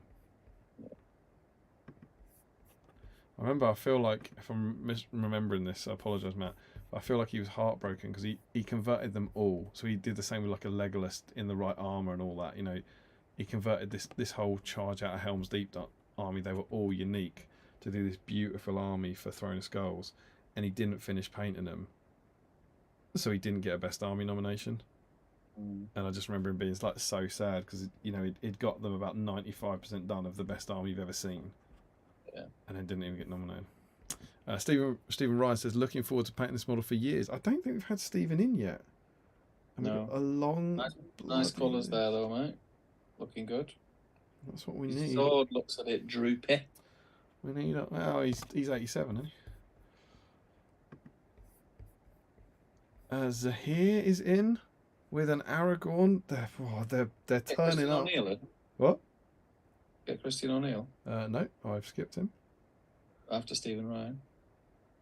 Let me go back. Zahir is working on Weathertop Aragorn there, looking great. Thank you for your Aragorn. All Aragorns welcomed. There is Stephen Ryan. And yeah, absolutely good spot. Christian Ariel, I was hoping to prime tonight, but my Aragorn has a massive gap in his shoulder. Oh, that's always annoying when you find that out. I had to plug the green stuff. I'm not a fan of this model really, but the rest of the Fellowship looks good. I'll put him in his right place. Christian O'Neill. Top work. Hope good luck getting paint on him in the future.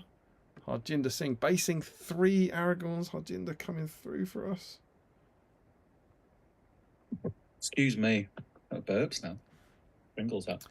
And Gandalf the Grey painting some Order Orcs. Based, going to prime tomorrow. Looking good, man. Got Helm's Deep Aragorn, cool. Weathertop Aragorn, and probably. I mean, arguably, the 3 Aragorns he's got are the top 3 Aragorns. I think. No, you think? You don't fit? Yeah. You don't think new plastic one gets in there? No. Oh, that was quick. I don't dislike it. I think it's cool. Is it better than any of those 3? No. Fair enough. Thanks, mate. That to me is the end of the thread. I've got Joe Holzman update. Looking very cool. So shall I refresh? Refresh, yeah. And then I've got Gary George. Hopefully this refresh hasn't done anything. It's also looking good, Gary George. Really good. So there's Joe Holzman, his update saying, cool tonight, fairly pleased with this progress for a few hours work, but we already have Joe, he was first in. Yeah. Then I have... Sam says, I think he may edge this. And then Gary George. Oh, so he's talking about Aragorn. Yeah. Gary George just made it with an Aragorn. That's what we need.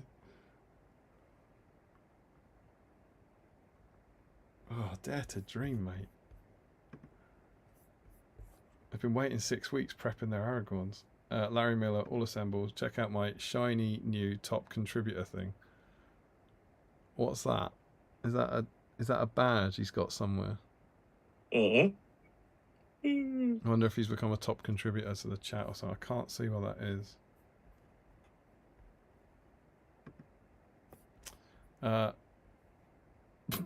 Will Atkins, Sweden Rock Festival, watching Iron Maiden for me. Why aren't you painting an Aragorn? And Joshua is joining us at the death from Tell Me a Tale. Joining, you love to see it. I think he's been peer pressured into it. Yeah. Joshua.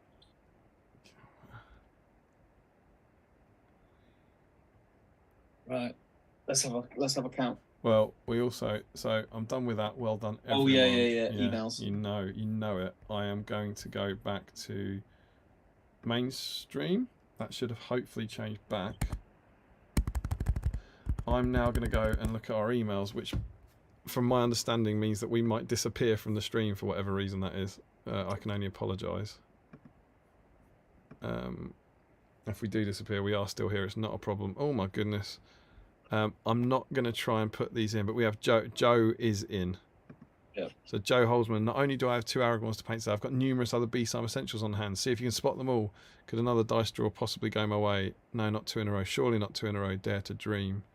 And he's got he's got a Lion Bar, he's got a Whisper, he's got some purple Patron dice, he's got a Galaxy, an Aragorn mini epic, 2 Aragorns, so he's definitely in, which is the good news. Looking glorious. Let's put Joe in. I don't think we've disappeared from the internet yet, so that's good. It seems to still be on. It seems to be like it flashes maybe, but maybe doesn't stay off. I'm not quite sure. And he says, bonus pick. Oh, is this going to be one for you? Was at the market earlier today and saw this by the checkout stand. Must have been a sign from God. As I got home immediately and saw the post about there being a stream. Amazing. Wish I could have bought them all and shipped them to you for a party. I think customers might have, but I think customs might have been more money than actually buying them. Oh, it's Twinkies. Oh my God, it's a huge range of Twinkies. That looks glorious. It must be fate. Must be fate. So Joe Achille does indeed sneak in. Our other regular emailer, Eric, has not. All right, Steve, I don't know. I haven't counted. What do you think? You think he's done it? I don't want to get my hopes up. I think there's a lot here, you know.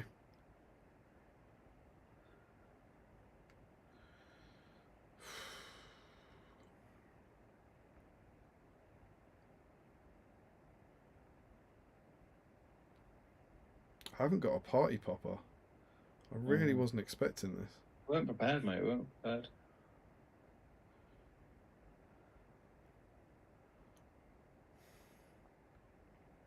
Oh, it's going to be close.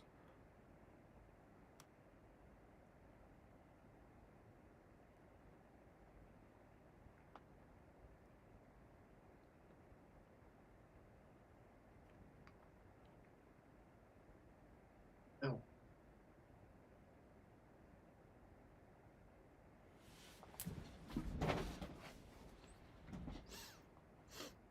Steve. Yep. Are you ready? I'm ready. What was Gothmog? 46. Okay. There's not 30 Aragorns. Okay. There's not 40 Aragorns. Okay.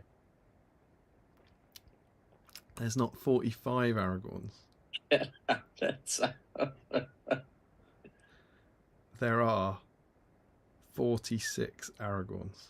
46 Aragorns. And 4 more Aragorns. There's 50 Aragorns. He smashed it. He's crushed it. He's absolutely crushed it. Mate, he didn't beat it, he smashed it. Wait, it's 50. We hit 50. You know, here's the thing though, even if we had a party popper, I won't be able to wear it. This is I can't believe this. We didn't even try. 50, mate. I think Aragorns are always going to be a good shout. People have Aragorns. Yeah, I mean, he just strolled in and absolutely crushed it. We didn't even have to cheat. He rocked up and went, Gothmog's got the... I think I'll take that, thanks. Well, he's chopped his head off. Yeah, I think I'll take that. He's literally done him. What? New record. She's finally gone. Thank you. Well done. What a night. What an amazing night. What a return for Battle Streams. I'm genuinely in shock. This is absolutely wonderful. Well done, everyone. I'm Smashed it, mate. yeah. I mean, I just want, you know, every time we've baked it before, we've been like pushing it, and we get them in this week, get them in this week, get them in this week. This one we were kind of like, we're really sorry, we'll be on at 9. The stream might not work, and then 50 people rock up and bait Aragorn. So it's a new record for the spreadsheet. Absolutely insane. I think it deserves a Pringle. And it feels like he didn't even try. Do you know what I mean? He just 46, whatever. Is that all? I'll clear that with a few spare. Just the 46. I mean, this is absolutely nuts. Well done, everyone. This is incredible. I reckon that 50 might not ever get beaten. Do you know what? You might well be right there. It's hard to imagine. I mean, think about how hard we had to try to get... What was Aowen? Was Aowen 45 or 44? We had to try for so hard to get that, and then so hard to get Gothmog over the line. But we do have, you know, the next couple, we said, we've got Bilbo and Gollum coming up, right? They're potential there. But yeah, I mean, that's insane. I can't believe that. I cannot believe that. Amazing. Didn't we have Gollum before and we thought he was going to do well? We've never had Gollum before. I don't. No, well, that's why I think he's... Maybe we've had that discussion where we thought Gollum might be the one. We said... I think maybe when Gothmog won, we've got a bunch coming up. We said we've got like Boromir, Aragorn, Bilbo, Gollum, you know, big names that could do it. I'm genuinely a bit shocked. What a wonderful way to return to the stream. Yeah. Well done, everyone. Yeah, well done. I wish I had I can't believe I'll clap even though you can't hear it. You can tell the shock's real because I haven't got a party popper. It didn't cross my mind we'd break the record. Amazing. What we'll do, while you're getting your stuff ready to do the draw, I'll just jump back in the chat. Yeah, where were we? Sort of catch up to this point, and then we'll do the draw because it is 1:15. Yeah. I've got to drive to Nottingham in the morning. And tell everyone. Of all people. But it is almost time for my die-hard rant, Joe, says Larry. Also, Joe, I had my work Christmas party last night, says Larry. Of course you did. Late night greetings, friends, says Adam G. How goes it? It goes very well, Adam. I hope you're well. And Joe says, Steve can't even make it so he can actually see the model he's talking about. Don't take his Damien. All right. I've improved on that. You'll love to see it. Ajinder says, the queue started at 11ish for me. Just wanted to buy an Alt Command, waited 1 hour before I could get in. Jesus. That's grim. Just want some orcs. Michael Curtis, I think something has gone amiss. It's there. Team at Tiberius. Whoa, that was success. That's about the Facebook. Working now. Yeah, that's about the Facebook. Joe says to Larry, knowing you, it was probably just a normal party and you decided June was the correct time to wear your Christmas jumper. Larry says, so weird seeing Facebook in light mode. I'm in on GW, that is.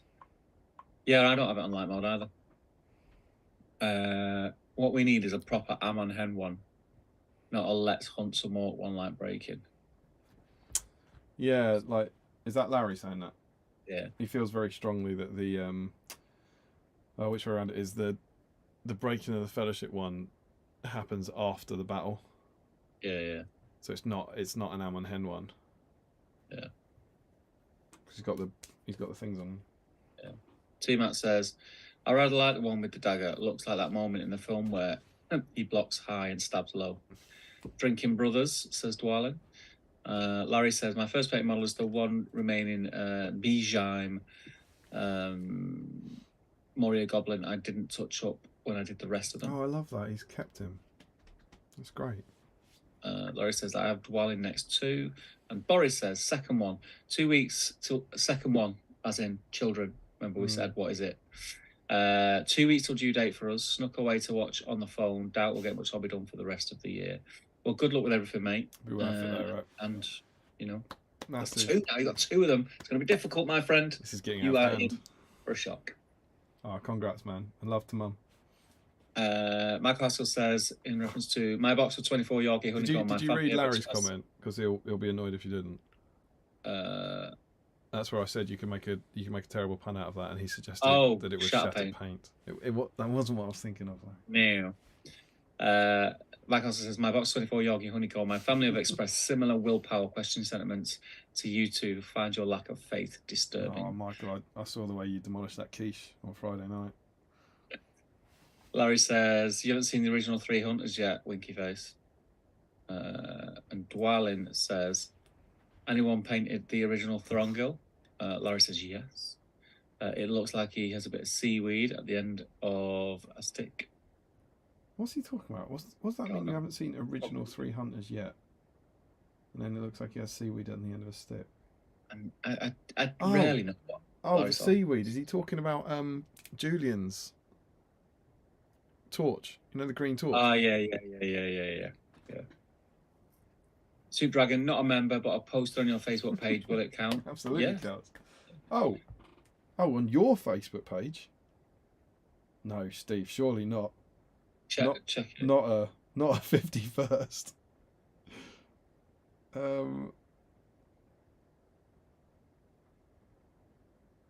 Post. I can't see a post on the back.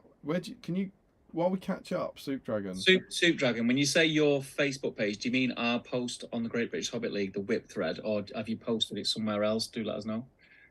Jawsman says it's darkish grey blue. It's dark grey, I think, says Larry. We were trying to work out for Kieran's costume. Mike Oskell says, body and mind starting to shut down. Been great to have the live stream back. It's been great to be back, mate. Joe Holzman says, there's a statue on Weta of Aragorn at Amon I've been using as a reference. Very cool. Dave Walker says, those elf conversions are insane. They are. Yeah, they're crazy, kid. Amon is a blue shirt. Helm's Deep is red, says T-Matt. What colour are Aragorn's eyes in the films? Brown, right? Hang on. I've got a comment from a David Duguay, which looks like he's got the same profile picture. Yeah. So he's on the battle stream. So yeah, it's in the wrong place, but we'll allow it. We've got 51, mate. Yeah. So 51. So yeah, Soup Dragon, you were in. I will add you to the list. 51 is not getting beat. That's crazy, man. That's absolutely crazy. So that must be the only person. Oh, shoot. Can we just say for David's... You all right? Yeah, go on. Just for David's benefit, it's the whip thread is in the Great British Hobbit League Facebook group. So if you're not in that, join that group, and that's where the whip thread is. And then whenever we do a stream, we have it in there, and you can comment on there in the future, and we won't miss you. But thanks for putting that in the chat. We've got another one. 51. Ludicrous. Larry says, look blue to me. Ashley Fisher says, it's so warm tonight that my wet palate is drying up. I hope that's not a euphemism. Oh, do you know what? He's already requested to join, and I've just let him in. Good stuff. Jolesman says to Ashley, my room's been like that for weeks already. And Rich Thomas says, did he out Matt in the list? I swear he said he did. Did he put Matt in the list? I swear he said he didn't. Did he put Matt in the list? Matt who? Sounds like... Deal, says Larry. Sounds like Matt Davis, surely. Did you put Matt? Yeah, you did put him in, didn't you? Oh, Matt who? Davies? Yeah, you put him in. If whoever that is, Richard Clammer, if you're still watching, I swear he said he didn't. Oh, maybe I didn't do it. No. Did he have an Aragorn? No, he was... Yeah, I see what you're getting at. No, I did put him in. I did put him in, yeah. Because he had the converted Aragorn. Well, hey, well done, guys. Thought I was going to have to get my wife out of bed to glue an Aragorn together when you said 46. I bet she would like that. Gary George says, brilliant. Hail to the king. We didn't even know there was a stream this week until yesterday, too. It's nuts, isn't it? Crazy. Aragorn walked in like he did in Helm's Deep, pushing up on those big doors and gave Gotham the boot. Aragorn shouts Destro. James Wilson, the king has returned, says James. Sean Clark, Eowyn has been avenged, joyous times. Bow down to the king, says Dwalin. Stephen Ryan, return of the stream, return of the king. Jakey says, so technically you could say that Aragorn killed Gothmog on a 4+. Well, you'd have to go for a 5+ now. Yeah.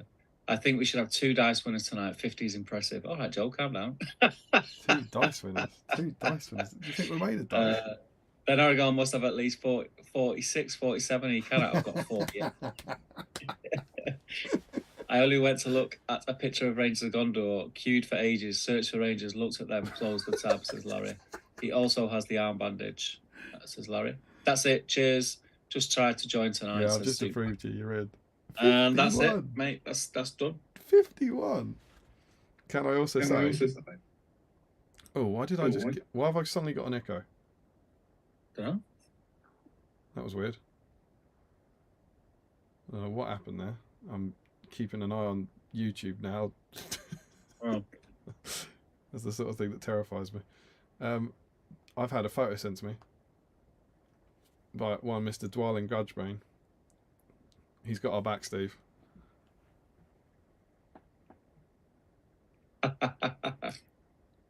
Oh, God, this is confusing. Yeah. It's there, isn't it? Yeah. Dwalin Grudgebane has pulled a party popper all over Aragorn. Dwalin has exploded all over Aragorn. In and around Aragorn's face. And he says, "Pop one for you, lads. Thanks, Dwalin." I can't believe we got to 51, which have already never been popped. I didn't have a party popper. The hell's wrong with me, man? I don't think I've ever pulled a party popper in Tring before either. Well. The path not taken. Right. I just want to sign off there, but we've got to give away a dice. Yeah. Let's give, if there's dice away, and we'll have to sign off because I'll have to shoot. It's 1 o'clock in the morning.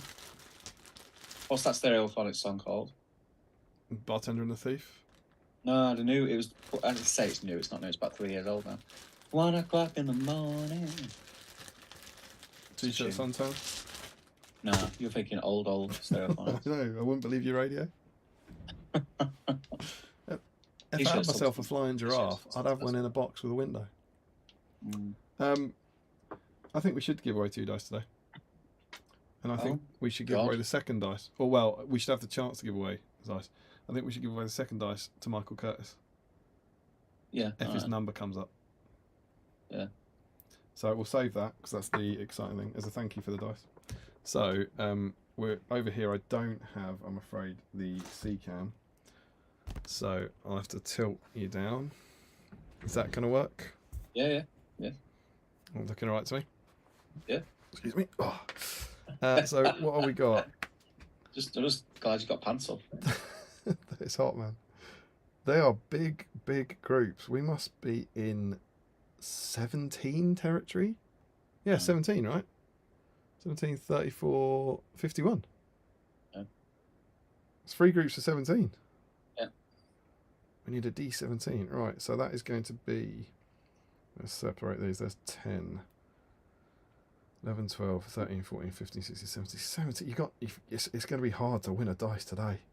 Yeah. You got to really fight for it. And then we're going up to 34. So it's 30. 1, 2, 3, 4. 34. 51 entries, mate. Mental times. 17, 34. And then 51. So as ever, we will be getting our 3 finalists to go through. So our first, I need a D20, I suppose. I don't think we've got a D18. Good if we did, though. What's that? That's too high.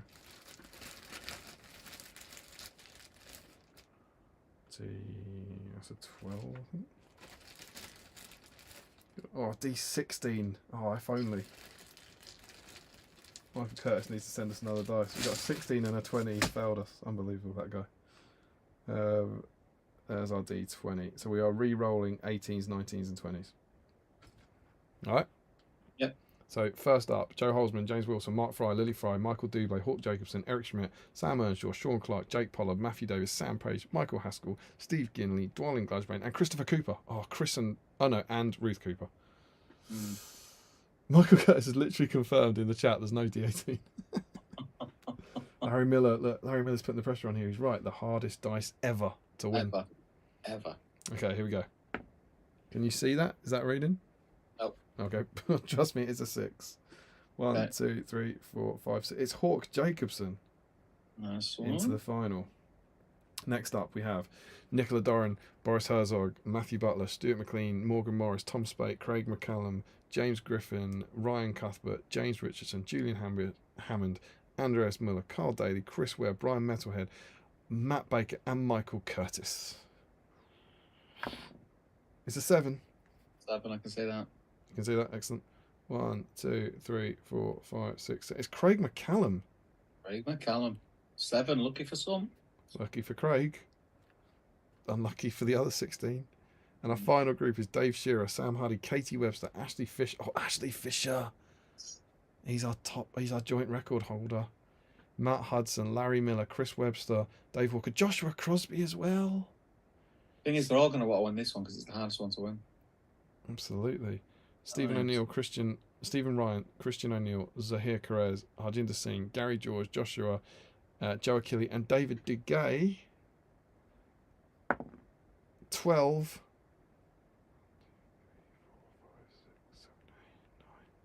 It's Zahir. Zahir? It's Zahir First time Perez. finalist? I think so. I think. I'll go and check our dice winners. Zahir has certainly not got a dice. I'm quite sure of that. Craig McCallum hasn't got a dice. And Hawk Jacobson hasn't got a dice. So someone is going to win dice for the first time. We are going to have a new dice winner. And of course, what that means, the really tough thing now is we don't know how any of these players will perform. No. We have no data to go on here. Yeah. We're all Wrexham. So we are going to be having Hawk on 1, Craig on 2, and Zahir on 3. Let's do it. Who's your money on? Could be anyone, mate. Well, one of these 3. Who knows? Well, quite. This is why we get pundits like you in the studio. Imagine that at the start of the Champions League final. Who's your money on? Well, could be either of them, really. Sometimes it's even worse being 2-0 up. It's harder playing a team with 6 men. Okay, we have what? Oh, and so Hawk has rushed into the lead. He's 1 up first off the starting line. First to 3 as well. Oh my goodness. Ooh. He's come here to have a dice. I mean, are the others even going to get a look in? Well, we know. The likeliest situation is that it now goes to 2-2-2 based on BSIME history. It's very rare someone wraps it up in 3. There we go, Zahir. Zahir's like, nah, mate, I'm here. You see my terrain? I'm here for this. I'm here for this dice. Can Craig even get a look in? Oh, Zahir. Oh, what is Craig up to? It's 2 for Hawk, 2 for Zahir, and none for Craig. Can Craig do anything here? What do you think? Can he get one? Can he get on the board? He stopped at the talk shop, hasn't he? He's choked. He's just, the moment's got to him. It's all right. It's his first time, you know. It happens. Take that first time. Ooh. I told you, didn't know with Hawk. 2-1. So it's 2-1-2. Yeah, and when Hawk's 2, love up, it's like, mate, it's not over. It's not over. It's not over till the fat dice rolls. I think Craig might be storming back here. No, it's Hawk. He's done it. Jacobson. Hawk has taken it. Hawk Jacobson. Well done, brother. Wins the dice. Congratulations, Hawk. Wow, It was a tough fight in the end. You've got to say that he deserves the win based on starting strong. Yeah. Let me pop this bad boy in. Do you want to catch up on the chat while I fill in the details? Larry says the hardest dice ever to win. No D18, says Mark Curtis. And Larry also says should do 17 D3 rolls in honour of the guy using the D3 at some doubles tournament. That's it, mate. 51 entries. 51 entries, mate. It's good. Record. I think issue 61. First off, say it's good to it's been really good to be back. It's been a really good stream. It's gone dead quick again. I can't believe it's bloody 1 o'clock in the morning. But yeah, I think we haven't got a 100% date yet for the next stream, but we should have by the end of the weekend. So we'll keep you posted. If you're not on the BSIME Facebook page, get over there and give that a follow as well if you're not already a patron, because we probably will announce things first in the Patreon chat, but it will go up there as soon as we know. Subscribe. Subscribe, yeah. I mean, tell them to subscribe. Subscribe. There you go. Brilliant. So, if you are, there's some new faces about. Please you didn't give the say channel. tell them. You didn't say ask them. You said tell them to subscribe. Make sure they subscribe. Our we love our little community here, and our patron community is incredibly passionate and incredibly involved. but our subscribers are toilet. Yeah. It's nuts. Like our subscribers are absolute. They haven't even plateaued. They're just. The weird thing is, I what's think we've got slower more than a patrons plateau? than subscribers. You what? We've probably got more patrons than Well, subscribers. it's not far off. The ratio is mad. We've got like Makes no sense. I think we've got about 150 patrons and we've got 1.3 thousand subscribers. It's ludicrous. So tell your friends. We don't want their money. We just tick the box. So here it says, definitely didn't deserve it today. It was only the second time I've actually painted anything That's with all right. the stream. You don't have It to. doesn't You matter, deserve as much as anyone, man. Yeah. But I mean, dude, Aragorn, your dude, Smashed it, mate. 51. Smashed it. Absolute lunacy. I honestly thought it was going to be pretty quiet tonight because it was last minute. It's been a while. So yeah, it was nice. I mean, Thank hopefully, you for being awesome. dare I suggest that maybe people have been missing the stream and were excited and kind of all wanted to jump back in when we did do a new one? I think there's probably a couple of reasons. There's that, definitely. But I also think Aragorn is a very popular model that people have in the draws. Yeah. Because I think the number of comments were about normal, but Normally, it was the It's just proportion that of everyone people was who was Aragorn. painting Aragorn. yeah. And not even close, mate. 51. Yeah. It's crushed it.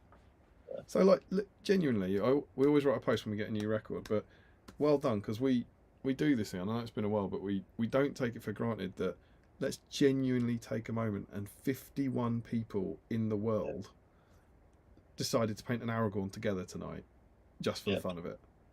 Lunatics. That's mega.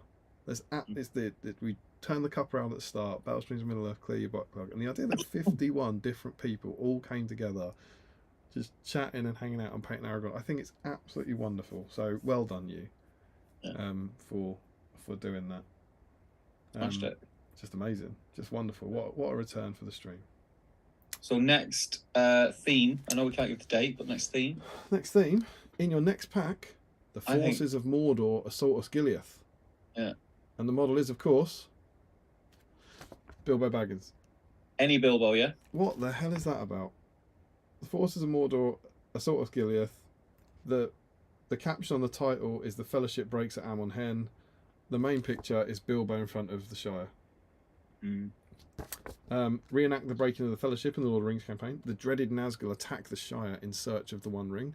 Paint your metal Bilbo miniature. Create a set of hobbit holes to represent the Shire. And you get the classic Bilbo. So yeah, I think any Bilbo. Yeah, do you remember we had Bilbo Week when Ian Holm died?